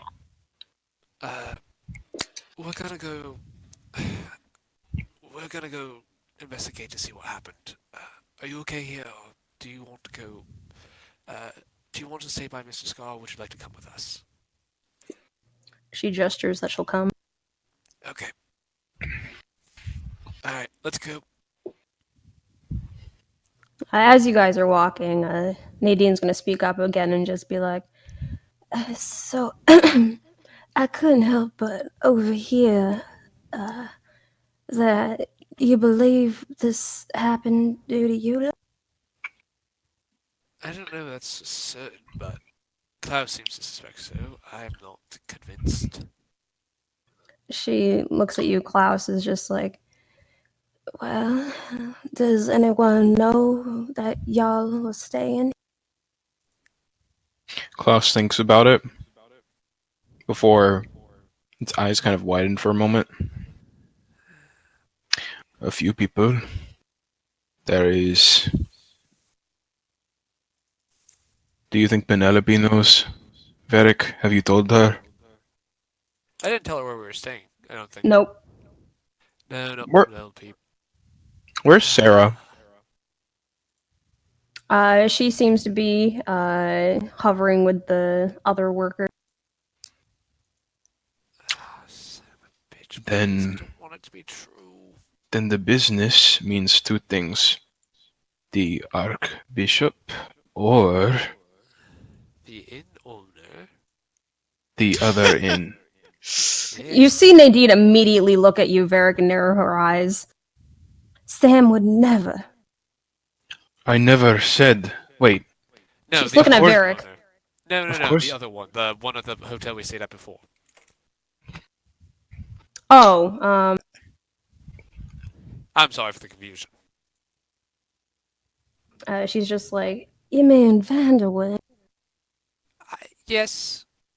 From what I understand, they did not leave his establishment on good terms. I don't Though this think seems a little he'd. extreme. I don't think he'd risk killing his son. So, I mean, we made a lot of noise while we were here. I mean, anyone could have known we were here, right? Varric, why do you seem to be so attached to the idea that the Archbishop isn't the one who's doing this? Because the Archbishop holds my father's legacy, and I don't want to be held hostage. What's more pleasant, this illusion that you've whipped up in your head or reality? I don't think it's a good idea to attack. Yes, the Yeah. Archbishop is suspicious, but I don't think it's. I also think it's a bad idea to attach to a certain idea and consider it fact before we have all the evidence. Yes, I will admit it's suspicious. Yes, he's probably the prime suspect at this point, but no, we should not act in accordance that he is necessarily it. We should act with Varric, caution, but not assume. there is a problem here. Before, it was a stalemate. The game hasn't even begun yet. Just now, they took their first move.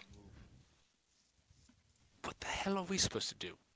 I don't think he can try us for any crimes. We haven't done anything. We have to act accordingly.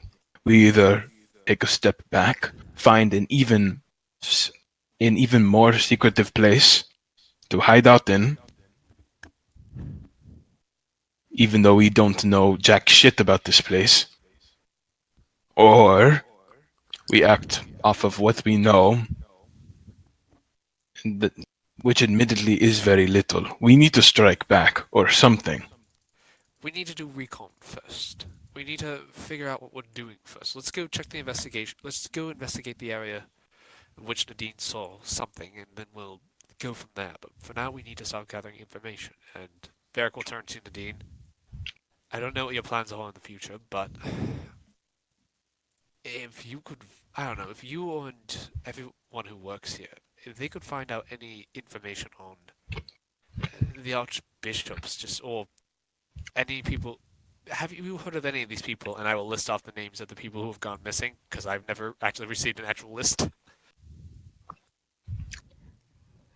She shakes her head, just like, I never heard of any of those names. They've gone missing, and they were last seen at the church, and apparently they were dismissed early from their healings. We know they disappeared because the docs haven't recorded them leaving. Something is afoot here. I don't know how good you and your people are gathering information, but if you could learn anything, I can get into contact with you via magic. A thoughtful look kind of comes to her face as she thinks. And then she looks at you again. She's like, you said that you're looking into these missing people. Yes, we heard rumors that people have gone missing from the church, and we were looking into it. You see Nadine's expression, like she's come across as very like polite and like smiley and stuff, but a very tension comes to her face as she kind of clutches her fists. Is just like, if it means finding out who the bastard was that settled that place, I will help in any way I can. Of course, I thank you immensely, and Varric will hand her a pouch of 100 gold pieces. I don't need your money, no. No, this is not only for your services, but also so you can rebuild the place. It was a fine establishment. I'd like to go back when it's rebuilt. Consider that your first donation. Varric just kind of shoves the gold into her hand. You're a good person. I don't want to see you suffering longer than you have to.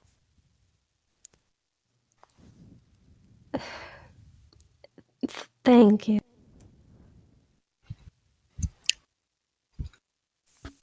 Is there anything in particular that you need me to do? Honestly, Keep an eye and an ear out. Yes. If anything suspicious, rumors, figures of interest, places of interest, just anything that sounds out of the ordinary, uh, break it. Basically, make it as concise as possible because I'm going to contact you by magical means if possible, and you need to squeeze down your words into 25 or less. 25. Alright. Fair enough. Now, like I said, I know you and your people have just been through a tragedy. But if you can keep an ear out for us, we'll be most grateful and it will help us figure out what's going on here.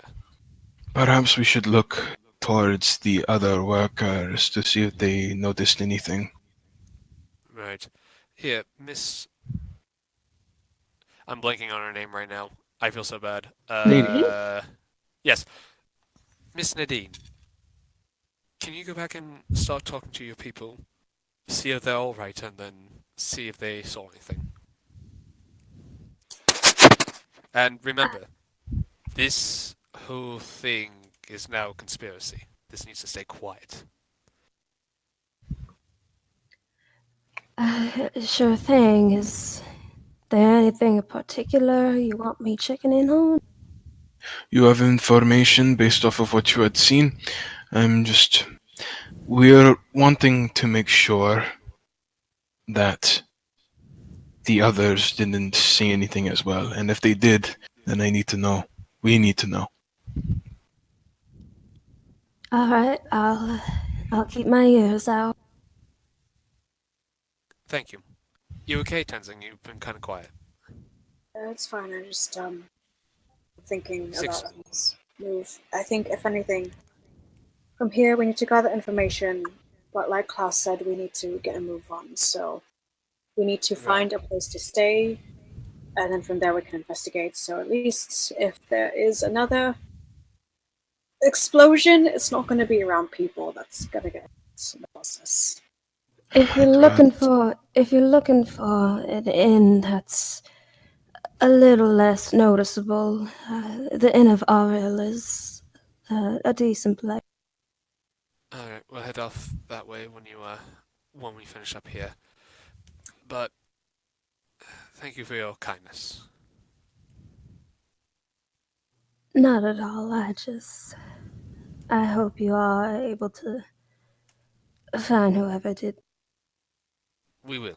I promise you that. Six, are you okay?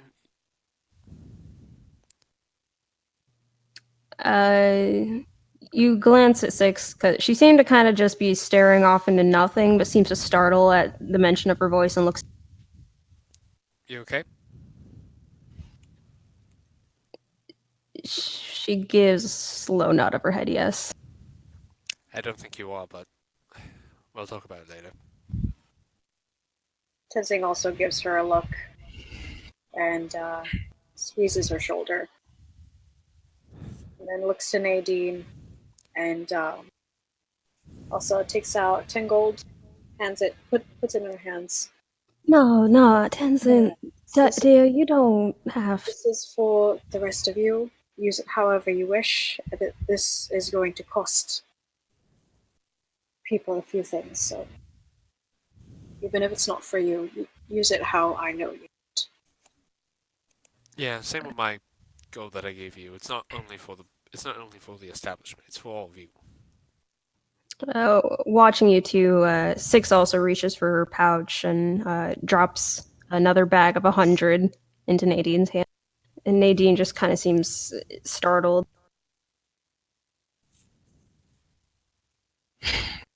I really don't know what to say. Nadine.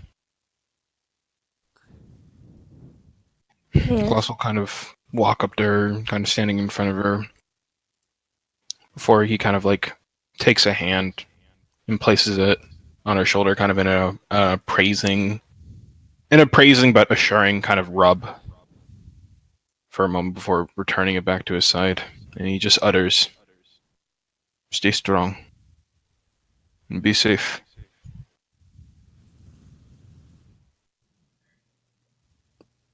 A multitude of different looks seem to kind of pass her eyes before she gives a hard swallow and then nods her head. It's just like, right, Remember, thank you. you're welcome. But remember, if you hear anything or gather any information, remember that, again, this is now considered a conspiracy. Please be careful. We need to scram before it gets any deeper. Of course. If you need to find me or any of the rest of us, we're probably going to try to get Eddie to talk to his father to let us stay for a while. Well, that's not going to necessarily be fun, but good luck. Take care, alright? We'll keep in touch. You lot as well. Please stay safe. Alright. You too. And Varric will turn towards the direction of where she had directed them, look at the other three, and just say, alright, let's make this quick. We gotta go. After this, we should gather Grimson and Scar and head off to where that is and keep our heads low. We should. Varric kind of pats his back and say, after that, we should duck into an alleyway and get ourselves a new appearance.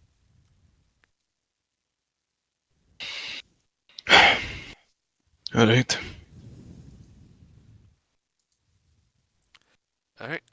All right, so you guys head out. Yeah, Tenzin will quickly ask where the location of the Inn of Auril is. And, Oh, right. Nadine will give you the directions. Okay. So he'll help her walk back, given that she's kind of wobbly, before they gather everybody and start heading out. All right. Actually, though, before you walk off, though, Nadine is going to quickly grab your wrist, Klaus, and say, I didn't get the chance from before for saving. Thank you.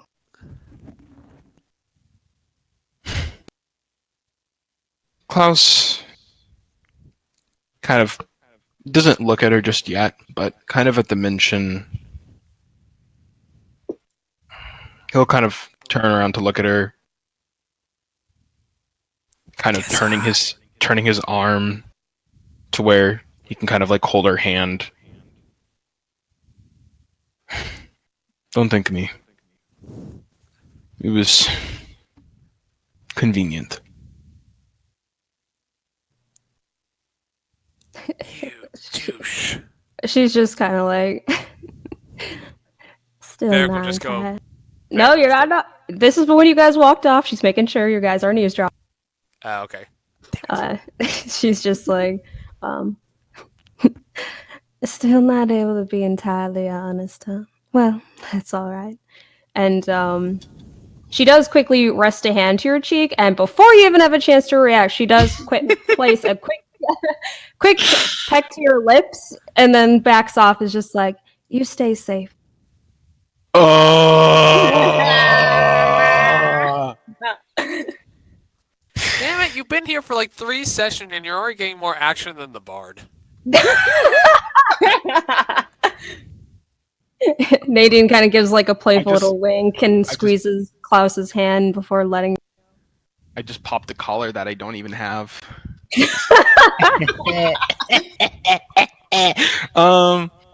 But externally, God, Klaus, almost in a militaristic style, kind of like stiffens at the sudden peck, and he just kind of clears his throat as she kind of walks away and kind of spends a second or two kind of like watching her walk away before he just pivots and catches up with the rest of the group. His head, all sorts of thoughts, like that totally wasn't his first kiss or anything. Oh! So he's trying not to let it. He's trying not to let it bother him, though. Shut up. Varric just feels in the force. He's just like, my son, you have much to learn. Don't get killed by your son. Don't become a Vader. How red is his face right now? You can't tell because of the smoldering ashes and everything. Varric senses something is wrong and casts prestidigitation to clean him up. No, Shut the fuck up. no. This ends now. All right. If we are kind of like waiting for them, Varric is gonna just start prestidigitating people to like clean them up a bit. Prestidigitation helps, but go ahead. Oh no, I was just gonna say, what was I gonna say? Oh crap. Mine, please. I said prestidigitation. Also, is the recording good? Yeah, we're fine. Do you need to pause and restart it again? We're only at 4.5 hours. Alright, Okay. not bad. Alright, she made sure that you guys were out of eyesight and earshot for the sake of Klaus's dignity, since he seems the type. Oh god, I just realized my painting was destroyed, wasn't it? Or was it one of the ones I grabbed on the way out? It was not one of the ones you grabbed. Damn it! I will give the two that I grabbed to the, I'll find Sam, I'll be like, this was all I could get for you, I'm sorry. Thanks a lot there, Varric. I appreciate that. It's gonna take a while to rebuild the place. Well, hopefully you can sell that and get a little head start. Oh, I appreciate that, Varric, but don't worry. I mean, that's what insurance is for, right? Wait, you have insurance? Oh, little. God damn! Savings, probably. Yeah. I might be a little open about the life there, Varric, but I do happen to be a dwarf, and we always protect our investments. Yeah, I should probably get a life insurance policy. Kind of looks you up and down with your burnt face and destroyed body. Goes, you might want to clean yourself up before you try to get that done. Oh, right, and Varric will prestidigitate himself clean. Yep. Looks over at you. Ah, yes, you look a bit better, but yeah. Imagine your clothes. Prestidigitation won't repair the gaping fire holes in your clothing you have. Varric will mend his clothes back together now. I realize that. Go ahead. That looks a lot better there, Mr. Varric, and I am glad that you had yourself a moment, but I do appreciate for the help, and well, it'll take some time, but I will rebuild this place from the ground up if I need be. Yeah. I guess the only question is now where to. Yep. Oh, well, Findolf is a little stingy. I'm sure they could use a place like this to liven the place up. Not sure if I'm ready to move, but maybe it's time. But at the same time, I suppose I'll have to figure out where I'm going to put me and the rest of the family up for a while. That was kind of my home. That's a good point. Well, unfortunately, there's not really much I can do. I could write to the Painters Guild to see if they'd be willing to, considering your establishment was well suited to our kind, I'm sure they'd be willing to make a donation. If I could send a letter to see if, or at least put you in contact, give you their contact information, and just kind of send them a letter. Maybe they'll be willing to donate to the cause a little bit. I'd appreciate that, Mr. Varric. Every little cent will help, but as I said, it'll take time. But well, we dwarves do live a fairly long life, and it'll take some effort. But I'll get it all back together. And when you do, I'll be your first customer. I appreciate that, Mr. Outstretches his hand. I appreciate that, Varric, and he'll grasp your hand and shake it as they have a smile to their face and goes, and if you do need any assistance, I'll be sure to give you guys a hand where I can, but looks at the burning ashes. I'm still a little shocked, I guess. Well, we were talking to Nadine, was her name? No. Nadine. Nadine. Damn it. I'm so bad with names. I feel so bad. Well, we were talking to Nadine, and she, I get caught up in the moment, and I forget to write stuff down. We were talking to Nadine and kind of giving her letting her know kind of what we were thinking. I'm sure she'll tell you. Nadine's a good girl. I'm sure she listened to you well and's got a lot of suggestions up ahead for us. But I thanks hope again, so. Mr. Varican. I do appreciate what you're doing here, and I don't know. We'll have to keep moving on. We'll have to report this to the city watch, obviously. See what the Holy God can do about this as well. Yes.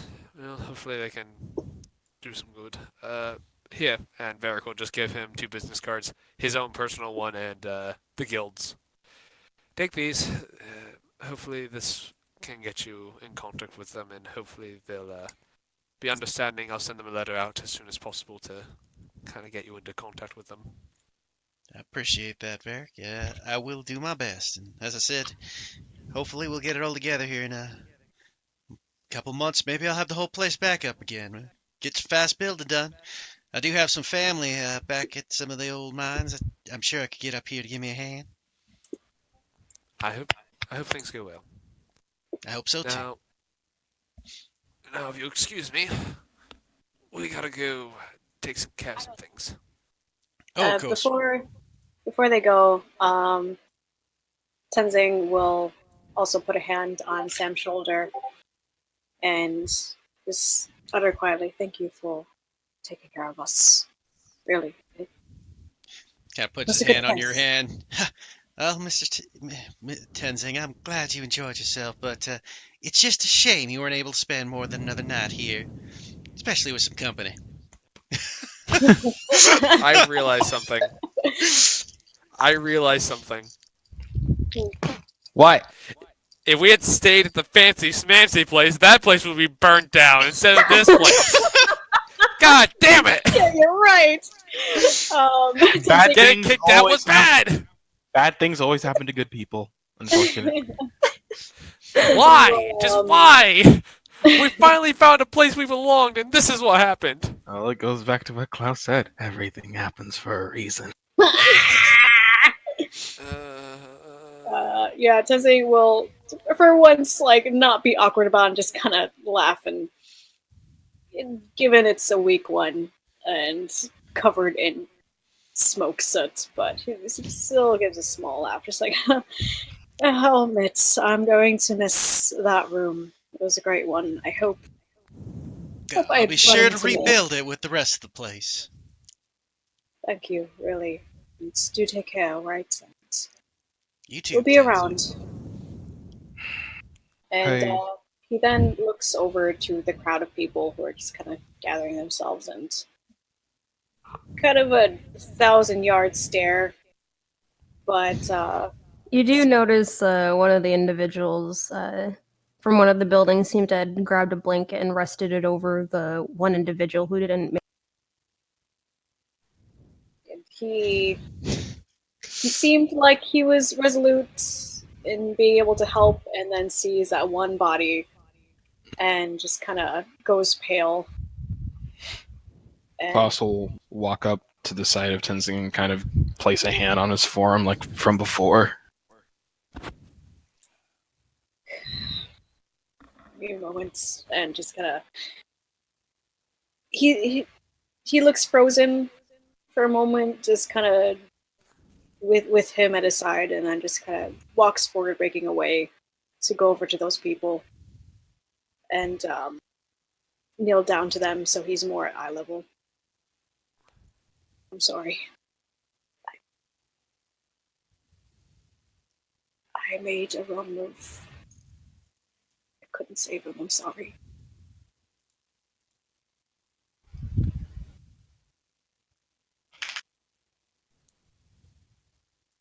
Hello? Are you saying this to the to the people who are covering that person? Is that the one that he was trying to help? Yeah.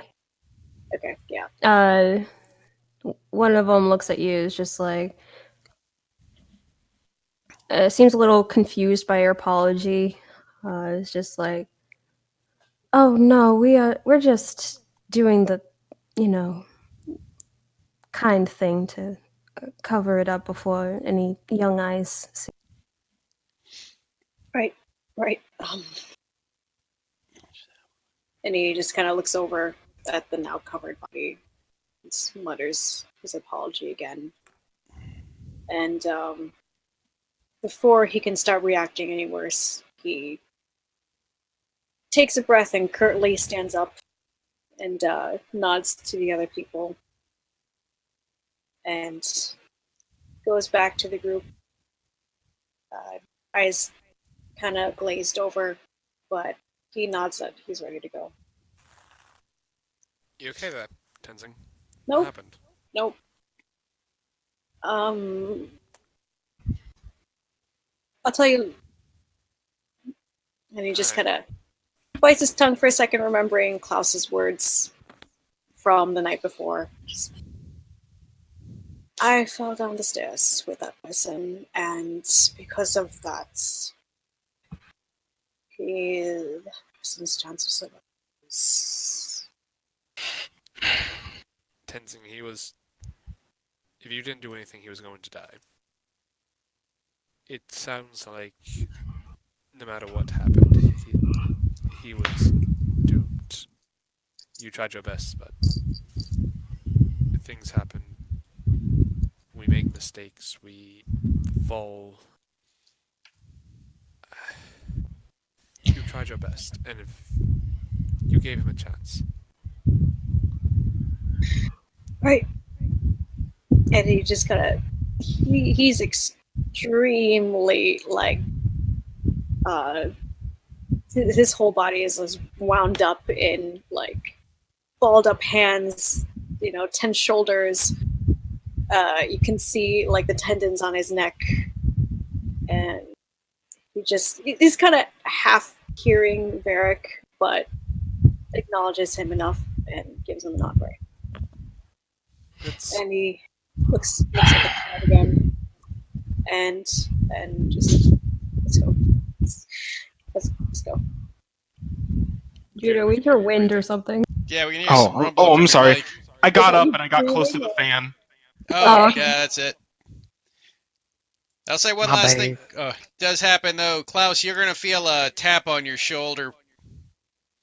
And if you look behind you, you'll see Eddie standing next to you, behind you. I'll look at him. What's going on? Just kind of looks a little nervous. He kind of like kicking his foot. Yeah. I just want to say thank you for helping me and Nadine with everything in there. That was good of you. And he kind of looks at what seems to be kind of like a hesitant handshake towards you.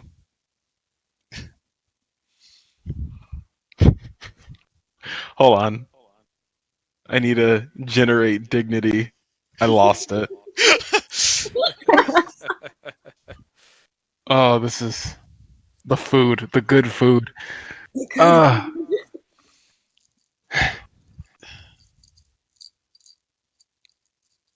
It takes a moment. Klaus kind of somehow rendering this gesture as something that is alien to him. Actually, it is alien to him. But after a quick moment of just like eyes flickering between Eddie's eyes and his hand, he goes ahead and reaches out and shakes it firmly, not really breaking eye contact as he's just, of course.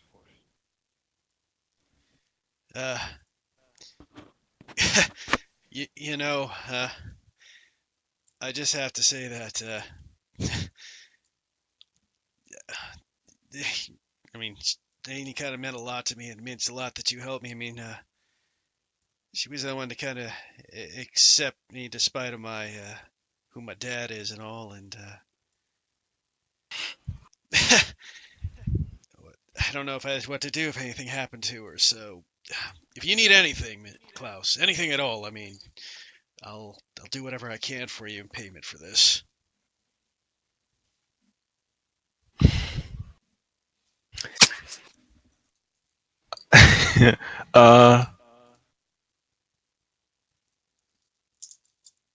Okay. Not really knowing quite how well to Yeah, okay. He just kind of looks him dead in the eyes. Just make sure she and everyone else remain safe. That can do it for now. And he begins to turn around at first before he kind of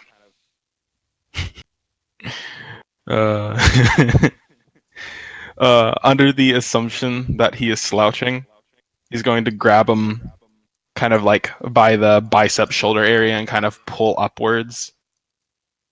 Oh, kind of like let you straighten him up, but he's a little like awkward by the sudden movement.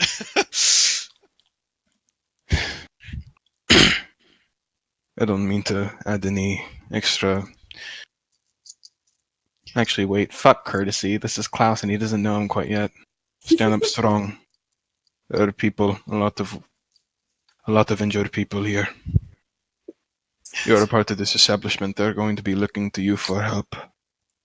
He kind of looks at that with thought. You know what, Klaus? I think you're right. And he looks up in the sky. I think I know exactly what I can do to help everybody right now. He kind of looks with a bit of a puzzled look. Well, my dad's not using our place right now, so might be time to set up the family in there, I suppose. My family, the one I chose. Klaus looks. The puzzled look dissolves into something of sort of an eyebrow raise before it kind of turns into a bit of a nod of approval. Not so much a smirk, but just a tightening of the lip as he's just good. Take care of yourself. You too, Klaus. And if you ever need anything, just ask. I'll let you know. You do that. He gives you a Yeah. nod, and he starts clapping. He says, "Sam, I got an idea."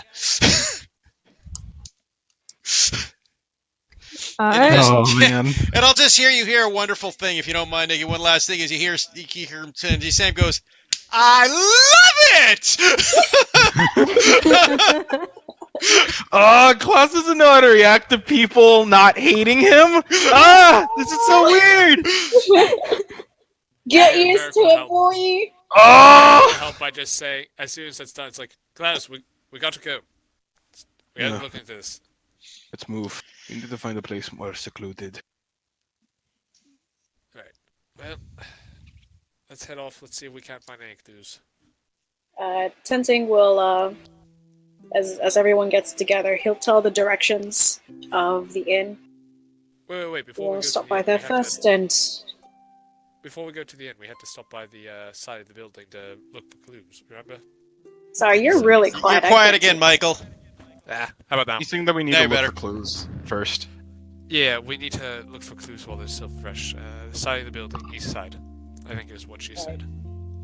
I'm just worried because, and Tenzing just kind of takes, not inventory, but like takes a look at the whole group and see how everyone's health is. It's just Oh, find clues now, and we end up running into trouble. We're not exactly in the greatest shape. I'm glad that you asked because considering the fact that Klaus shows the most skin out of the rest of the party, you can see splotches of red burn marks all across his entire body. Oh, With just a little bit of blood baked into his stubble. He kind of Very- looks at you, however, and is just...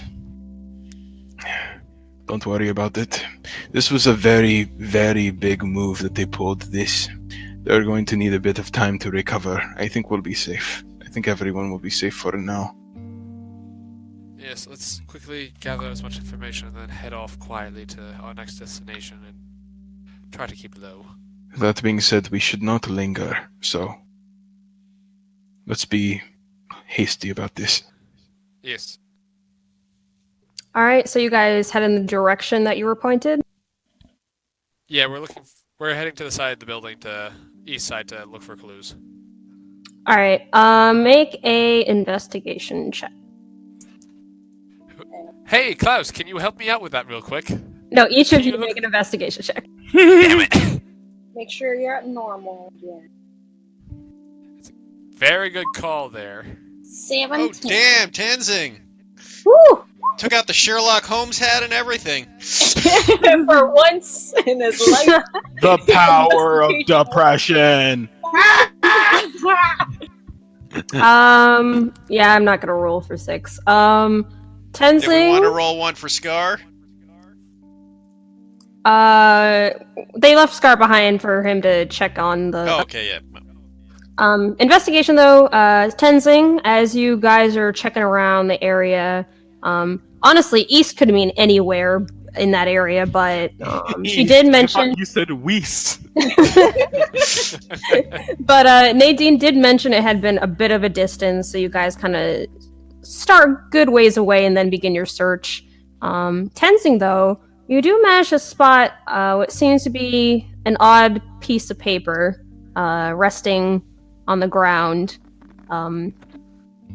off on one of the... Because basically the road up to the main temple is kind of like an upward walk. So you guys are like on a higher level, and you find a piece of paper resting on one of the higher areas that seems oddly placed. He will tilt his head, go up to it, and pick it up and open it if it needs to be opened or whatever. Seems to be a blank piece of paper. What you got there, mate? I mean, it just looks like paper, but it's kind of odd. You want to check if there's magic on it or shit? I don't know. And he hands it over. Yeah. Here, give me a second, and Varric will take the 10 minutes to ritual cast Identify. Also, who in the party just looks really bad? Varric's not looking great. Neither is Klaus. Okay. He's going to offer if anyone is just like really, really not having a great day. He will offer like that they can ride on his back because he's not the worst. To be more specific. Oh, sorry. Go ahead. So physically, Klaus and Varric don't look great. 6 physically looks fine, though she has the 1,000-yard stare. Yeah, I was gonna say, like, more specifically, as far as it goes, outwardly, Klaus has a lot of, bumps, bruises, and burns, but he's still moving with little trouble. He's just more sluggish than per se usual. I would like to say that you've kind of gotten accustomed to his more unreadable looks by now, so even then, he can put on a soldiered expression, but, the lag in his movements is very noticeable, on the other hand. He will look to the 3, then just do any of you want to, and he just kind of points at his back. Yeah, in a minute. Just let me finish casting the spell. I can carry 2 people, so, and he just kind of looks worriedly at 6 and Klaus. Take Vatican 6. I'll be fine. I can still send. I can still cast spells. I'll be fine. Tenzing will look at 6. She didn't seem to have noticed you were talking to her. He will go up to her and just kind of gently place a hand on her shoulder and just kind of lean down to be at more eye level. Thus. She immediately startles at the touch and then quickly looks her way. He also startles from her getting startled. Puts her hand, put his hand back on her shoulder, just recognizing that 1,000-yard stare and understanding where she's coming from. Sort of, just quietly mutters to her, "Do you want to ride on my back?" She seems to kind of think for a moment, looking kind of like looking through you for a second, but before she kind of eventually gives a small nod of her. Then he leans down. He sits down, so he's waiting for Varric so then he can actually get up and. Yeah, she'll get on. Varric, you do identify the piece of paper as an expended magic scroll. Can I tell what spell? Can identify do that? I don't think it can because at that point it's like empty. Yeah. Here, let me see. I No can pull it fireballs here. Haha. Oh Well, it could be worse. It could have been a magma storm. Oh god. Object. You learn its properties and how to use them, whether it requires attunement or not, and how many charges it has, if any. You learn whether any spell are affecting the item and what they are. The item was created by a spell. You learn what spell created it. If even sent it to a creature, not a creature, so not. I would interpret that as a yes, just because it says you know what spells created it, and that was created by a spell. Okay. You identify it as a fireball. Oh, Son of a it bitch. is a fireball. Okay. Well, that sucks. That was bad. So, what'd you find, mate? Fireball. Just fireball. Oh, Doesn't does matter Tenzing what actually the know what a spell is. fireball is? I mean, Tenzing doesn't know anything about magic, really. okay. Eric, let's look at them and just say. And it's described in the name. Fireball, I boom. figured. I figured. It's a spell, and a rather powerful one at that. Given It's- Klaus's background, would he know what it is? I would assume since, you know. Yeah. Okay, yeah. Klaus kind of shudders at the thought of that. it's It doesn't matter what the spell is, but with this particular case, nothing but malicious intent was in that holder. well, it does tell us one thing though. Our enemy, whoever they are, has access to arcane magics.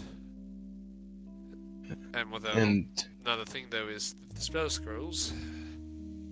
Spell scrolls are used when a caster either doesn't know a spell or isn't powerful enough to cast a spell normally. So either looking at someone who has access to good magics but can't cast them themselves, or someone who is steeped in magic and just didn't know this spell. While they're talking, Tenzing, with your investigation check that you did, I missed one. You would also spot a little ways distance away, caught on some bush bramble.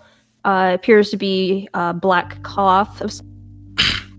A black cloth. Yes. Tenzing will go to retrieve that too. Does this look at all like any robes he's seen before? It does look like ceremonial robes. Okay. Can we tell from what house or religion? No. Well, make a religion check. Could This is Scar do Scar. one as well? Gar was is thinking- back with the others. Oh, right. Fuck. Okay. Can Klaus No, try you his know best? what? I got this. Ready? Got this. Whoa, oh my god. Yes. Good job. I've been rolling pretty well tonight. Heck yeah. I set the DC really high. Okay. Never doubt the bard. You get based on the color. It's probably a number of different gods, but because you have seen a number of different people with black robes.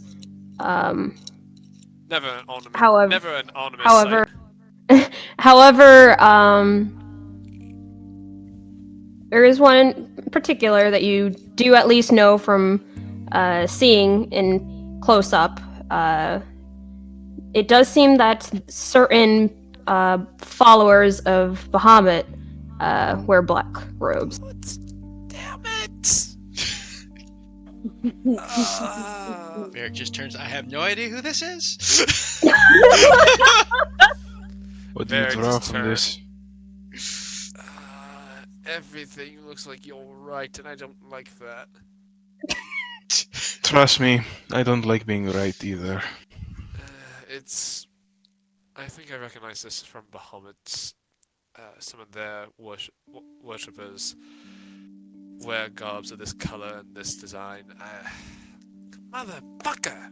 Well, whoever it is, the thing is, if they are running off this quickly to leave a piece of the scroll behind and get a part of the robe torn off, something has gotten them. Not to mention this clearly they clearly aren't experienced with this type of stuff. You would think they would carry more caution when it comes to not leaving a trail. Unless they want to frame someone else. I wouldn't think too deeply into that. There's a saying my master always used to say. In every fight, mistakes are made. This looks exactly like a mistake. Well, we should still remain cautious to any possibilities, but...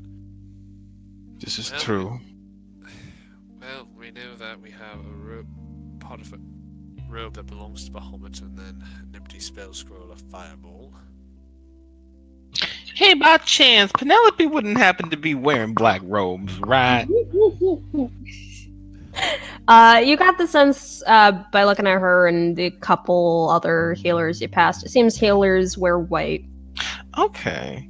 Though that What does not God excuse was- the fact that people could just throw one on, but that's beside the point. What god did Penelope worship again?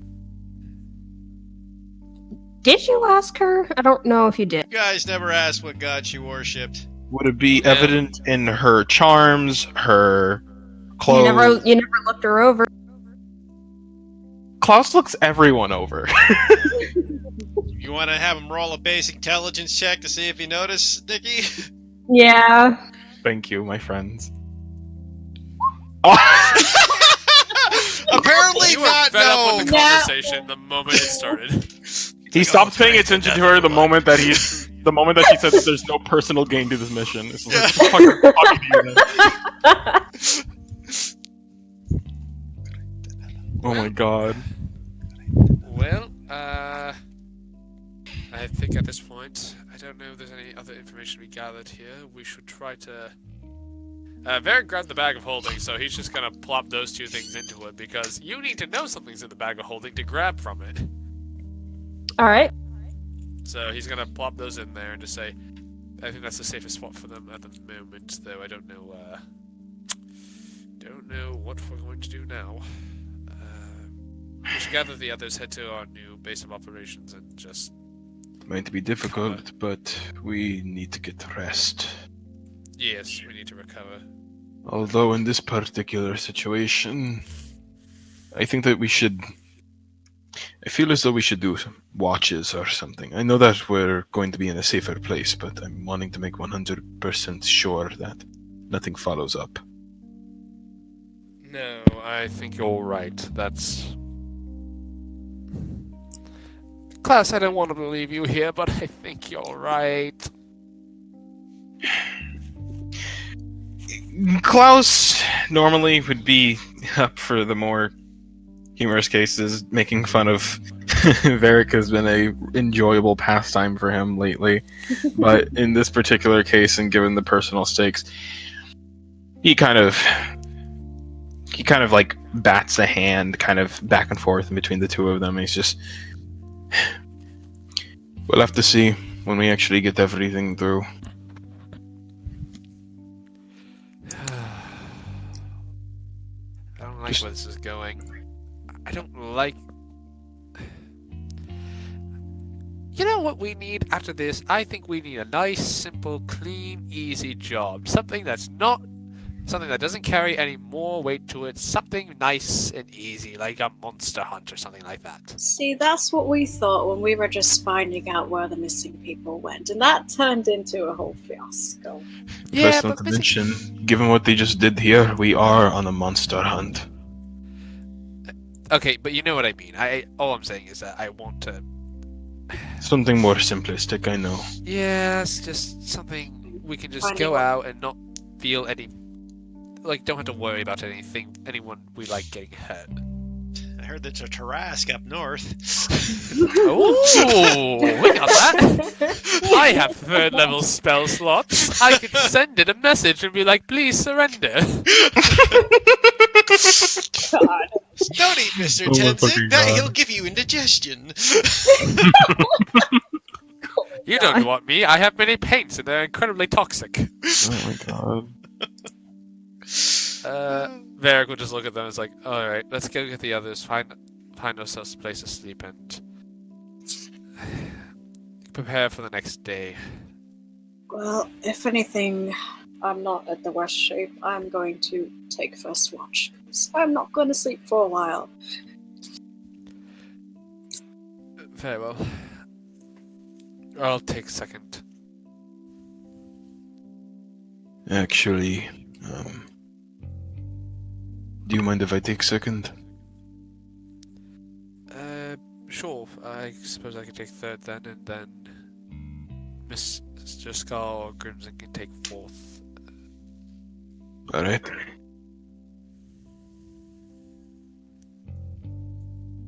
All right. Although, sorry, I just wanted to note that in saying that, though, Klaus kind of gives Tenzing an appraising look. He looks just as far off as 6 is. But he's just kind of...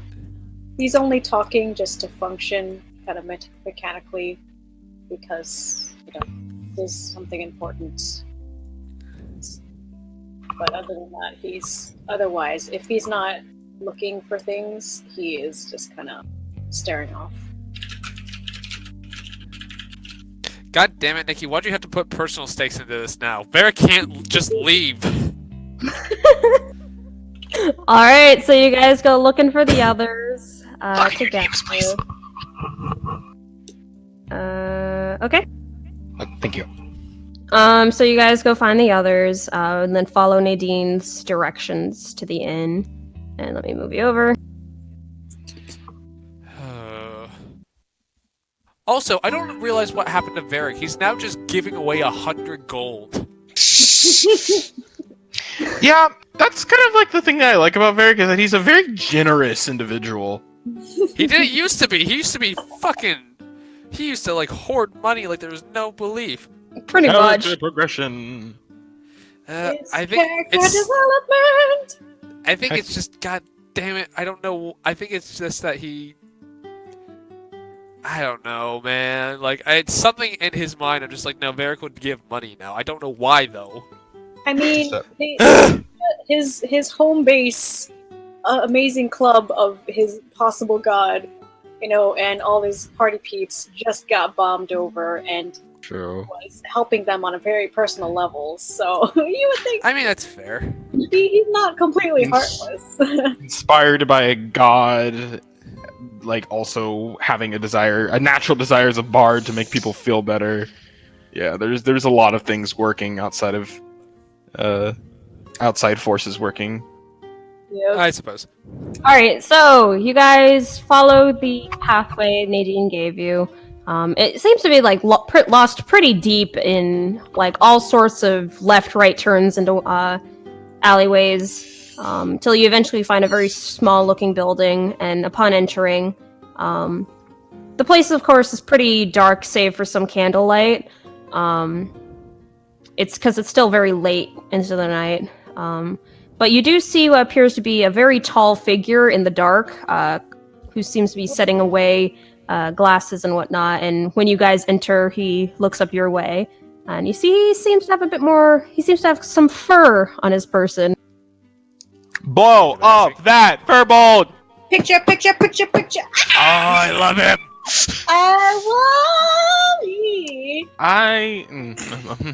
Emotions. Love him. Wait, does his black robes match the one we found? Oh Yep, it was never has nothing to do with the cleric. This was just a business affair attack. Yeah. Normally, Tenzing would also have gay panic. Normally. But he's not doing great. So you might give him a look over and just kind of look the other way. So as you enter, he'll look up at you. He goes, Well, hello there, friends. How can I help you this fine morning? Or We just should need I a room. say Just night? very quickly, just a room. Well, I can definitely do all that for all of you. So, how many rooms do y'all want? Depends. Could it fit all of us? He looks tensing up and down. Tenching already sighs. You know what? I actually think I do have a room that could fit your horse friend. Excellent. We'll Normally- take that one. Centaur. Ah, my Thanks. mistake, sir. Centaur. As for the rest of you, I suppose you could all share a room. He kind of looks at the All six. This normal communal thing you all do. She just Yeah, doesn't. it's She just- doesn't respond. Varric will just pipe up and say, it's a lot cheaper that way. Fair enough. It'll be 2 gold, 1 gold for each room. Varric will put down a gold. So Tenzing getting his own room, and the rest are. Yeah, I have to say, all Yeah. of you look like you had a bit of a rough night. there was a accident a couple blocks away. I'm not sure if you heard anything about it. I heard some explosions. My big ears tend to pick up sounds, but didn't realize something vicious was going on. It's not too important. But as for the meantime, with this lobby, is it going to be open at night? Throughout into the morning, preferably.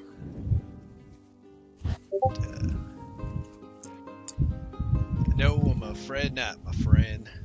It's all going to have to be closed up soon, but I was just setting away and putting away some of the dishes. Alright. Kind of looks at all your demure faces, so I'll tell you what, though, you all look like you're having a bit of a downtime. Perhaps you'd like to try one of the house specials before I finish cleaning up around here.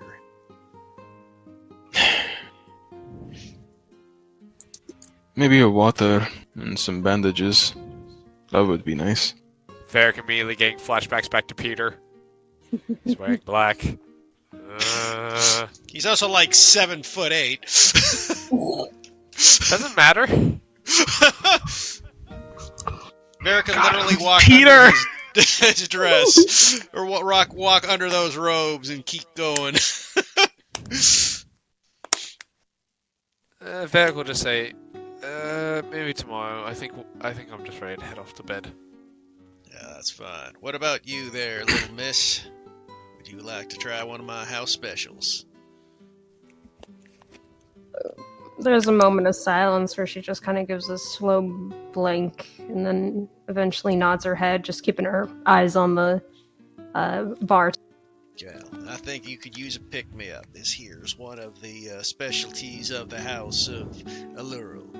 It happens to be an invention my folk came up with up in the colder areas. And he goes down and he pulls up, and he pulls out a little bowl and puts little scoops of it as he serves her this.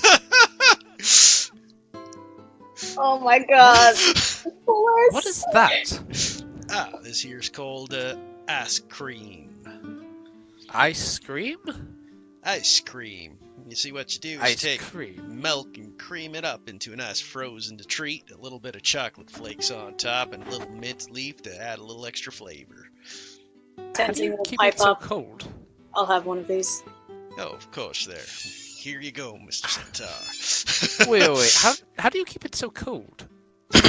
Well, this is the temple, the Inn of Allure. Don't you know who she is? Goddess of magic, yes? No. I just started Goddess looking of around at the magic. tables and noticed the Oh, sorry. snowflakes. Just Sorry, so... Goddess See, a the winner, frozen my piece little came up in friend. my head. Goddess a winner. Oh, in that case... You know what? That looks interesting. I'll change my mind. I'll try some. Of course, my friend. He puts a little ice cream scoop up for you as well.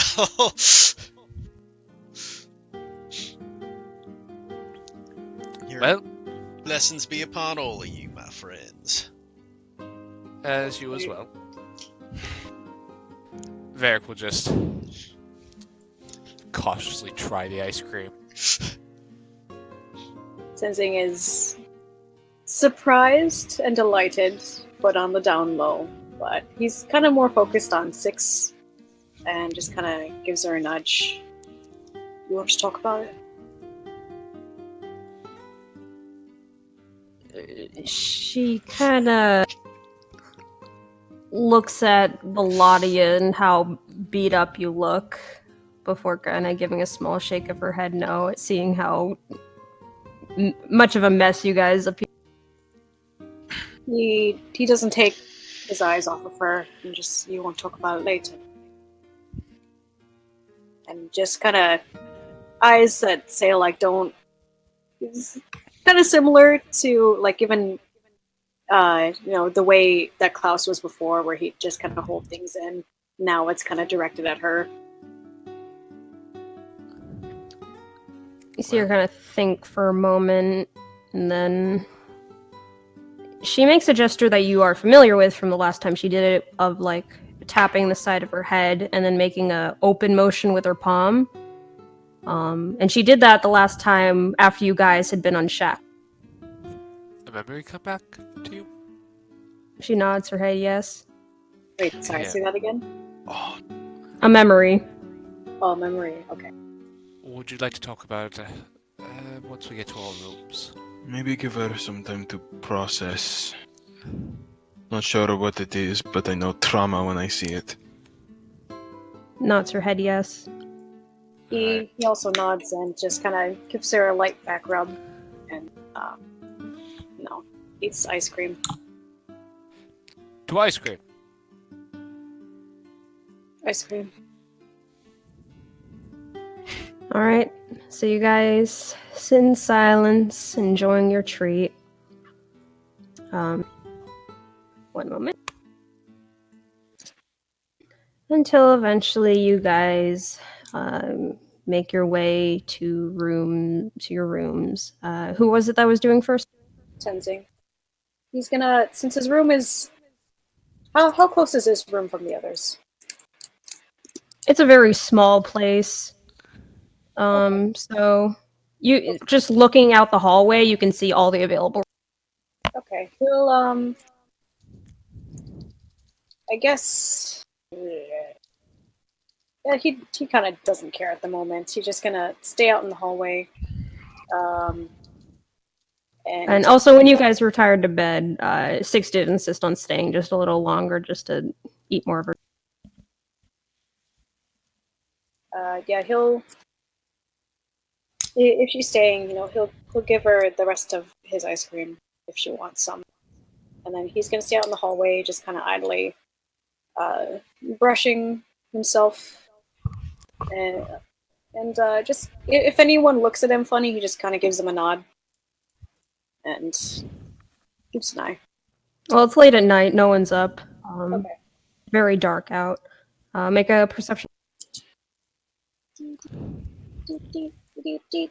Perception. Perception. 6. It fits. Nothing out of the ordinary. So you do your moment of time for watch, and as you're about to head back to your room again, you do notice Klaus seems to have gotten up a little early. Hey. You alright? Wanted to speak to you.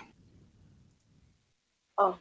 And he just kind of looks at the floor. Do you want to chair something, since I was just standing out here? Repeat that. Sorry. Did you want to chair or something? Because he's kind of awkwardly staring at the floor and wants him to sit, but doesn't want him to like sit on the floor. I can sit on the floor. Not a problem. Right. Just as a note that these rooms are underground. Yeah. Okay. But yeah, no. Klaus would just kind of like slump against the wall, if that's the case. Kind kind of feeling the cold ground against his burned skin. He feels kind of like the uncomfortableness that is kind of like the peeling sensation, but the cold simultaneously working as a bit of a soothing feeling. Tenzing, while he's doing that, he had undone his braids and just kind of fingering through them idly, and watches him wince a bit. Just like, you doing all right? I want to pull those off later. It'll be fine. He says with a bit of a strain, but I came here because of you. I wanted to check if you were all right. Kind of gives a half-hearted chuckle. No, not all right. It's just same shit. I had hoped that, I had a feeling things would go down the hellhole, and I didn't expect it to go so soon. Seeing all those people and failing one, it's just the island all over again. I thought, I thought that I could maybe make up for my cowardice back home for running to maybe immediately help out the people here. But in the end, I still fucked up. So Tenzing's like what, sitting against, or what's happening? So how narrow is this hallway? Pretty narrow. Okay, so in this case, his horse half is just kind of parallel, lined up against the wall, and he's kind of his human torso is kind of turned a little uncomfortably because he has to watch both sides, but makes it work. Like his horse, both of his backs are kind of against the wall and just kind of slumped, as comfortable as he can while not being in the way if people end up having to, walk past him. Yeah. All right. But kind of hearing what he's saying kind of takes a moment. Don't you think that's a little bit unfair Yeah, to yourself? just kind of. Oh, sorry. Keep going. You seem to hold yourself to an unnecessary standard to make up for, what, sins, if you can even call them that, in your past.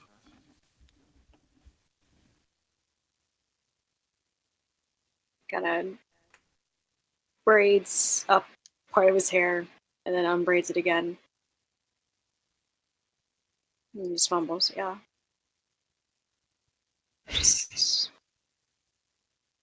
I know I shouldn't feed into it, but lately it's just been a lot.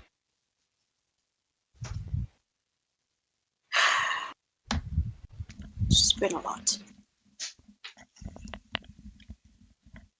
I know. I'm just. You- I'm Go ahead. tired. I'm tired of losing people.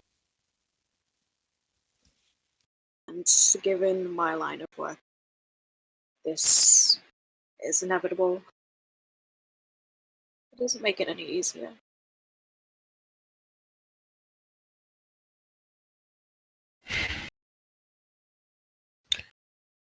Klaus kind of sits quiet for a moment.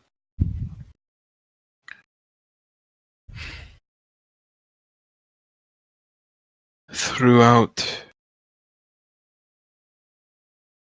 most of my life,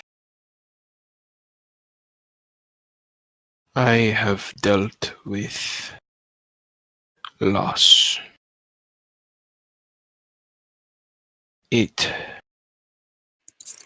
You're right, it doesn't get really any easier.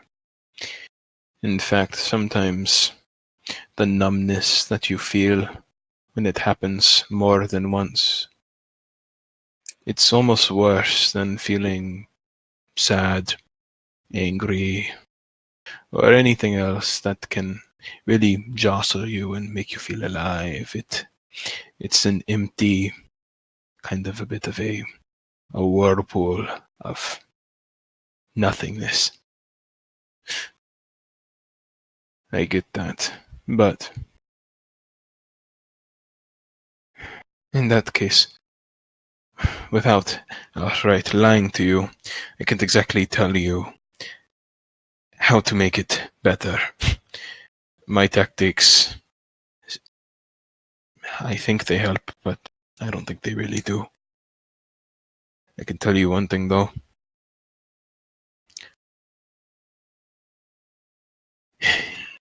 Inside of that inn, I was there when I saw you trip. It was really bad. I managed to capture one of the others before you tumbled. But that's the thing. While you may not be able to see it that way, because I've observed you from here on out, this was, I don't know, you saved how many others, though? Running across the second floor, even though you knew that you would have trouble getting down the stairs, taking the risk anyways because you wanted to save these people, using your amazing speed to get across the first and the second. Frankly, had you been bipedal, you probably would have tried to go to the third floor as well. I would not be surprised. I know you may not be able to see it like this immediately, but you saved a lot of people. In fact, actually, I'm kind of on the bottom of the barrel in this case. I got, and kind of like says this absentmindedly, I got who I cared about, and I got out of there as soon as possible. That's as far as it goes. But you're altruistic. You made sure as many of them got out, but even now you're not satisfied. Not to say that you should be, but I know it is difficult, but this is something that, frankly, you should almost celebrate for. You did a lot of amazing things tonight. You're not a coward. I know cowards. You're of the most courageous people that I know, frankly. It was a very brave thing of you to do. A very brave thing of the rest of them to do, in fact.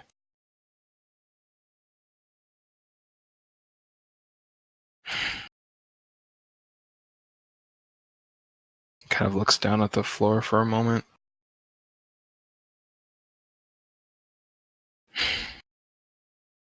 You may not realize it, but Tenzing, as of tonight, you are a hero.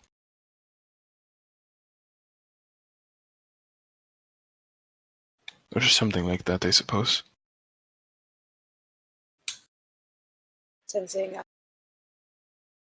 he's silent the entire time he's talking, but you can tell that he's listening. And the longer he goes, the more his eyes just kind of look to the floor. And as he tells him that he's not a coward, it's just kind of giving him praises. His eyes well up and just kind of silently let tears fall over his eyes. Just kind of nods. Klaus will stand up from where he'd been sitting, since that more or less puts them somewhat at eye level even then. if not a bit lower, given that. But he kind of makes his way over to Tenzing's front. Will kind of kneel.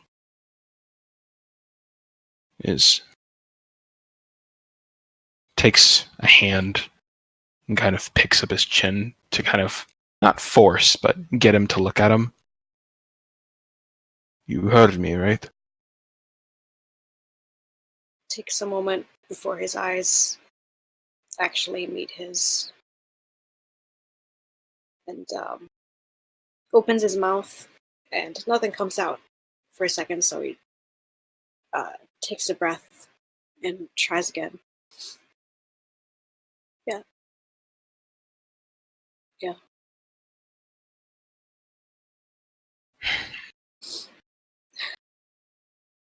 You did good. Tell yourself that. You did good.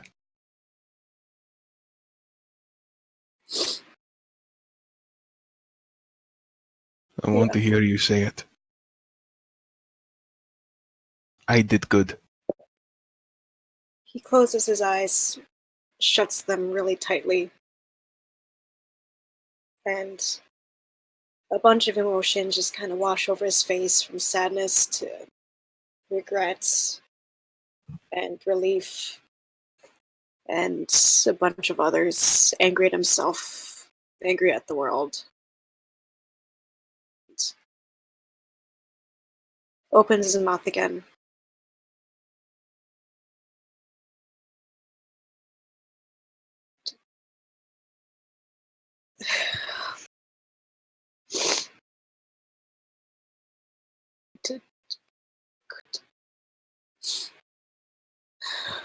One more time.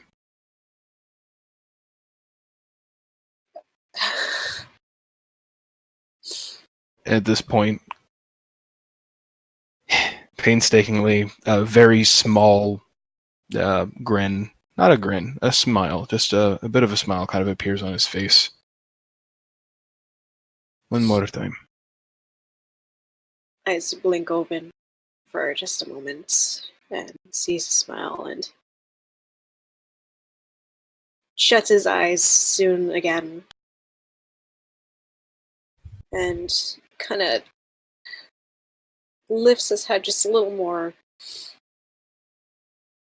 I did good. And soon, just as soon as he says that, head just falls back down, and just kind of head falls to his shoulder, and just kind of sits there trying to hold it all in, and just kind of salty tears falling on him. Klaus kind of thinks about it for a minute, because this is bringing him to a place.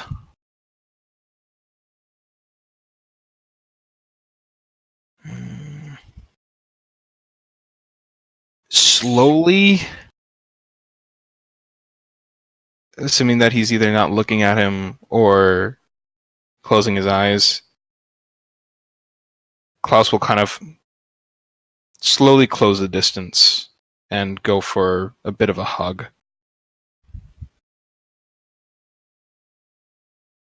Remember what they said? Don't be afraid to feel these emotions.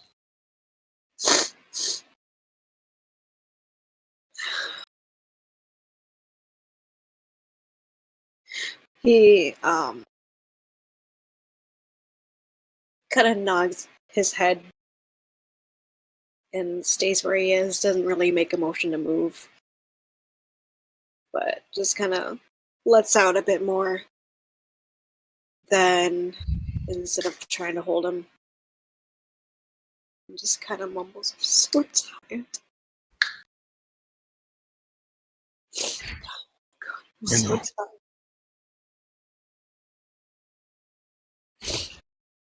Let it all out. I'm sorry. Sorry. I'm sorry. He's just kind of kind of just rub his back, kind of feeling his own hand kind of bump with each hitched breath.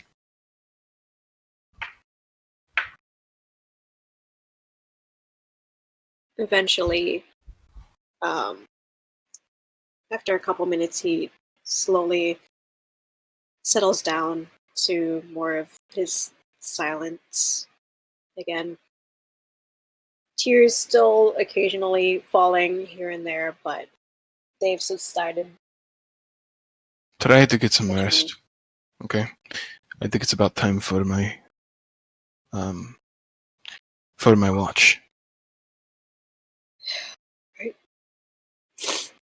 Right. And finally lifts his head. His cheeks and nose and ears and everything just kind of more flushed, and his eyes are puffed from crying there, but he finally looks him in the eye by his own volition and mutters thanks, and goes to close the distance again and give him a much tighter hug. And then This time Klaus wasn't prepared, as he's just kind of like big strong hug, and then lets him go. It just kind of, yeah, I'm gonna, and just kind of gives him a slightly awkward pat on the shoulder, because he just there's a lot going on in his head, so he's just gonna, yeah, good night. Yeah. get some good rest. No, I'm not. So, yeah. Sorry, hi. No, he just said get some good rest. You too, when you do. He kind of smirks at that. You actually go to sleep, right? You actually, like, when he sees a smirk, or kind of, you actually will go to bed, right?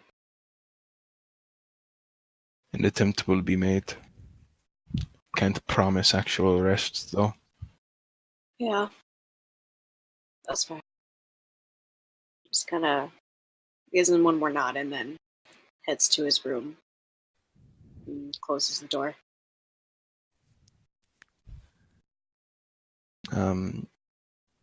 Six stayed behind. She was there still, down in the lounge? Or Yeah, she's in the lounge area. Klaus kind of moves over to where she is, kind of sitting across from her. She was in one of the tables. What is she doing? It looks like she is cradling a third bowl of ice. Wonderful. Aww. Klaus kind of moves over towards her. It's just, hey.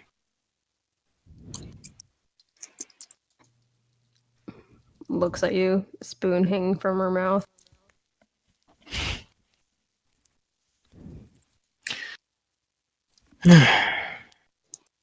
This was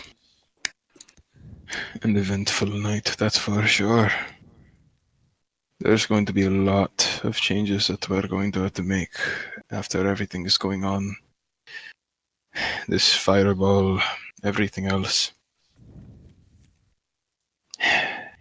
A kick in our game has been introduced.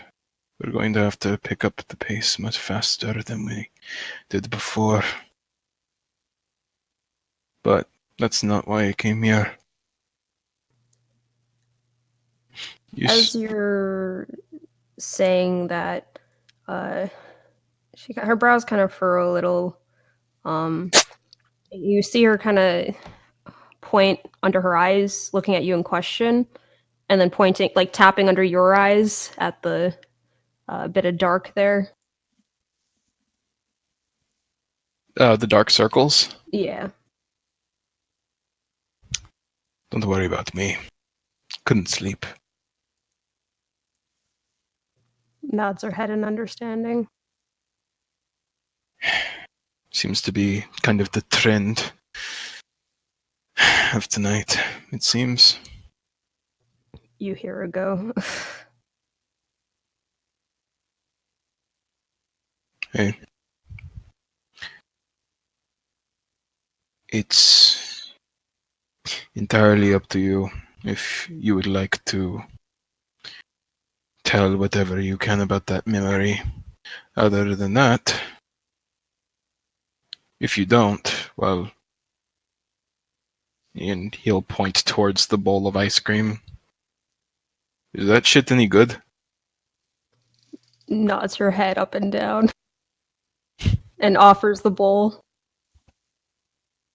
It's your choice.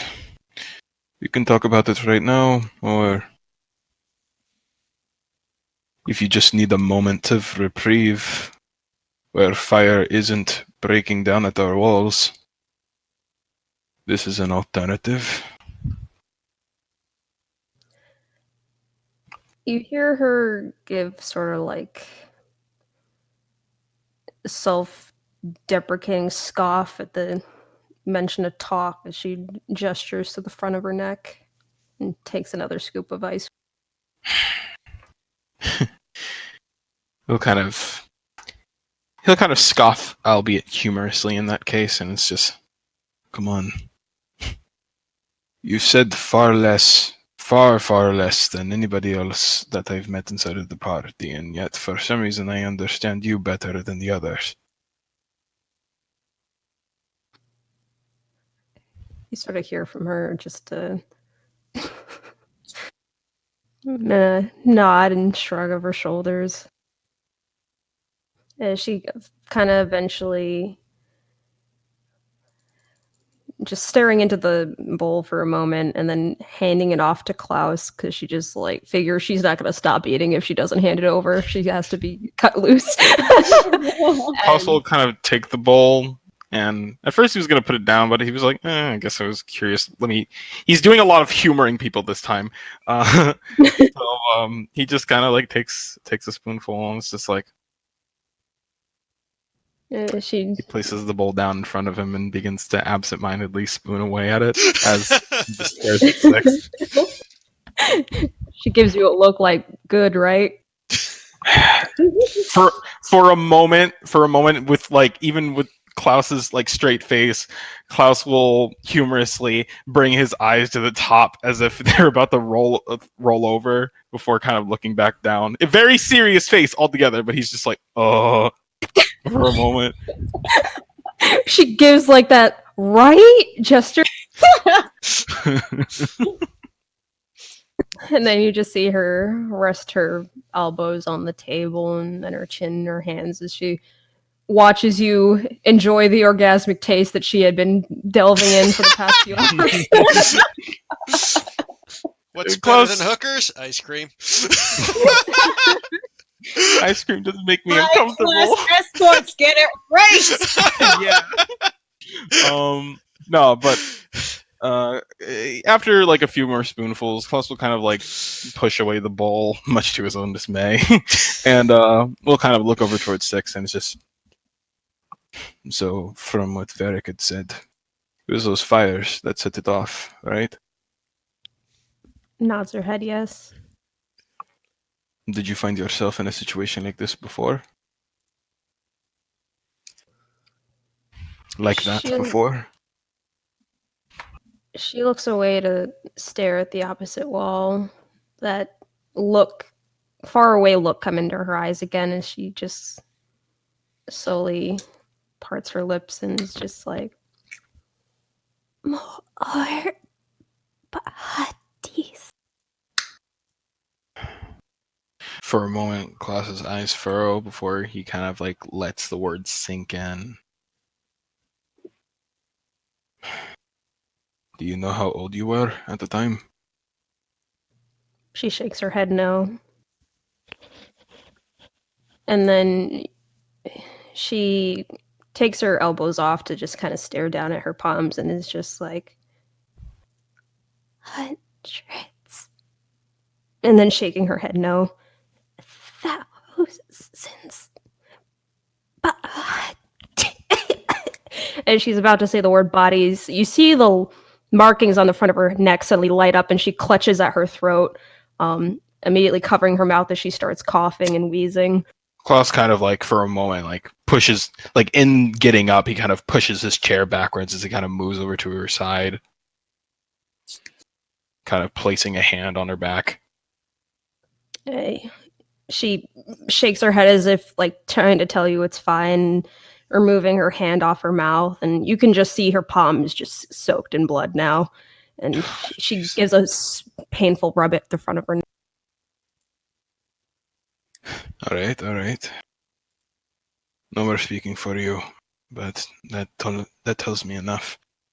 Off the top of my head, given populations and what, something just out of character fucking smacked me in the back of the fucking head. In realization, I'll ask more later. But off the top of Klaus's head, did like what cities does he know that have? I mean, I'm assuming all the cities have at least thousands of people, but Yeah. Are there any tragedies that he may have heard of that would have been of this? Make a history check. All right. Oh, my favorite. Oh, jeez. Oh, that's deception. No, sir. Oh, thank God. Oh, jeez. Oh! I feel so powerful. Thinking over as much war history as you know, or noticeable tragedies that have happened in the world, you get the sense that probably during, if there were ever times of bad war many, many years ago, hundreds of bodies seems likely, but you can't think of any particular incident anywhere in your knowledge of history where there was a burning of hundreds, if not thousands, of bodies. Bouncing off of the history check, in your world, how many people? Everybody, I believe, is aware of that historical cutoff point. Yes. How many years ago was that? Like, if there was, like, when records stop? That is looking at about, as people can guesstimate, 3,000 years ago. Okay. Klaus's eyebrows just kind of furrow as he kind of like thinks back about it. It's just interesting. Well, I'm not sure exactly what to make of it, but tell you one thing.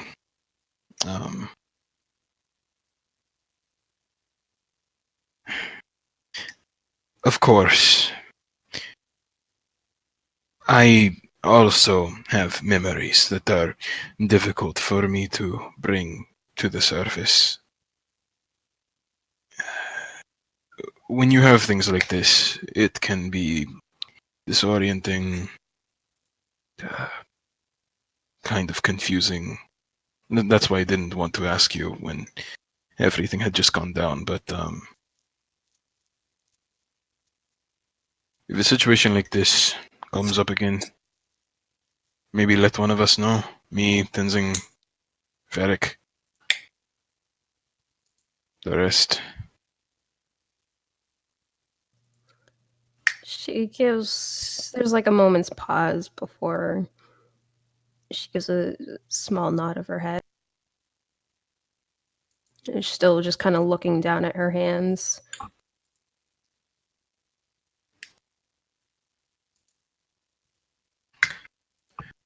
For a moment, Klaus kind of remained silent and kind of unmoving as he had now kind of just taken a seat next to Six instead of I can't think of the word when you sit across from Six. It's like on the And, stool next to hers. Yeah. And Got it. for a moment, he just kind of grows silent again, and he's just. But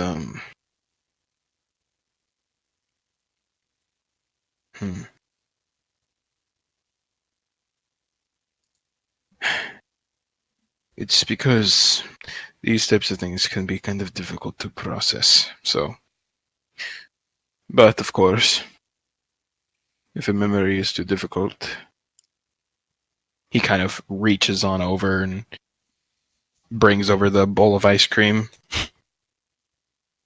We can always just sit down and not ignore it, but give yourself some more time to process and digest.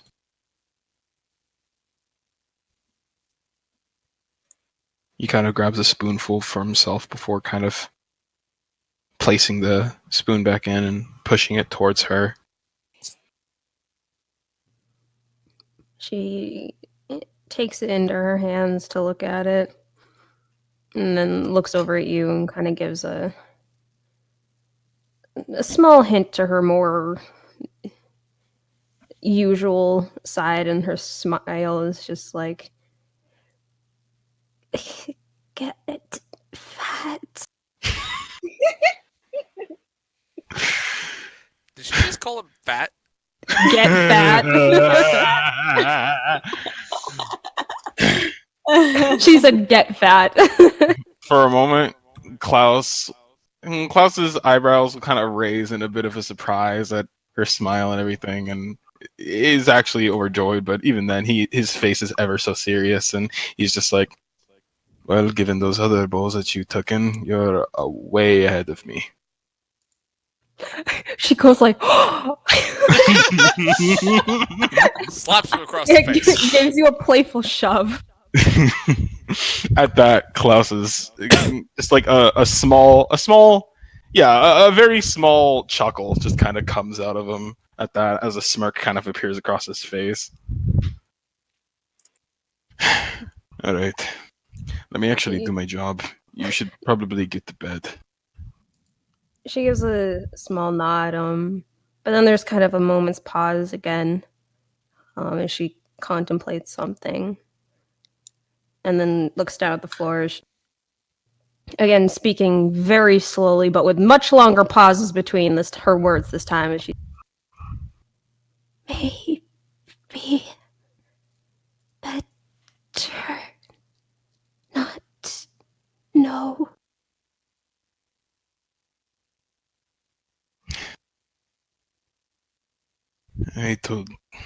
He kind of like looks back over towards her with like kind of a more solemn, or a bit of a solemn look in his face, and he's just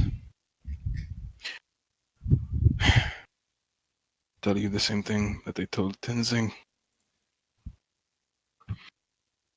Everything happens for a reason. In this particular case,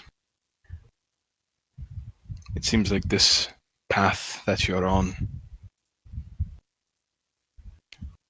it seems like it's going to be unavoidable either way.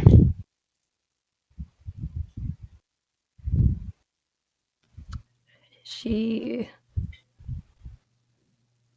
gives a long sigh, and just like, wonderful. Klaus will kind of give her kind of a pat on the back for a moment, and it's just, well, in moments like these, I can at least tell you one thing. Whether or not it is bad is completely up to whatever fucked up system this world of ours goes through, but I can tell you at least one thing that's certain. The one thing that you can't control is how you take all of this. Do your best to learn from every single memory that you get. It's the only productive thing that you can do with, well, I can only imagine how frustrating it might be, but at least you can make something somewhat positive out of it. Not the incidents, but what you can learn from the memories. She looks at you kind of like with a mix of nervousness but also questioning, and she says, honest opinion. Of what? And she The memory? she runs her hands through her hair, and gives kind of like her shoulders dropping a little as she gives another sigh, is just scared.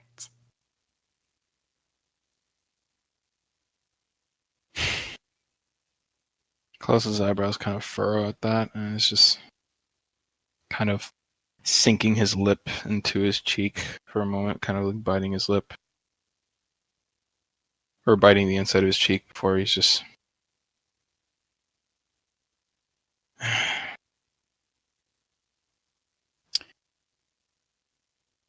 taking his time, kind of eyes looking down at the floor where he speaks up and... Well...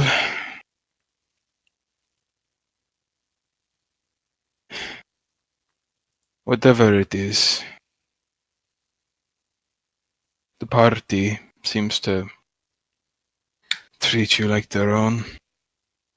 I'm sure if anything bad happens, you'll have people there in case.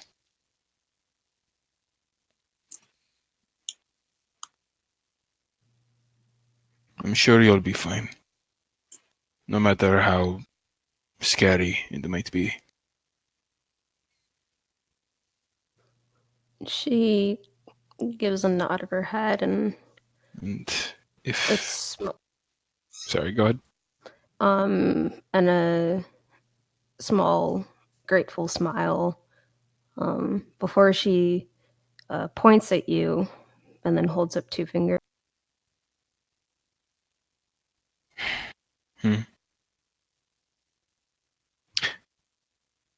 I know what he's saying, but...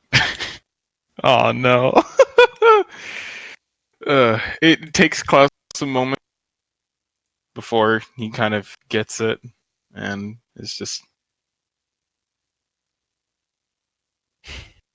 Good night, 6.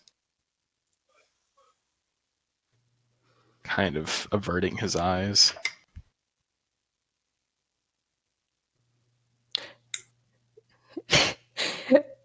Even with his averting his eyes, you could probably see out of his peripheral her kind of squinting and trying to lean to get a better look at his face. He kind of... it's like a... it's a bit of the unreadable, but like at this point, like in this case, it's just he's in denial mode, so he's being stubborn.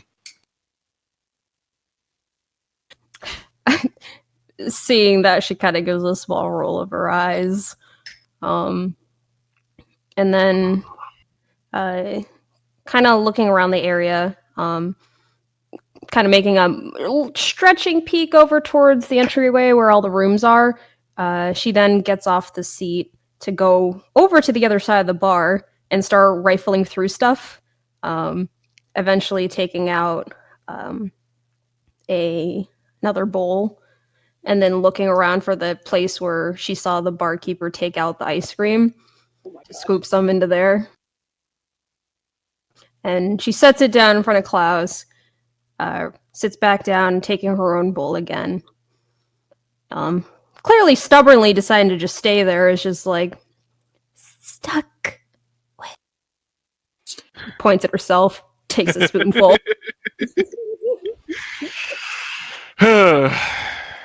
Klaus gives almost a purposefully exasperated sigh as, without looking at her, he'll move his hand out and grab the bowl and drag it towards himself before he moves the rest of his body and begins to eat and kind of responding towards towards her smile.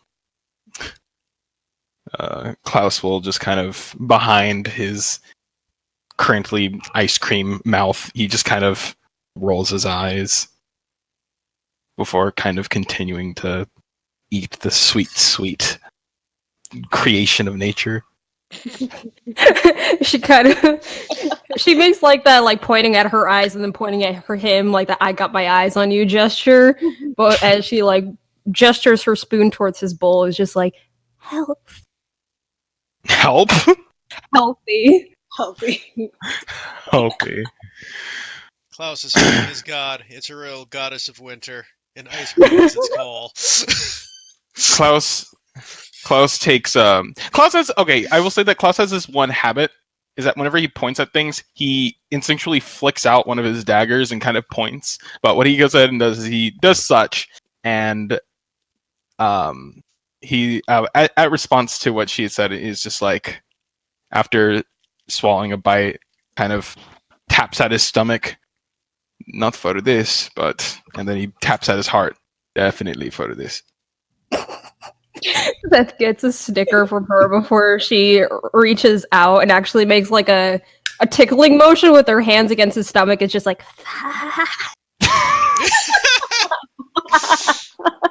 I God. Oh man.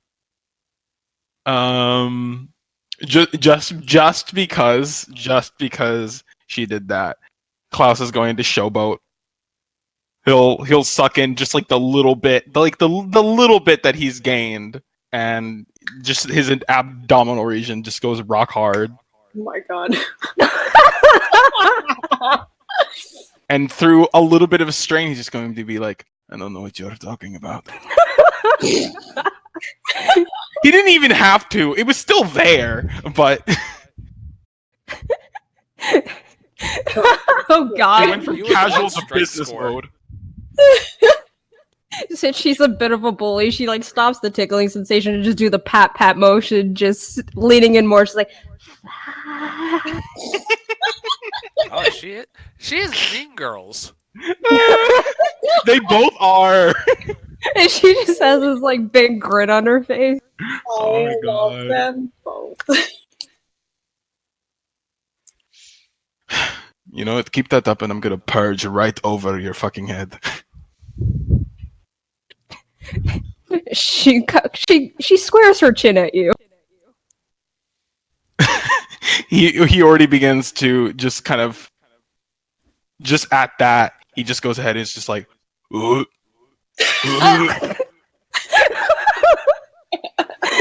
She points at him like, "Don't you dare!" Starts getting up, gets closer to her. Oh god! Oh no. He's gonna try to chase her back to her room. God. Get your ass to bed. I need to do my job. She actually make sure to, of course, duck out of the way so she doesn't get vomited on. And grabbing her bowl and scoops some, and does a whole like cannibal thing with the spoon, so ice cream Oh my smacks you in the fucking face. I'm not even gonna try to dodge that for like game reasons. I'm gonna say that it fucking hits, and it's like, okay, now you're done. Oh god, He's this is gonna turn into a food fight. He's gonna dive in and attempt to grapple. Oh jeez, Oh, she's gonna God. resist. Oh my fucking god! Athletics, Athletics. right? Yep. Yeah. Oh god. Damn, 2 nat 20s in a row. Ooh. She got a 3. Oh. So yeah, no, Bye. he's gonna swoop in and just fucking over the shoulder carry her, and it's just like, come on, get to your room. I have to actually fucking do a job. He just hears her going, "Ah!" And since she still has her spoon in her hand, which is ice cold, she's gonna press it to his back. Oh my God. Oh man, his back like seizes, but with that nat 20, he just continues to soldier on forward. But specifically because she did that, while he walks downstairs, he's gonna make it particularly bouncy as he moves down. Her just making sounds of Just like, He ate I'm- too much. He's gonna vomit on me. I'm Oh my just gosh. gonna say at this point, you're gonna hear a door open and a big voice go, "You know, there are paying customers trying to sleep around here." As Bud comes out wearing like a little nightcap and like a 1920s nightgown dress. Internally, I'm like, that's fucking adorable. But for Klaus, he's just like, he just goes ahead and gives like a courtesy, kind of like almost like a salute. It's just like, yeah, right. That's my bed. Six is muffling her laughter. Looks at Six and Klaus and goes, "So it is sort of communal thing going on here after all." Klaus just ignores him as he goes ahead and moves over. Six just outright laughs at that point. Oh my And as god. Klaus Yeah, like, turns so his back is facing Bud, Six just gives eyebrow waggle at the guy. You just Oh look my and notice, and he God. gets a big furry thumbs up. You don't judge as he goes back to bed. Oh my fucking god. No, that's exactly Klaus not noticing a single fucking thing as he goes ahead, marches over to his fucking room, opens the door, and just like places her down. Go to bed. Is he like blocking the doorway? Yes. Go to bed, young lady. Yeah. One more athletics check. She's gonna try to push through. Oh my fucking. I hate. You didn't. Oh, she got a 19 this time.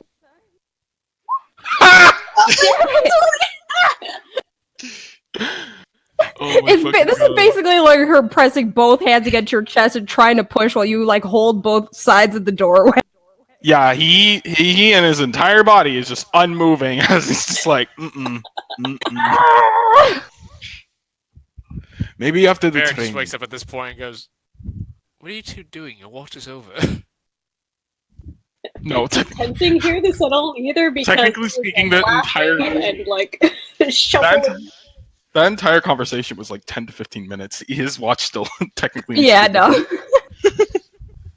Actually, that entire conversation was closer to a half hour, but okay.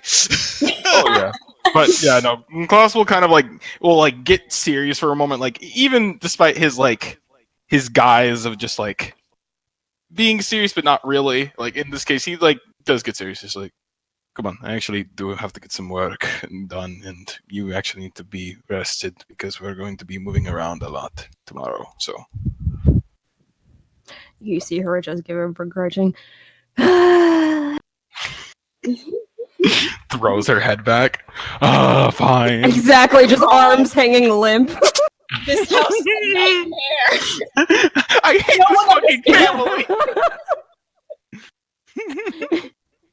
Eventually just nods her head in agreement and turns around, though she does pause for a moment actually and then turn back and kind of gives him that like I got my eye on you look as she again reaches up to tap underneath his eye at the dark circles there and then makes like a sleeping gesture against her with her head against her hands. Oh man, it's a bit difficult to tell. But Klaus does nod. It's kind of a defeated nod, but a nod. Makes her she strains up and gives a big grin again as she just says good person and, with an affirmative nod and then gives like a do stomp back. Good night, Six.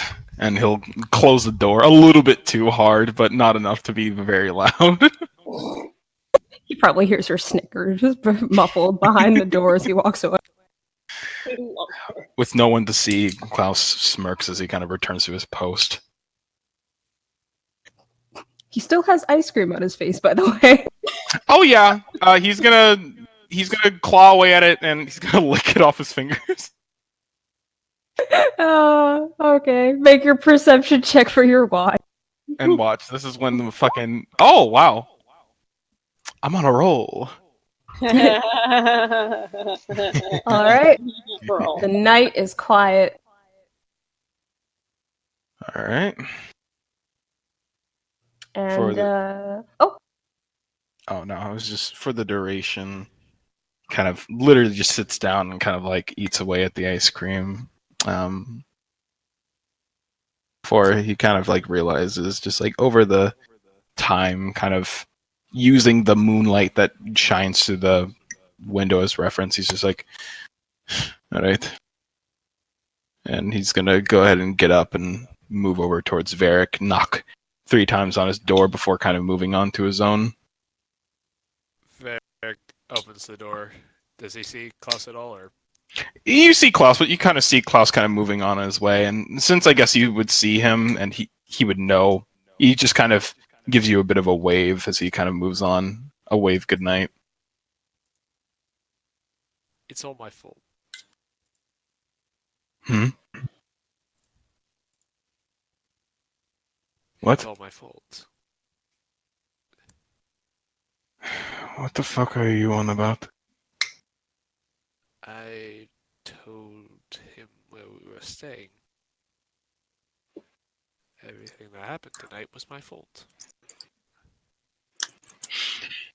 For a moment, Klaus in this half-lidded, like legitimately tired kind of look, he just kind of like slowly blinks at him for a few before he's just like,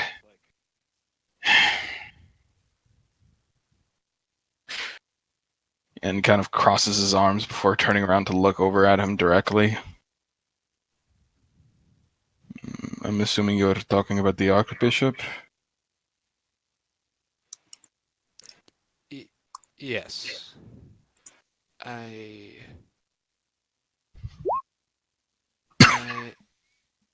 he asked where we were staying, and I told him, thinking nothing of it. And people got hurt because of it. I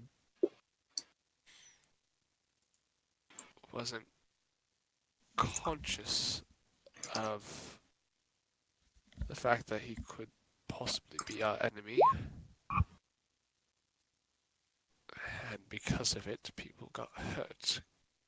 Because I was selfishly going after my goals without considering the consequences.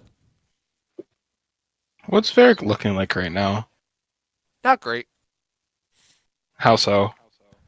For once, he's not looking directly at you. He's more just staring at the floor. Actually, examining him shows he's probably did not sleep well during his time he was sleeping. Sleeping, but not sleeping well. His hair is disheveled. He quite frankly, for the first time since you've probably met him, looks like a damn right mess. Varric! Klaus takes a moment, and it's just... Or go ahead.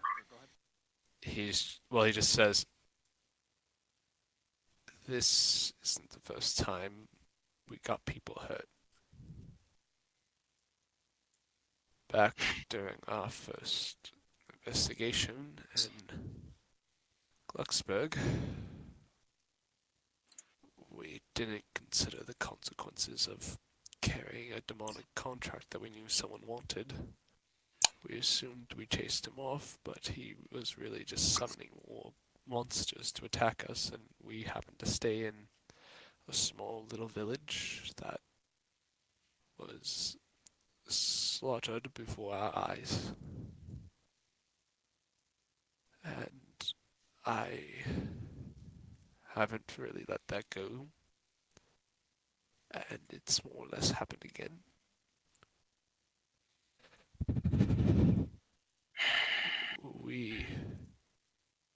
I don't think I'm right for this sort of thing. I don't think I'm helping people. I wanted to do better. I wanted to, I guess, make it up for what we did. For the people we hurt. But I don't think, but I blinded myself because I was so close to getting what I wanted.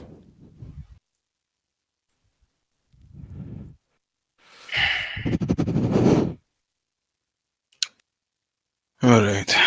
Fucking fine. Alright. Klaus will kind of move over to Varric and kind of place a hand on his back as he begins to walk him. After he was just making his way to his room, he goes ahead and begins to walk them back to the table that 6. And Klaus had just kind of sat in. He kind of moves him over to his seat, proceeds to go into the back, pulls out even more ice cream,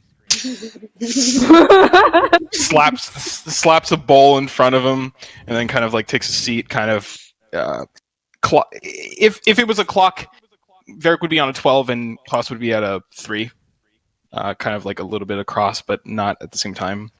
And he kind of just goes ahead and sits there, kind of twiddling with the spoon of his own from previous, and he's just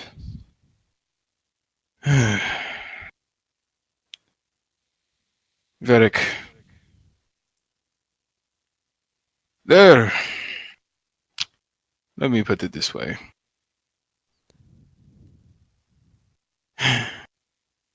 And bear with me with this, because this is going to start off terribly. Okay. Since the Varric's beginning, just looking at his bowl, by the way. since the beginning that I have come here, other than Grimson, the both of you have been, without a doubt, some of the biggest annoyances that I have ever met in a long time. Now, this is not for reasons like, I don't know, you being a bad person or anything. What it is, it's because we're two completely different people. I look out for myself, whereas every single time that I've seen you, you are constantly always prying yourself into other people's lives to make sure that they are okay, standing, or anything else of the case. In an odd way, and I'm not sure how this is possible, you somehow give off this weird, almost motherly vibe towards the people that you talk to. You are overbearing, kind of a little bit pushy, overly proper. But let me get to my point. About you being not cut out for this. I think that's horseshit. As far as it goes, not only are you rather talented, have clearly a very strong heart of heroism, and more importantly, a heart for other people. The fact right now that you are downtrodden like this, it shows that you actually really do care for the work that you do. Whether I care doesn't matter. It's the fact that I'm a failure. I can't. I'm sorry. My actions keep leading to people getting hurt. I I'm don't want to hurt people, Mr. Klaus. I want to find my father's legacy. And I want to make myself a better artist. And after what happened in Luxembourg, I realized that I should be trying to help people. I'm not sure about the fuck-ups that have happened in the past. But in the short time that I have known all of you, you have tried to help that one old woman, Eleanor. Even in a deceptive way, you tried to even help Reginald. You came to this island. Before the girl could practically get out the rest of her plight, you immediately tried to help Penelope and whatever the fuck she's going on. Every single thing that you've done since you've gotten here, and ever since you even frankly had met me, you've been trying to do some sort of assistance or help of other people. That is not a trait that is very common amongst, frankly, anybody else that I have met. You have what I would probably consider, and unfortunately it's not an exaggeration, what some people would call a heart of gold. I In think you that case, overestimate me, sir. no, trust me. Throughout my entire life, I've learned not to over or underestimate anyone. This is a fact that I've learned from you. It emanates out of just about every single bit of your being. Even right now, the fact that you're showing this emotion, it matters. But here's the thing that is beginning to almost annoy me. You're saying that, from what I can tell, you seem to believe that all you do is hurt people, except for the fact that when this entire building was burning down, you were what? One of the last people to leave. You ran in, helped me actually with Eleanor, and helped Scar, or not Eleanor, helped Nadine alongside Scar. Varric, you're not being fair to yourself at all. We saved the majority of people outside of that. And when it came to me, I only brought out a few, but you, Tinzing, Scar, you brought out, I don't know, tables of people. Even inside of situations that you messed up, you've always made moves to make up for these mistakes of yours. And even then, they've all been net positives. Varric That just looks up amalgamation. with you. Varric just looks up at you, though, with tears in his eyes, and he just says, "What about the ones we don't save? What about the ones who we endangered and they died? The ones who are hurt, and the ones whose legacies are now ended? What about them?" For every success, there is a celebration to be had. For every failure, there is a lesson to be learned. But Have every if I single don't one of try- those.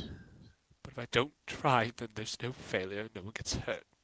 No, that's not the case. We are all people here, unless you are a god, which even in their case, they make mistakes as well. So really, nobody is impervious to imperfection, including yourself.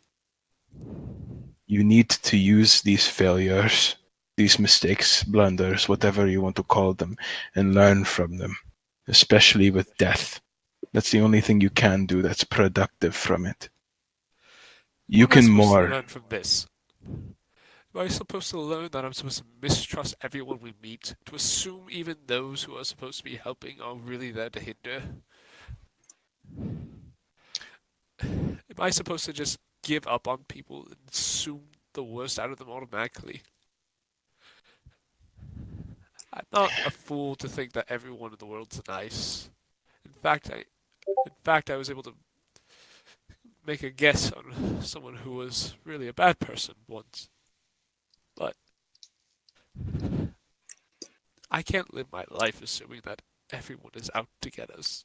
That everyone has a different purpose, some alternative motive. There's And he grabs a handkerchief and just goes. Unfortunately, that is the type of world that I am used to. But again, this isn't about me. In your case, there's something that you need to get used to, and that is sometimes you don't have to do anything wrong in order for something to go wrong. There are situations, times in life in which simply bad things happen, not because of what we do, but simply because we lack the control over the situation. In this particular case, the person that you could have told, I don't know, could have been something like a little kid. That little kid could have found the Archbishop and told him. In case, you happen to be unlucky. You're right. With luck, there really isn't a lesson to be learned, other than to hope that maybe, just maybe next time, you will make the right call. But in this case, don't change yourself because of this type of blunder. You didn't do anything wrong. Not a single thing. No, that's where you're wrong. I made the mistake. I trusted someone because I hoped they were good because I saw my goal and I selfishly went after it. The people who die tonight are me. I don't know how I will move forward with that. Mr. Klaus, I haven't been at this very long. We've basically won one job before this, and it was a complete disaster. So many people. There's a situation in which, but that's the thing though. You stopped that murderer, right? At what cost? Because of us, an entire Answer my town question. wiped off. We stopped him. But you want to know who the fuck it was? It was some 14-year-old brat who gone way over his head with something. We couldn't even find the fuck out what he was actually doing. Mr. Klaus, you have joined a group of fuck-ups and failures who can't even seem to get something as simple as looking into something right. We're not discreet, we're a bunch of fucking miscreants. We're a bunch of people who are odd and weird and... And Bear just slams on the table and just says, we failed. We failed in a way that gets people hurt. It's my fault. It's my fault because I don't think things through. It's my fault because I know I should think things through and I don't. Because I look for easy answers and easy solutions and that gets me, and I don't.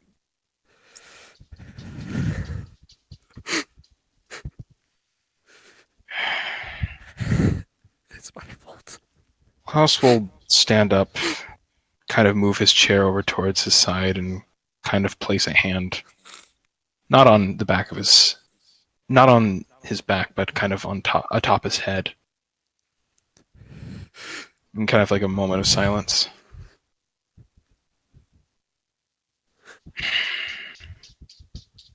Sorry, but no matter how which way you word this, the mistakes that you make, every single blunder, in this particular case, you do have two good examples of it. Admittedly, you did fuck up in that case, and you fucked up in the previous case alongside the rest of the party. But in these particular cases, you have to focus on everything that you've done. In those expenses of other people, you've also saved plenty. That kid who was over his head, had you not put a stop to his creation, imagine all the wreck and havoc that could have came from it. With this fire, we saved most of them. If the lot of you all weren't there, they would have all died. Maybe some of us, in fact. There is a lot of good that you do, and unfortunately, we as people are not perfect in the way that we would be able to save everyone. But you know what we can do? We can make their deaths, these mistakes, these blunders, we can make them matter. With each and every single one of these, we become stronger, we become smarter, and more wise for the next decision. How many more lives is it going to take before we get it right?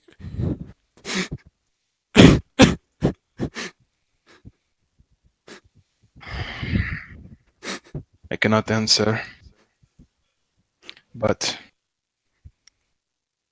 until the end of your adventure, mine, Tenzing's, Scars, Crimson's, Sixes. Until then, take in every single one of these. And the best that you can, you have to learn from them. With every single one of these failures, they may be heavy, they may stink, they may be messy,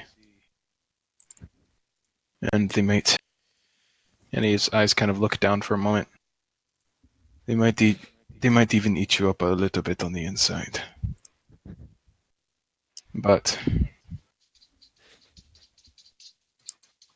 for the people that you lost before. Make something out of it. You can. Because, frankly, again, you are by no means heartless. And that's the good part about you. Sure, something that drove me crazy for a bit. But, frankly, it's your big heart that, while you may have trusted that person, it's that same thing that fueled you to save so many people, even at the expense of yourself. He kind of even moves, sifting through his hair, and he kind of notices patches, perhaps missing in the flames. Even for a second, you might not have made it out. You have burns all over you. You look terrible. It was fine. I knew I could get out if I needed to. I knew I could just bust a hole in the wall and get out. I wasn't in danger. Derek.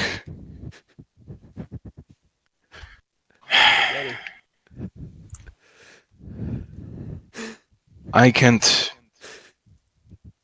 single-handedly tell you that you are brave, of golden heart, a savior to actually quite a few people. These are things that you're going to have to come to terms with on your own. But I can tell you one thing. It's people like you that make real change in the world. It may be difficult for you to see now, but I believe you'll make something great out of this adventure of yours.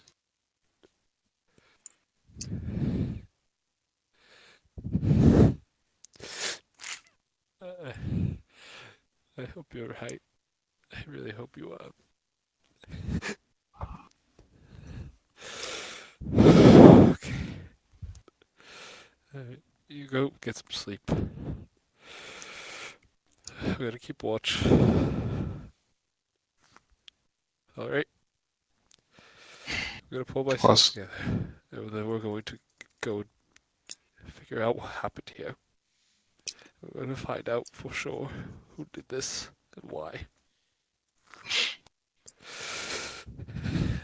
And I just hope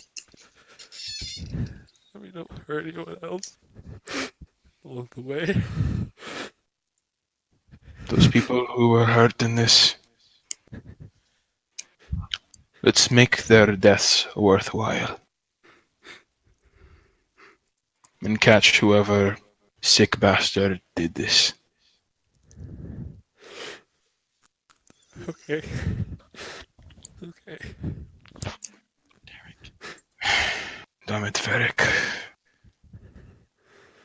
He'll kind of, his hand already kind of on his head, he'll painstakingly kind of bring him close for a moment.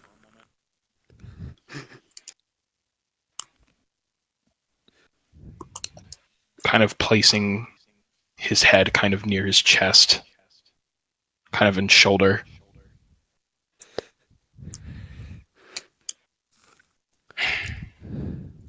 Oh my god, how are you so ripped?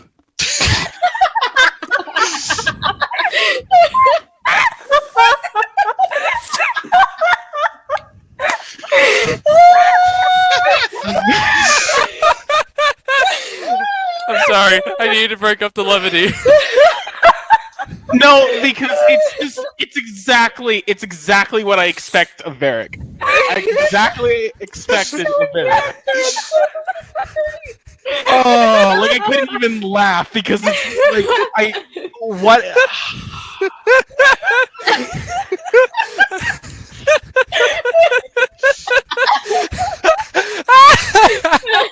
Klaus freezes for a moment. Give me a minute. And he just Master of a group. No, just give me a minute. What did you say, Zaku? Well, I fucking love this disaster of a group. Oh man. Welcome, Klaus. You can't get out. Welcome Oh, to yeah. the club. Welcome to the Welcome. By the way, I was actually crying. club. Yeah, Oh me my too. God. I mean, on the inside, I was. On the inside. All right, But, back to the scene. 3, 2, 1. Wait, no, but did that go. actually happen? Oh yeah. Okay, yeah, no. Klaus, in a very swift motion, as if he was wielding one of his knives, he goes ahead, grabs a spoonful of the ice cream, proceeds to jam it in Varric's mouth, and it's just like, try some of this, it's good. And he just gets up and starts heading for his room. Why do people keep shoving things in my mouth?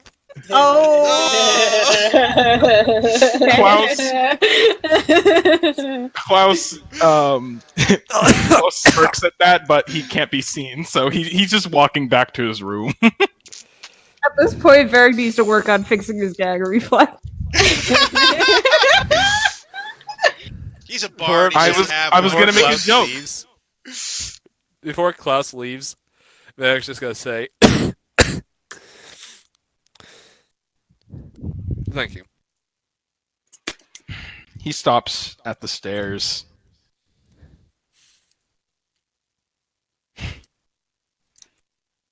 Make sure to get some good rest after this. Yeah. And he just proceeds to make his way downstairs. Okay. Also, out of curiosity, what's your passive perception? Me? Yeah. Okay. Let's see. Better than 13. mine. Okay. You continue to your room. Oh, that's That's nice. concerning. Varric will take a minute. 6 broke out. Jailbreak. Another will time take- where she. Oh, go ahead.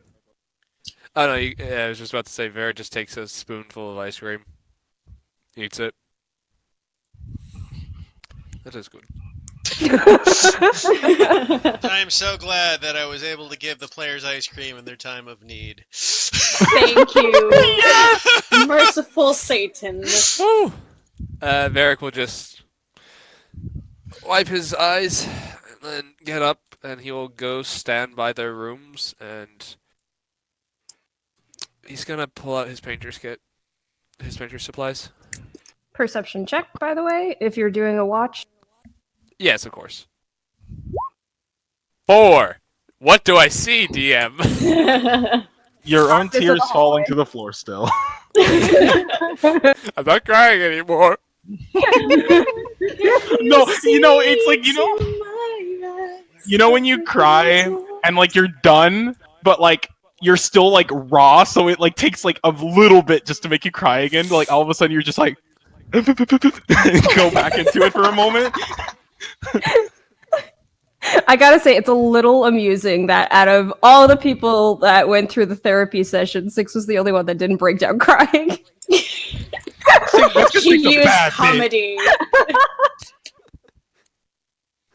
Anyway, Alright, so sorry. performance for your painting.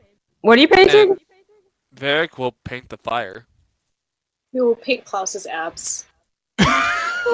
That's a side project that may or may not happen. We'll see. Oh my fucking god! Paints No, I'm kidding, I'm Klaus's kidding. abs glowing by firelight. I've seen it. No. I've seen a god, but But those godlike abs, though. But, Performance check. Varric, yeah, my Varric is fucking basically going to paint the same painting he painted last time of the inn with everyone being merry, except now it's like the complete opposite fire, like bad things. Yeah, because that's Cheers, healthy. fire. This is how Actually, it is. Actually, it is. Yeah. This there's, is how there's he a copes with catharsis shit. going on. This is what he did after their long battle with Peter. Let me see. Performance. Yep. It is a type of venting. It is. It's true. Make an absolutely perfect image that best replicates the trauma you went through.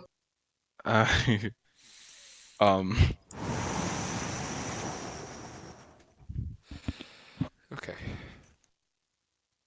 going to find out who did this. And we're going to do it right. And as Varric is painting this painting, though, he will just say,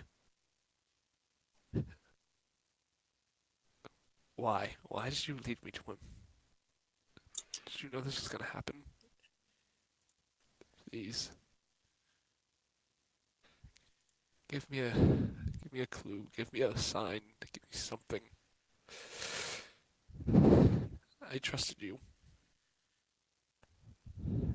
Please. You introduced me.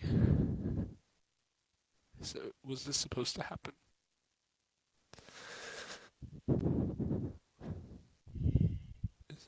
Please help me make this right. Please, Malil. I want to believe.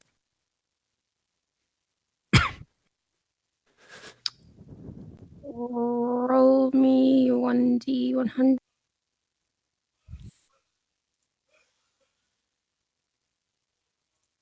Rolling high or rolling low would be perfect for the story in this case. Oh man, it reminds me of a Critical Role scene. Oh no. 2. Oh, damn. Jeez.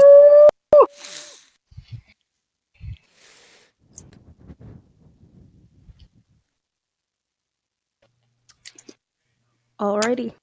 Holyfuck.com.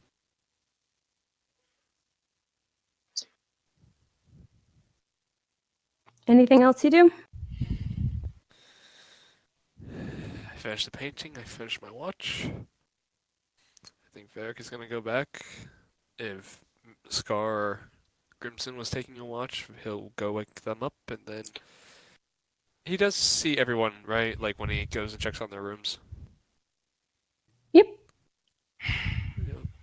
He'll just go back to the room he was staying in and put the painting away and go back to bed after he gets whoever up for the next watch.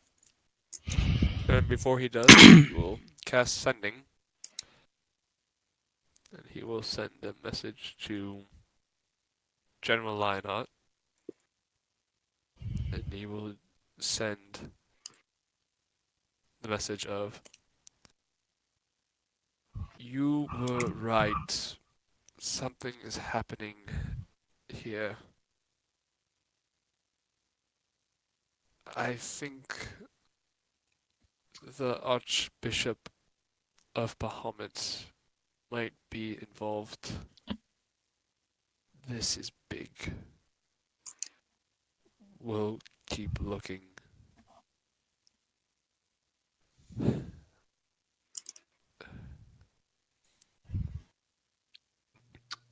You hear some kind of like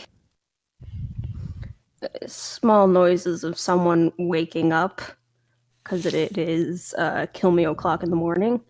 Fair. Varric is not thinking of that right now. Right, Yeah. right. Oh, baby. Eventually, you do hear kind of like a groggy voice respond. All right, keep me up to date and look into it.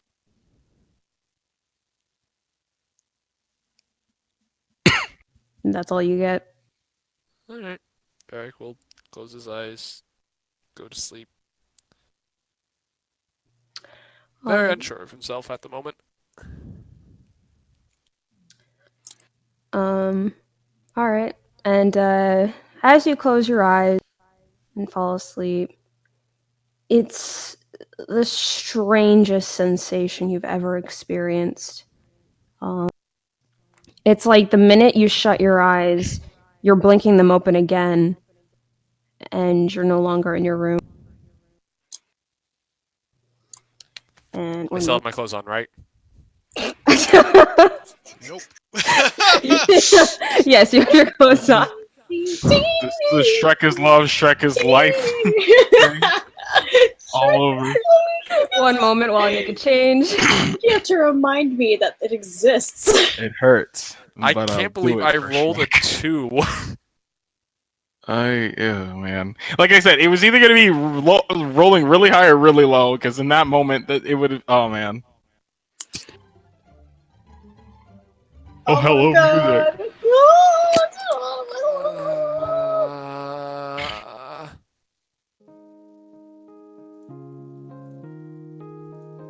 All right. And you find, surprisingly enough, you're sitting on the stage back at the Inn of Melil. Everything looks the way it had been before the fire, but the room is empty. Am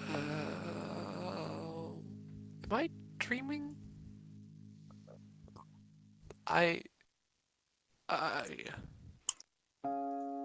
Berg is just looking around, just like.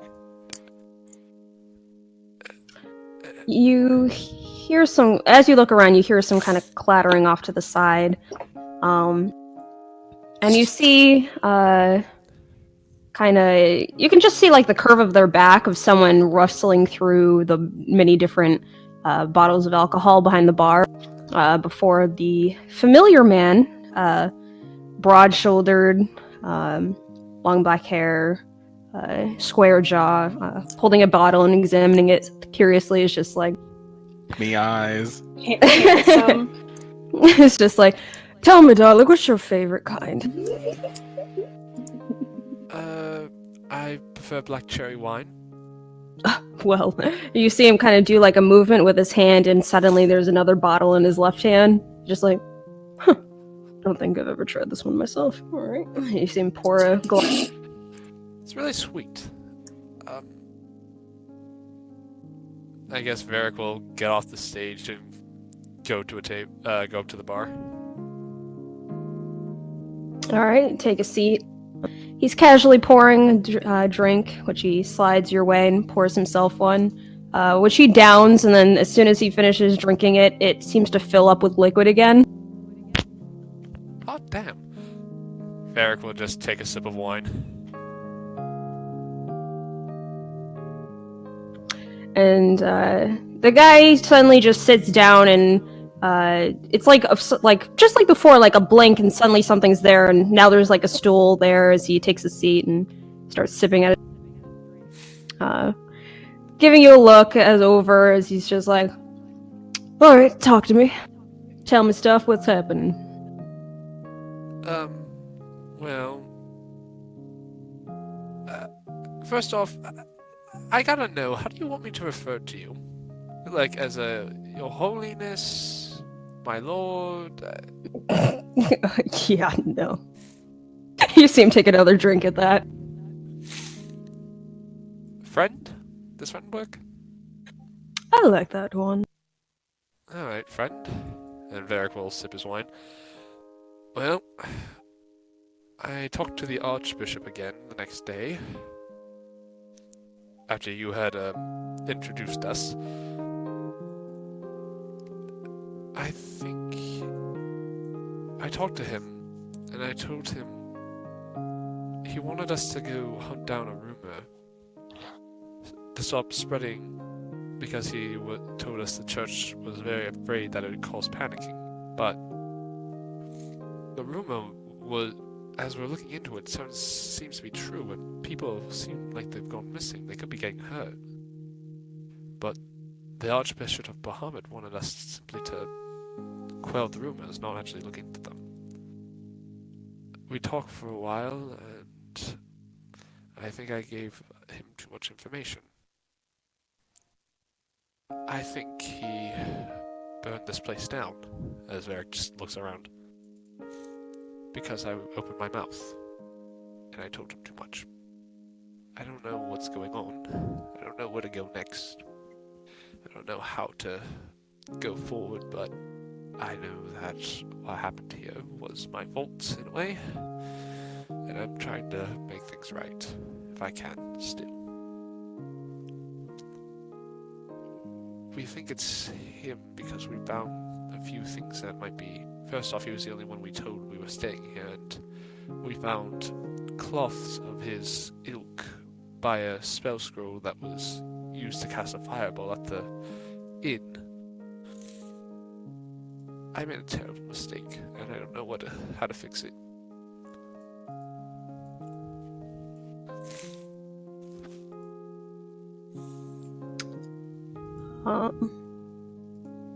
Man who just been casually drinking from his glass, and surprisingly enough, the liquid doesn't seem to ever stop, and he doesn't ever seem to need to take a breath for air. God. He just continues. Damn, Varric is a little jealous.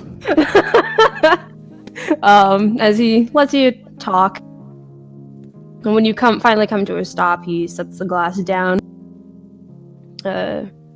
Brushes his chin in his hand as he looks at you, and is just like, well, what do you think you have to do next? Find evidence, try to figure out why he did it, put a stop to it if we can, and hopefully set things right as best we can.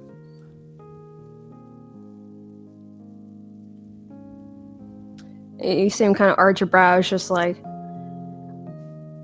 then what do you need my help for? Seems you've got it all figured out.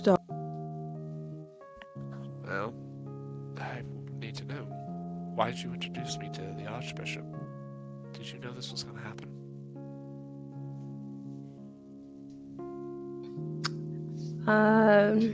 His expression doesn't change in the slightest. As he says, rather than answering, he you know, you tend to think a lot about the past, what happened in the past, what's going on in the past. Look towards the future, darling. There's so much to look forward. There's also a little bit to be scared of. What if things don't go out well? The Archbishop, if he's really behind all this, he has power, he has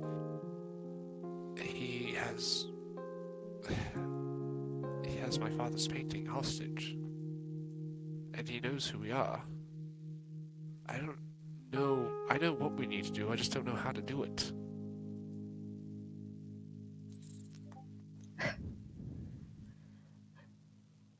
Darling, I can't hold your hand and paint the painting on your canvas. You gotta put your own special touch into it.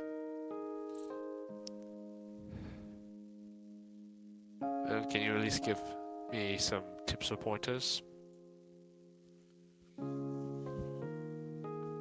No, then it'll start to look like my work. I'm more fascinated to see what you'll make. Alright, well. I'll offer you the paints, but you'll move the brush. Okay. Okay. I'm also kind of curious about you. I'm a little new to all this. I don't know. And Varric will sip on his wine. I don't particularly know how all this works. I don't know if this is a normal thing that mortals do. Is conversing like this? This is the second time I've seen you.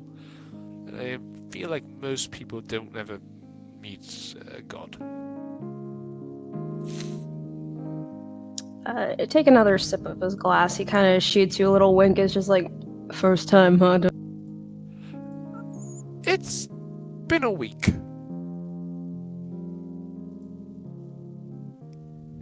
But yeah, I've, no, you're the first god I've met. Congrats. You took my god virginity? I'm so sorry. I'm sorry, it's... You get a hearty laugh at that, like full-bellied. And with a blink of your eye, suddenly he's sitting in the stool next to you, kind of leaning against the bar, his body facing towards you as he continues drinking. It's just like, happy to pop your cherry then. Scream!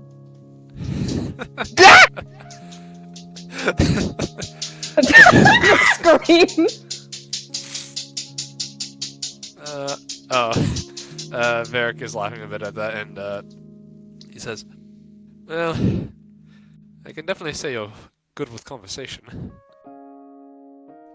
Can we keep conversing like this every once in a while? I have so many questions I want to ask you. Well, that depends.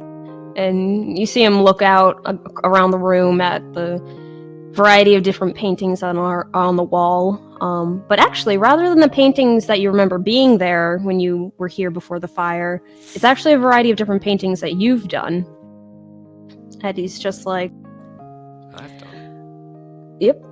As he's just like, that depends. Can you keep my attention now? Yeah, I suppose I could try. Then I suppose we'll see, won't we? He says, like, shooting another wink, and then, with a movement of his hand, the glass is gone, and instead he's holding another bottle, which he just starts to drink straight from that.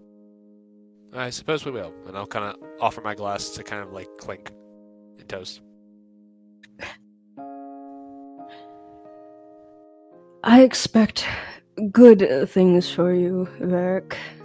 Don't disappoint.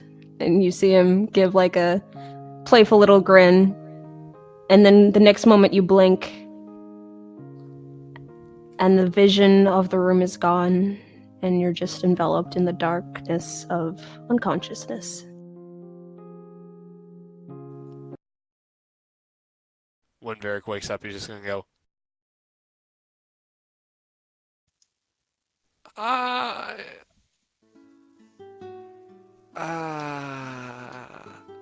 today's been a roller coaster of emotions. And then just lie back down in his bed. Wasn't he on watch? No, this is when After. Yeah. Oh, okay. You guys in the chat are crazy. Oh god, I haven't even Listen. looked at the chat. Listen. I'm thirst is in my blood.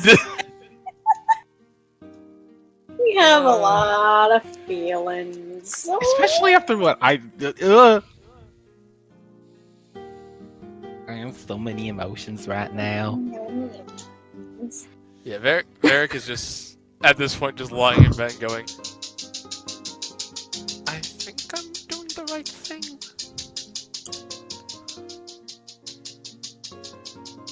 I don't know anymore. Welcome to religion. Your answers are vague as fuck. Yeah. Hey, at least Klaus give you real answers. This Varric Meaning just- don't bone the god, bone Klaus. I mean, Who has that the better is an abs is the option. question. Varric will just kind of like lie back in his bed and think to himself, I wonder if Mr. Scar has to deal with this. Alright, gets- and Or has the privilege of dealing with this. I don't know. This is such a fucking... My life's changed so much in the past fucking 3 months. And with this, I will actually give you guys the choice. Do we pick up next session from here, or do you want some fluff talk in the early morning? I am going to say a half hour, guys, because I do have to sleep eventually still. I did want. Tensing did want to do something in the morning, just real quick, but. That's Yeah. fine. I got. I'll record for another half hour, and then. Okay. Varric will just get up, get out of bed, and just get his gear together, go out, and just ask, can I have another ice cream, please? actually, sorry, you got it out a little bit. Oh, yeah, okay, I just got the message. Varric, when you go to open your door, you'll see that there is already a bowl of ice cream. You know, I'm going to ask you guys that you have been robbing Buddy blind of ice cream this entire time. No. Klaus has been leaving money. There is a heap. Just a pile of coin, just like, sorry. We took you as snacks. You guys Holy just shit, like, guys! I talked to a god again! Though I have to say, what is funny, though, that you sent me that, Judah, because I was just about to say something. Before you go to do that, you actually spot that there's one in front of your door. What? Ha! Like, Inception. sponged Gar, like, what? Nutty? At this point, though, I'm gonna have a point where Buddy's just gonna come out of his room, though, and look at all the ice creams on the floor. And goes, "That's not very sanitary." We had a rough night, sir. I'm sorry. But Well, we don't want to get all out of order time-wise. Okay, so alright, so Klaus, you spot that. Whatever you decide to do with it, you then go to do the same to everyone else's doors. Yeah. You want ants? That's how you get ants. I would have been out for just a little bit. Unless there was already ants everywhere. So in front of everyone's door is ice cream, or A bowl of ice cream, yeah. bowl of ice cream? Aww. Six grabs hers and makes her way to the lobby area. Wait, Already everybody accepted. apart Eric from grabs his and just sits down. It takes Tenzing a while to get out of bed, just because he naturally just does not like the mornings. But he eventually comes out and eats his ice cream. And... Klaus sits there at the table, probably alongside everybody else, completely serene and pretending as if he didn't just talk 3 different people out of their fucking depression. Is Just he eating serene it? and unbothered, yes. By the way, Varric has 1,000-yard stare right now. Six first gives a glance at Tenzing, who looks exhausted, but realizes he hates mornings. She'd know that by now after traveling with him. Then looks towards Klaus to make sure he's eating the bowl, which that gets a happy smile from her. And then she turns her attention to Varric with a confused. Yeah, Tenzing's There's also not doing even the same, paying just like attention. everybody looks out of whack today. Yeah, it's like Klaus, it's like his burns have, for the most part, kind of recovered, as like there's now like peeling skin in the place of where the burns were from before, as he's kind of in process of healing, and he just kind of like looks at everybody. He's awake, but he still has those same dark circles around his eyes from before, as he kind of just looks around at everybody. He's just like, "Oh, did everyone sleep?" Did anybody actually sleep? I did. As Varric just 1,000-yard stares into his ice cream bowl, occasionally taking a scoop of it, but is like clearly not there. Have something to share with the class? Did you get laid last night? You wouldn't believe me if I told you. Eat some That you ice got cream. laid? No, I can get laid anytime I want. That gets a snort from Six. Also gets a snort from Tenzing. First Klaus off, you've hides never actually behind seen his me ice turn on the cream. charms. Second off, I'm not really that kind of guy anymore. Anymore. Oh, you should see me in college. The things I've done are stories I will probably never tell any of you. I'd rather not imagine you doing things, so yeah, yes. Six makes a "bleh" motion. Hey, you're the one who doubted I could even do it. Anyway. No, I just... You wouldn't believe me if I told you. Well, don't leave us hanging. What actually happened?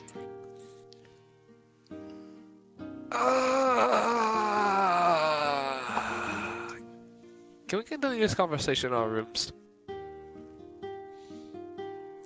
Varric is not looking at anyone, by the way, when he's talking. He's still 1,000 yards staring. Yeah, no, like up until like people have like started coming to his table and whatnot. Because like, this is just like my own thing, but Klaus, generally speaking, wakes up first. Like he's a very much an early morning person because of his previous training, and he's just been like closing his eyes, enjoying his ice cream every once in a while, opening them to kind of scan everyone. But at that, he's just like opens them again, and he kind of like takes the spoon out of his mouth. It's just like, any reason as to why? Is it that secretive, or? No, because I don't want to get laughed at by random patrons. I mean, most people here are probably going to be minding their own business. Yeah, it's early. Are there even many people out here? Especially considering it's a more discreet inn. Yeah, you don't really see anyone up yet. Okay, cool. You and the bartender? Or the Bartender's still there. He seems to just be kind of moving in and out, moving things around. You're fine. Alright, well, I told Six about this, though I don't think she believes me.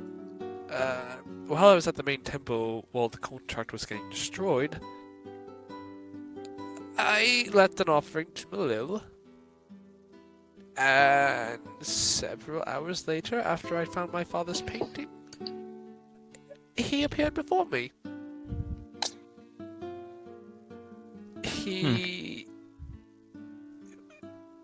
He's the one who... He led me back into the library where he more or less knocked a book out of the Archbishop's hand, which I picked up and more or less served as the introduction.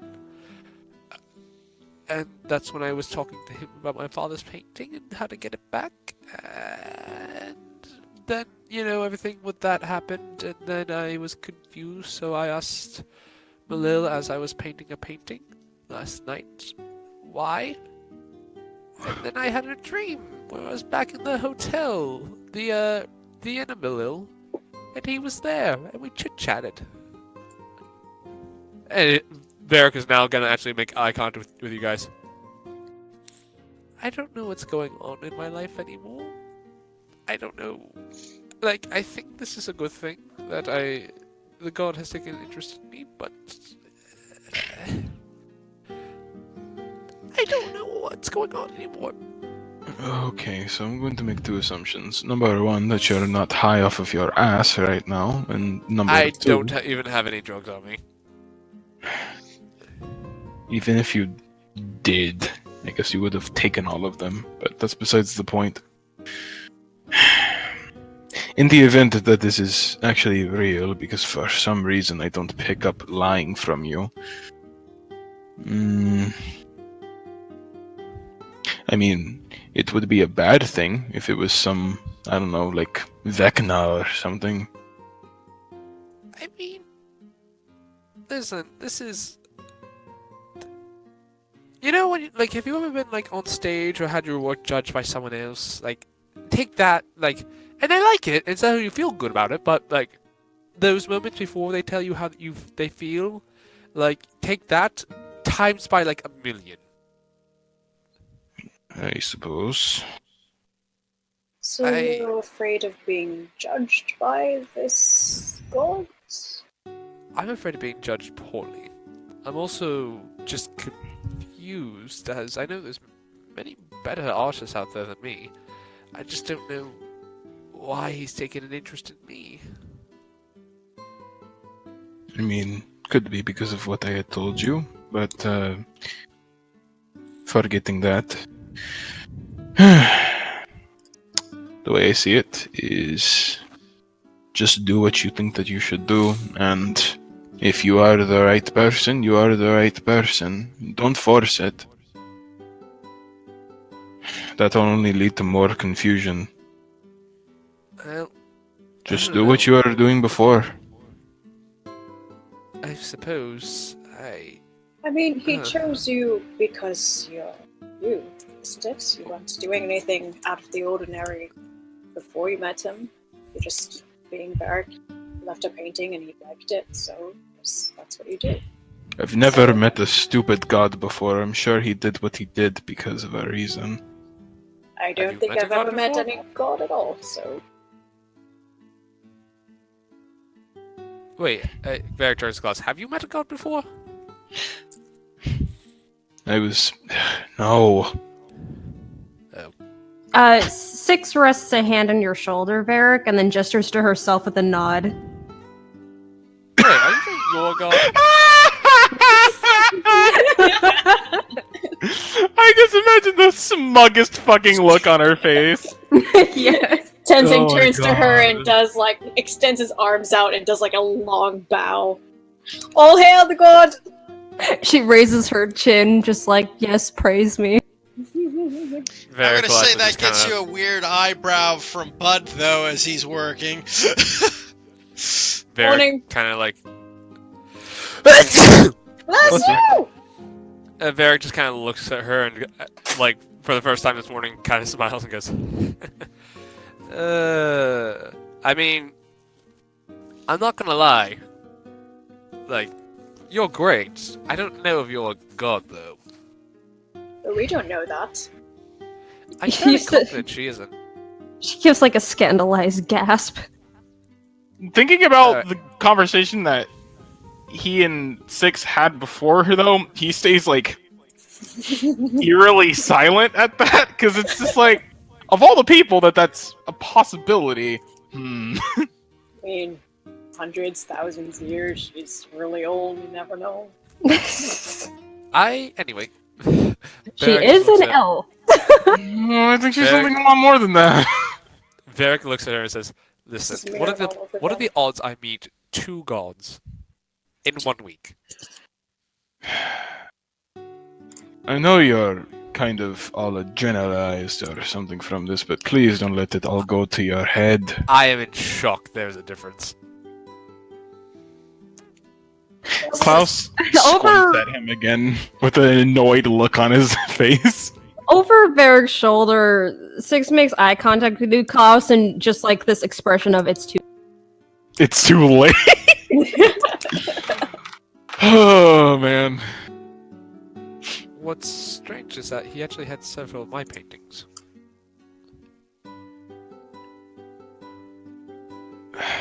And how did he go about that? Did you give them to him, or? I technically gave him 1, but I mean he's a god. I'm sure he could just remake them or get them anytime he wants. Actually, I'm gonna check my bag. Do I have my paintings? They're all there. Yeah, no, it's been a day. I don't. Oh, I actually painted something last night. Would you like to see? It's not a very sure. happy image. Perhaps for the sake of spirits. I'd keep it inside. Alright. It's how I cope with things. I get it. Looking at all your painting stuff, Six kind of makes grabby hands at. Look at more specifically at one of your smaller canvases. Sure. And I'll hit. Like, does she want like a blank one? Yeah. Sure. And Varric will hand her one of the small ones. And then points to a pencil. Yeah, actually, you're supposed to use paint on those, but sure, you can use pencil, and Varric will get her one. All right, and she's gonna just doodle while you guys chat. But yeah, no, I don't know if you guys believe me, but it's been a hell of a week for me. There's some good, definitely some bad. I don't know how to take things right now. I'm kind of getting hit on all angles right now. Well, fortunately for you, we have more important things to worry about. We can come back to that later. I suppose, but I mean, if anything, mate, this god that you've met is going to help you in the long run, isn't he? So, I don't know. I asked him if we'd chat again, and he said if I kept his interest. I don't know what that means. I don't know if he wants me to keep, like, evolving my art style, or if he wants me to just keep doing what I'm doing. I have so many questions and so little answers. Again, you don't have to cross that bridge just yet. We can figure out what it means later. Alright, I suppose you're right, but still, it's, I'm not gonna lie, I'm freaking out a bit. Do you think my father ever met Lil? I think you're thinking a little bit too into it. I'll have to ask him.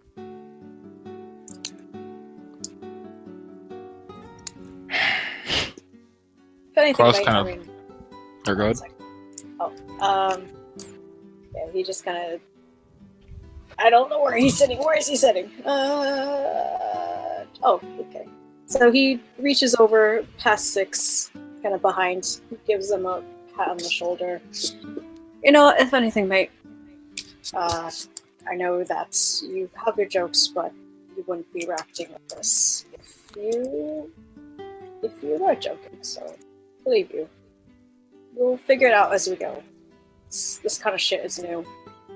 Wolves aren't really religious people, but it doesn't sound like he's done anything bad so far, so don't think of the worst. Just if he helps, then he helps, right? Yeah, I'll have to talk to Mr. Scarborough about this when he gets up. I gotta ask him if it's normal for someone to... I feel as though I should wear his symbol now, but I don't have like an amulet or anything like that. Maybe I should make one. I should make one. Is that forged? No, we have more important things to do. Make one what? It's like an amulet or a symbol of Malil. I mean, Malil. What It's is not this? important right now. It's... What is this? Love at first sight? Calm down. It's an encounter. An encounter, that being said, but still. I mean, this You is can kind of... Focus on Well, that later. Well, that's why I said, you know, I'll take care of that later, but Good. I like what he does, so I'm not opposed to joining his religion. I'm not sure if he even cares if I do. I think he Well, it's interpersonal, and he seems to be able to have an effect. Maybe you could, I don't know, form some sort of deal with him later. I have no fucking clue. I'm not a religious person, but, I mean, you seem thoroughly convinced, and I can't smell drugs on you, so something has to give. And if I ever speak with him again, I'll bring that up, I suppose. Alright. Huh. You guys Do you have kind of any- hear an amused laugh as Six holds up her image. There, we'll just Sensing kinda looks look. over.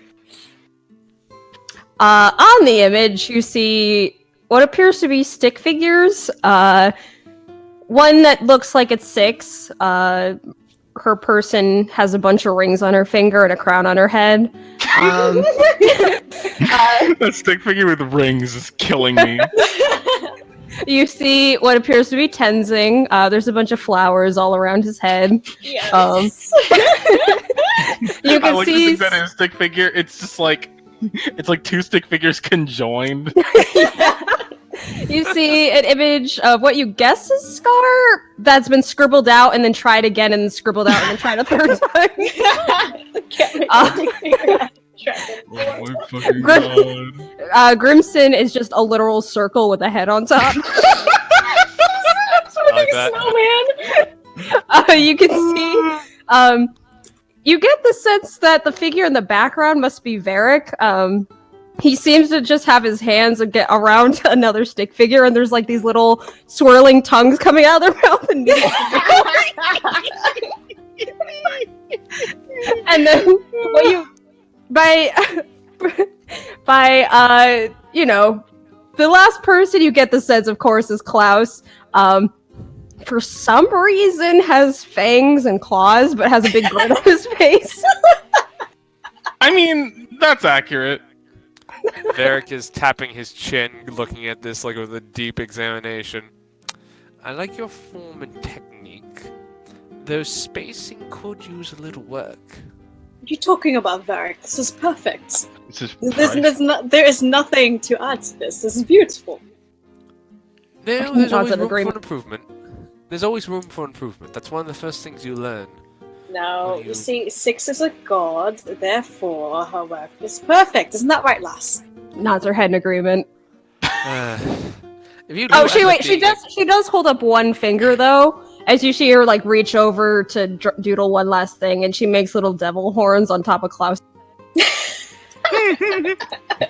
Klaus gives an amused snort before he shoves another bite of ice cream into his mouth.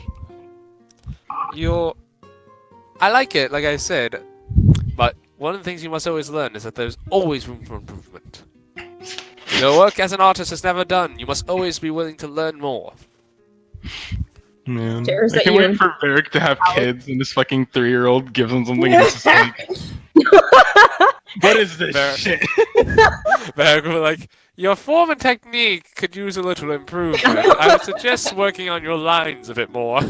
Six just stares you down, Varric, and then eventually just kind of crosses her arms and pouts. It's very nice. God. Listen, I don't give any artist besides a few my highest praise. But you have a good start. She kind of gives you like a curious tilt of her head, like, what do you think? As she like gestures to who you guess is you in the background making out with Mo. Wait, with Malil? Oh my god. She doesn't know what Malil looks like. I thought Binkies. Nope. Exactly why has like 700 tongues on it. Yep. And please tell me it's like because Varric's smaller, so I just like imagine that he's like being carried halfway up. Yes. Alright, first off, I appreciate that you think that that could happen, that I meet a god's standards. She shakes her head no. Tilts his head, I'm like, you could give me one thing. I'm kind of been having a bad day here. She thinks for a moment. And then she reaches out to press a finger to both sides of your mouth and turn it into a smile and gives you a thumb. Thank you. Besides, there is one thing I must say that is incorrect about that. I'm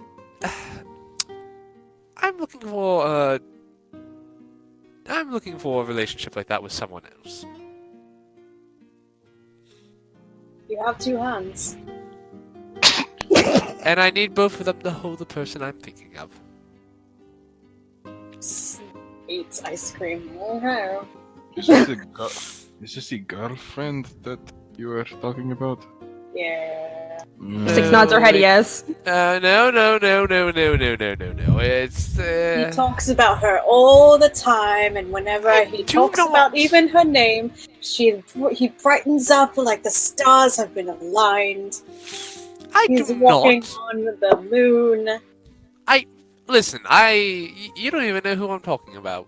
Her name is Listen. Binky. She works at a shop in Findle. Okay, enough. Oh, is she the one that sent that letter that one time? Just stop. Everyone stop. Let's just enjoy our ice cream. Six, your painting was fantastic. It doesn't need any improvement. Now let's just eat. Six makes eye contact with you. Klaus points at Varric and then makes mwah mwah mwah sound. Stop it! God, why does everyone make fun of me? Is it because I'm short? Are you all just don't like short people? Is that what it is? No, it's because your reactions are Fuck pure fucking gold. You guys are... some days I actually just need a win and not to be berated by my friends. I'm just gonna hear where he says Bud walks over with another bowl of ice cream. Is, you know what? I've only known you for a short time, but I gotta agree. He hands you another bowl of ice cream. This is why I like to talk to Mr. Sky. He doesn't insult me. Six taps your shoulder, Varric, and gestures to everyone before making like a heart shape with her hands and then pointing at. It's true. We like to make fun of you just because we love you. We don't. Klaus rolls his eyes. I feel like Klaus tolerates me. You two actually love me. She shakes her head no and points at Klaus, makes a heart and points at you. I look at Klaus. Flutter my eyes a little. Is that true?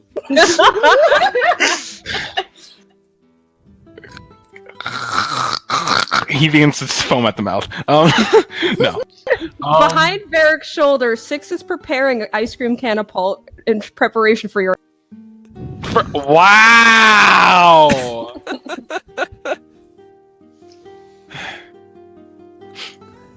Klaus will stare at Varric with an appraising dark glare, and then focuses over towards Six.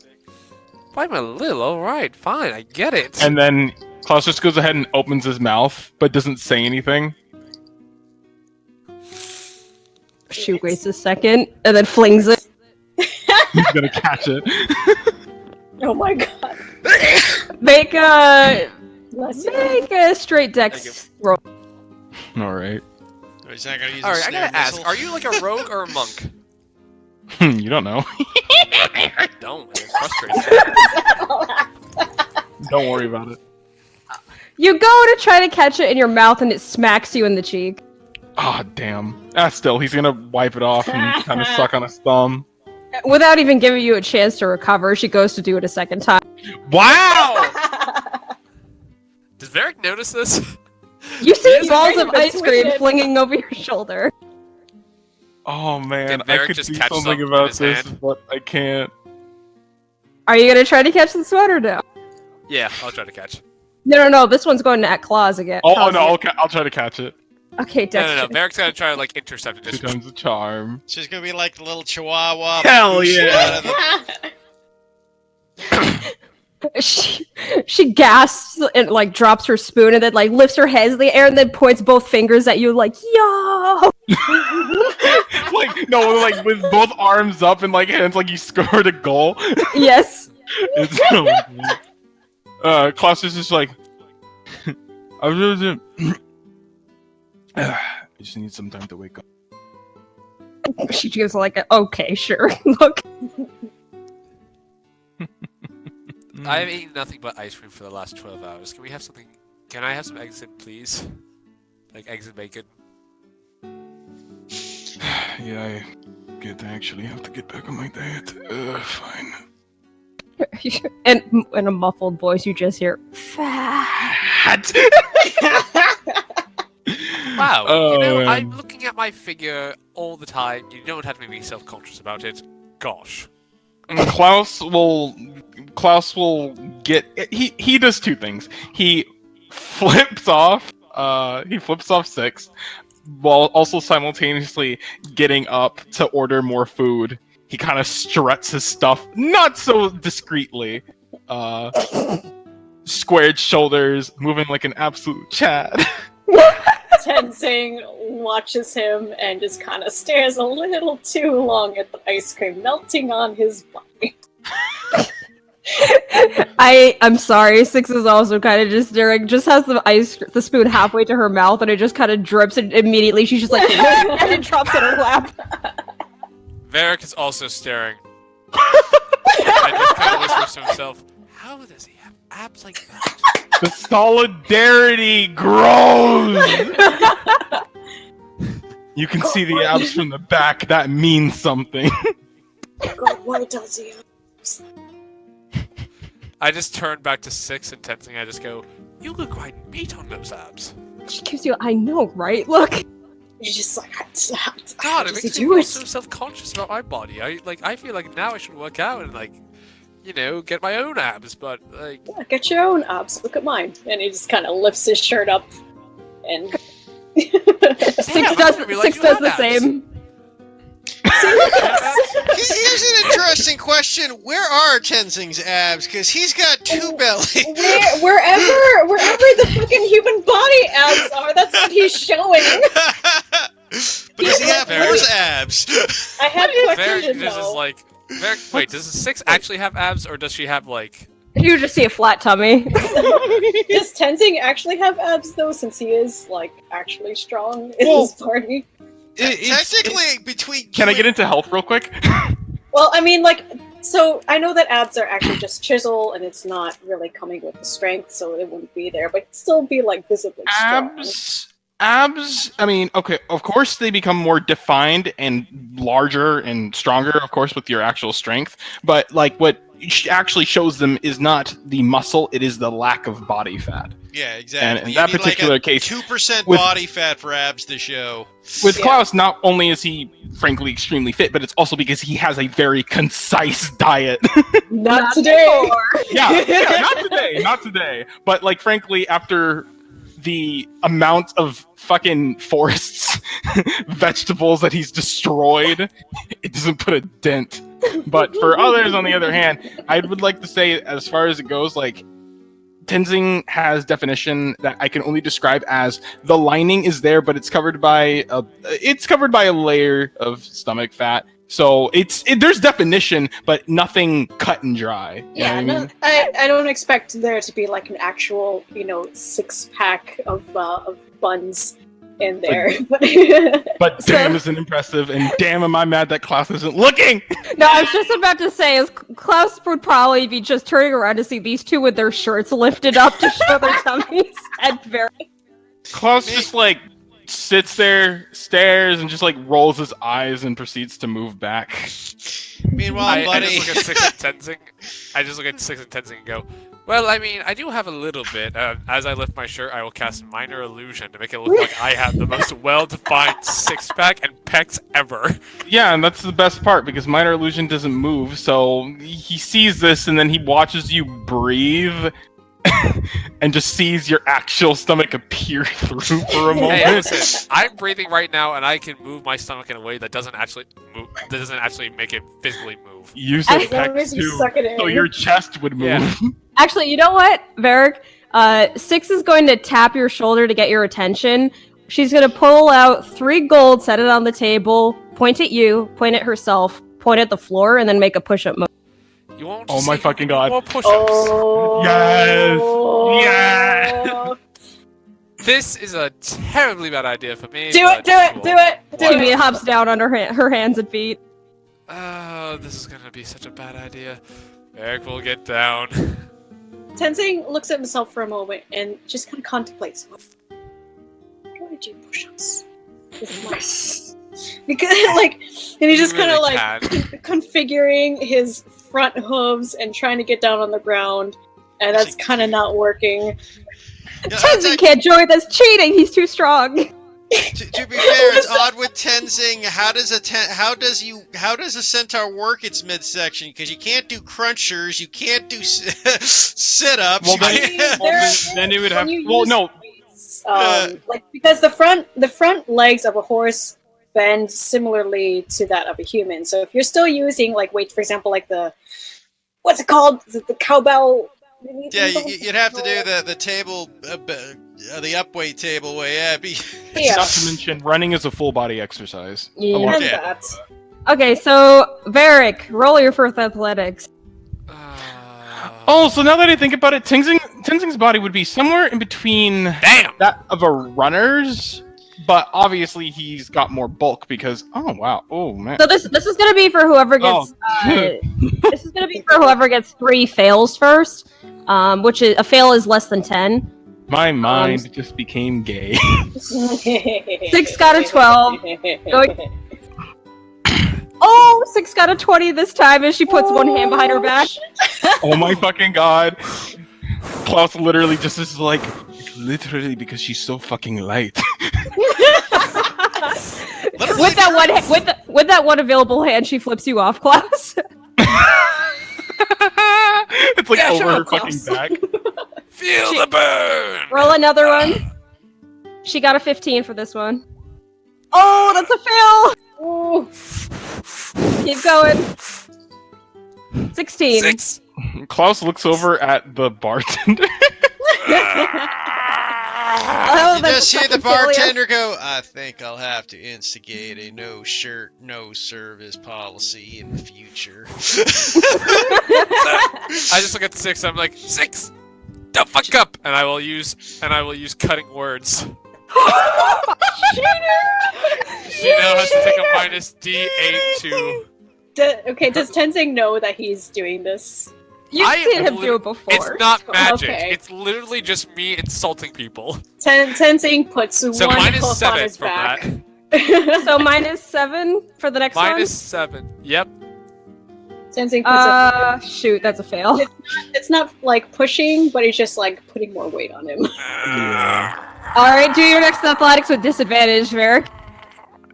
I already failed. Oh, you Oh! Fun. 6 immediately stands up and just pose. Good job, Lasso. You showed him what for. I hope you feel proud of yourself. You beat someone who's 3'3" and weighs 40 pounds. You 6 is just making a bunch of muscle flexing poses now. Alright, let's see you do some calculus, alright? Let's play in my domain. She nods her head in agreement. Alright, Does that I'll put down some really nasty equations in front of her, you know, things that use tangent, we're gonna do some we're gonna use E, we're gonna use natural logs, we're gonna fucking run the fucking mile here in terms of Calc 1 work, and just be like, I'm just gonna look at her, I'm just gonna say, find the derivative. That must She have can't- sounded really cool in your head, didn't it? She can't write though, so she'll answer by making finger motions. Tenzing, on the other hand, looks 16. at the paper. No. She gives you the answer, Varric. Wait, can I set the difficulty of this with an intelligence check of my own? Oh my fucking god. Okay, next one, sure. I would like to let everybody know that Heath is like probably on the verge of death. Also, yeah, very quick, Varric. Oh yeah, I wanted to do two things before. I don't got work to. Oof. I don't Wait, got work tomorrow, You guys. carried the 6 wrong, and I will give her, and I will You don't? fucking cutting words her again. I don't have work tomorrow. No. Okay. Okay. I still just I don't want to drive you over. Yeah. I'm okay. I'm not that tired. I actually got good night's sleeps this week, guys. I'll tell you when I have to quit. Yay. Okay. Varric will. So, 6 is Varric. also familiar with you, Varric, so I'm gonna have her do an insight. With Versus a my what? 25! Your What's she deception going would up be- against? What the fuck Deception. is your insight, dude? 23. Nope, she beats it. She's Oh, a shit. wise bitch. Doesn't matter. Realizing what you're doing, she stops and looks at you. What? You carried the 6 wrong. You should have actually added it. Teacher. I would have done no such thing. And I am insulted that you would even suggest that. says the one who cheated at the carnival. I Nods her head in made that more agreement. interested. Yeah, you know what? You guys can go fuck off. How about that? You know what? How about enough? Varric grabs his paper, grabs back his canvas, is like, by the way, these are really expensive, I hope you know that. Puts them away. Oh, actually, one more because it will be hilarious. 6 is gonna do the same thing that she did to Varric, pointing at Klaus this time to see if she could get a push-up contest against him. He just looks over at 6 and just flips her off before returning his hands back to his fucking sides. Tenzing Varric yells, is gonna "Coward!" spend his time. Alright, let's see you do it. Also, Varric is gonna crack open his book and start taking a short rest. Alright. They both called you a coward, Klaus. Don't listen to them, they're goating you like children. Klaus isn't even going to. He's like seeing this and whatnot, but literally what he's going to do is he's going to like kind of like how a person kind of like pushes forward their arms in a way that like kind of if they had sleeves it would kind of push them forward. So he kind of like does that with his arms, and you still see the blistered skin and everything else on his arms before he goes ahead and returns them back to being folded. She kind of gives like a oh sort of look, tapping her chin, and then she points at her leg, looking at you in question. Huh? Points at your legs. And just to show you what she means, she gets off the stool and does a squat. Oh, yeah. Kind of like, even then, like, his legs are still kind of Sasquatch? battered as well. You know, we should probably get you some actual clothes, maybe some ointments for all of. Then he just kind of gestures all those. My outfit is fine, but as far as everything else, it itches, but you know, it's okay, I think. Oh my gosh, I Tenzing just makes realized your drawings. You're welcome. This is my what? specialty. You missed the Go to big the art circle channel. that's crimson. Oh my god. Oh shit! I Thank gotta you. add him. Let me Thank add him really you. quick. But also, Tenzing's you. gonna make an insight check on Klaus. Is he actually okay? God. Listen, he knows it by now. Can I make an insight? Oh wow! Oh yes, sorry. Insight, yes? Yes. 15! Klaus, make your private roll. God, I want to like ask so many doodle requests right now. Listen, at this hour, this is what I can handle, is my beautiful... No, I understand that, but I meant like later, like, Oh, God. yeah. just so many things happened this session. Like, there was the fire, there was the talks. You rolling, Klaus? Yeah, sorry. I'm moving slow. Varric fucking talked to a god twice. I rolled a 2 on a D100. You nailed it. Varric is now convinced he's just like has to ring this guy up. He's like, "Yo, homie, want to grab a slice?" Tenzing, you get the sense he's in a bit of pain. His Just movements kinda- are still stale and lagged. Tenzing just kind of gives him a look. No, we're fixing that. At least I got image for today's game. I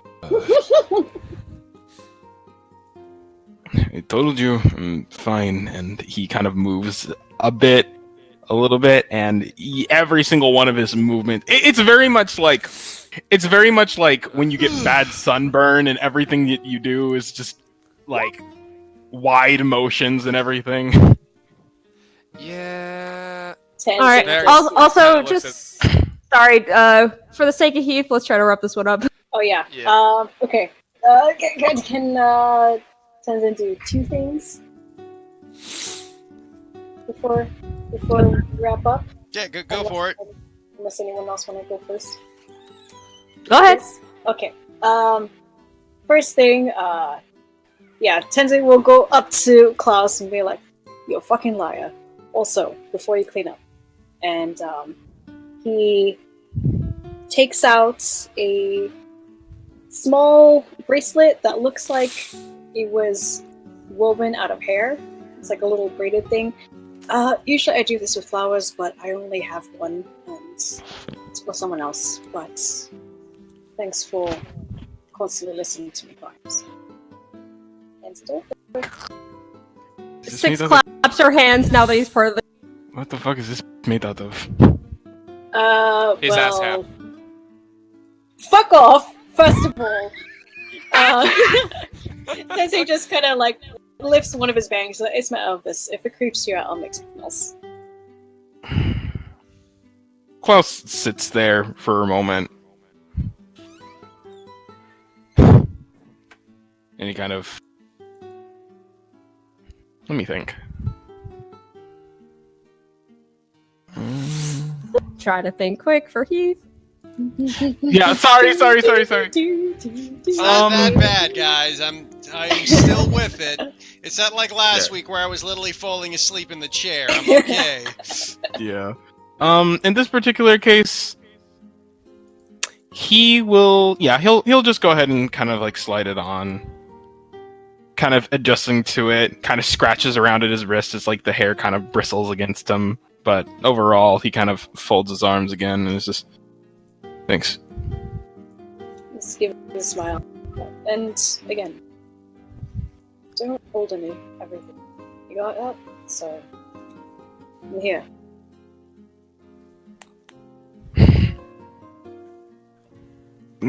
Klaus just kind of like stares at him for a moment before he's just like, so the injuries. How the hell am I supposed to deal with this? Bless you. He grins more.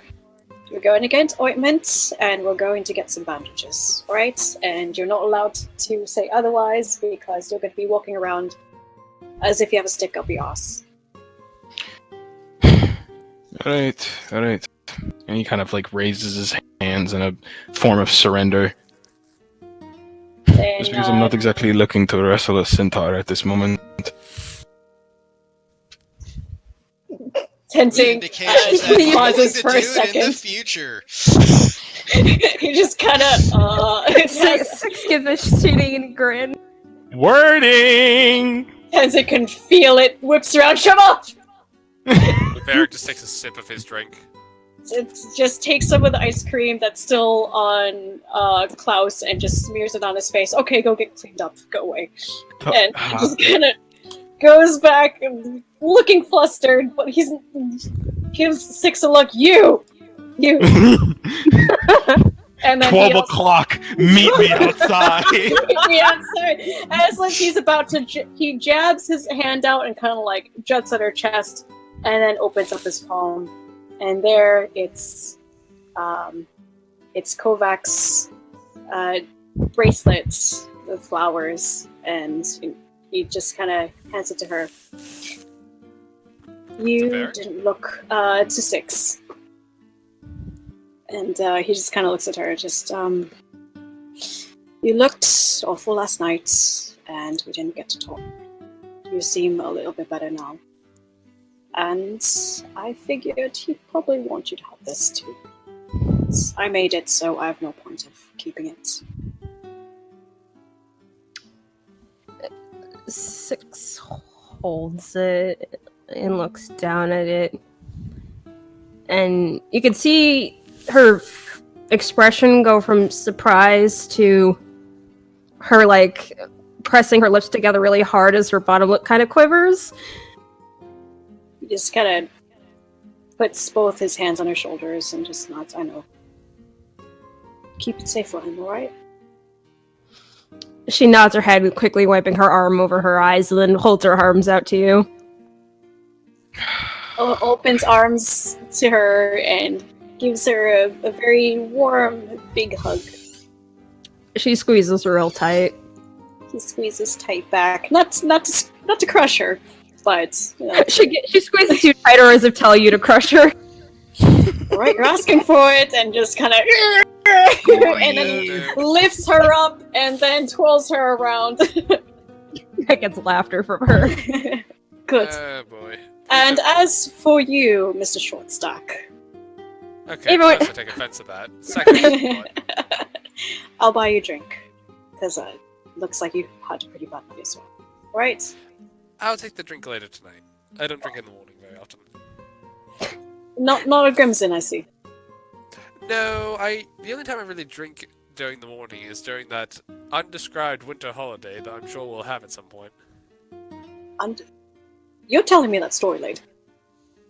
I'm making a joke as a player. Oh, damn it! A holiday during the winter to simulate Christmas. Also, Tenzing, as you release your grasp from Six, she's still dangling from your neck. He just kind of lets her. God. Goes on about as if like nothing is there. Just. Well, I'm hungry.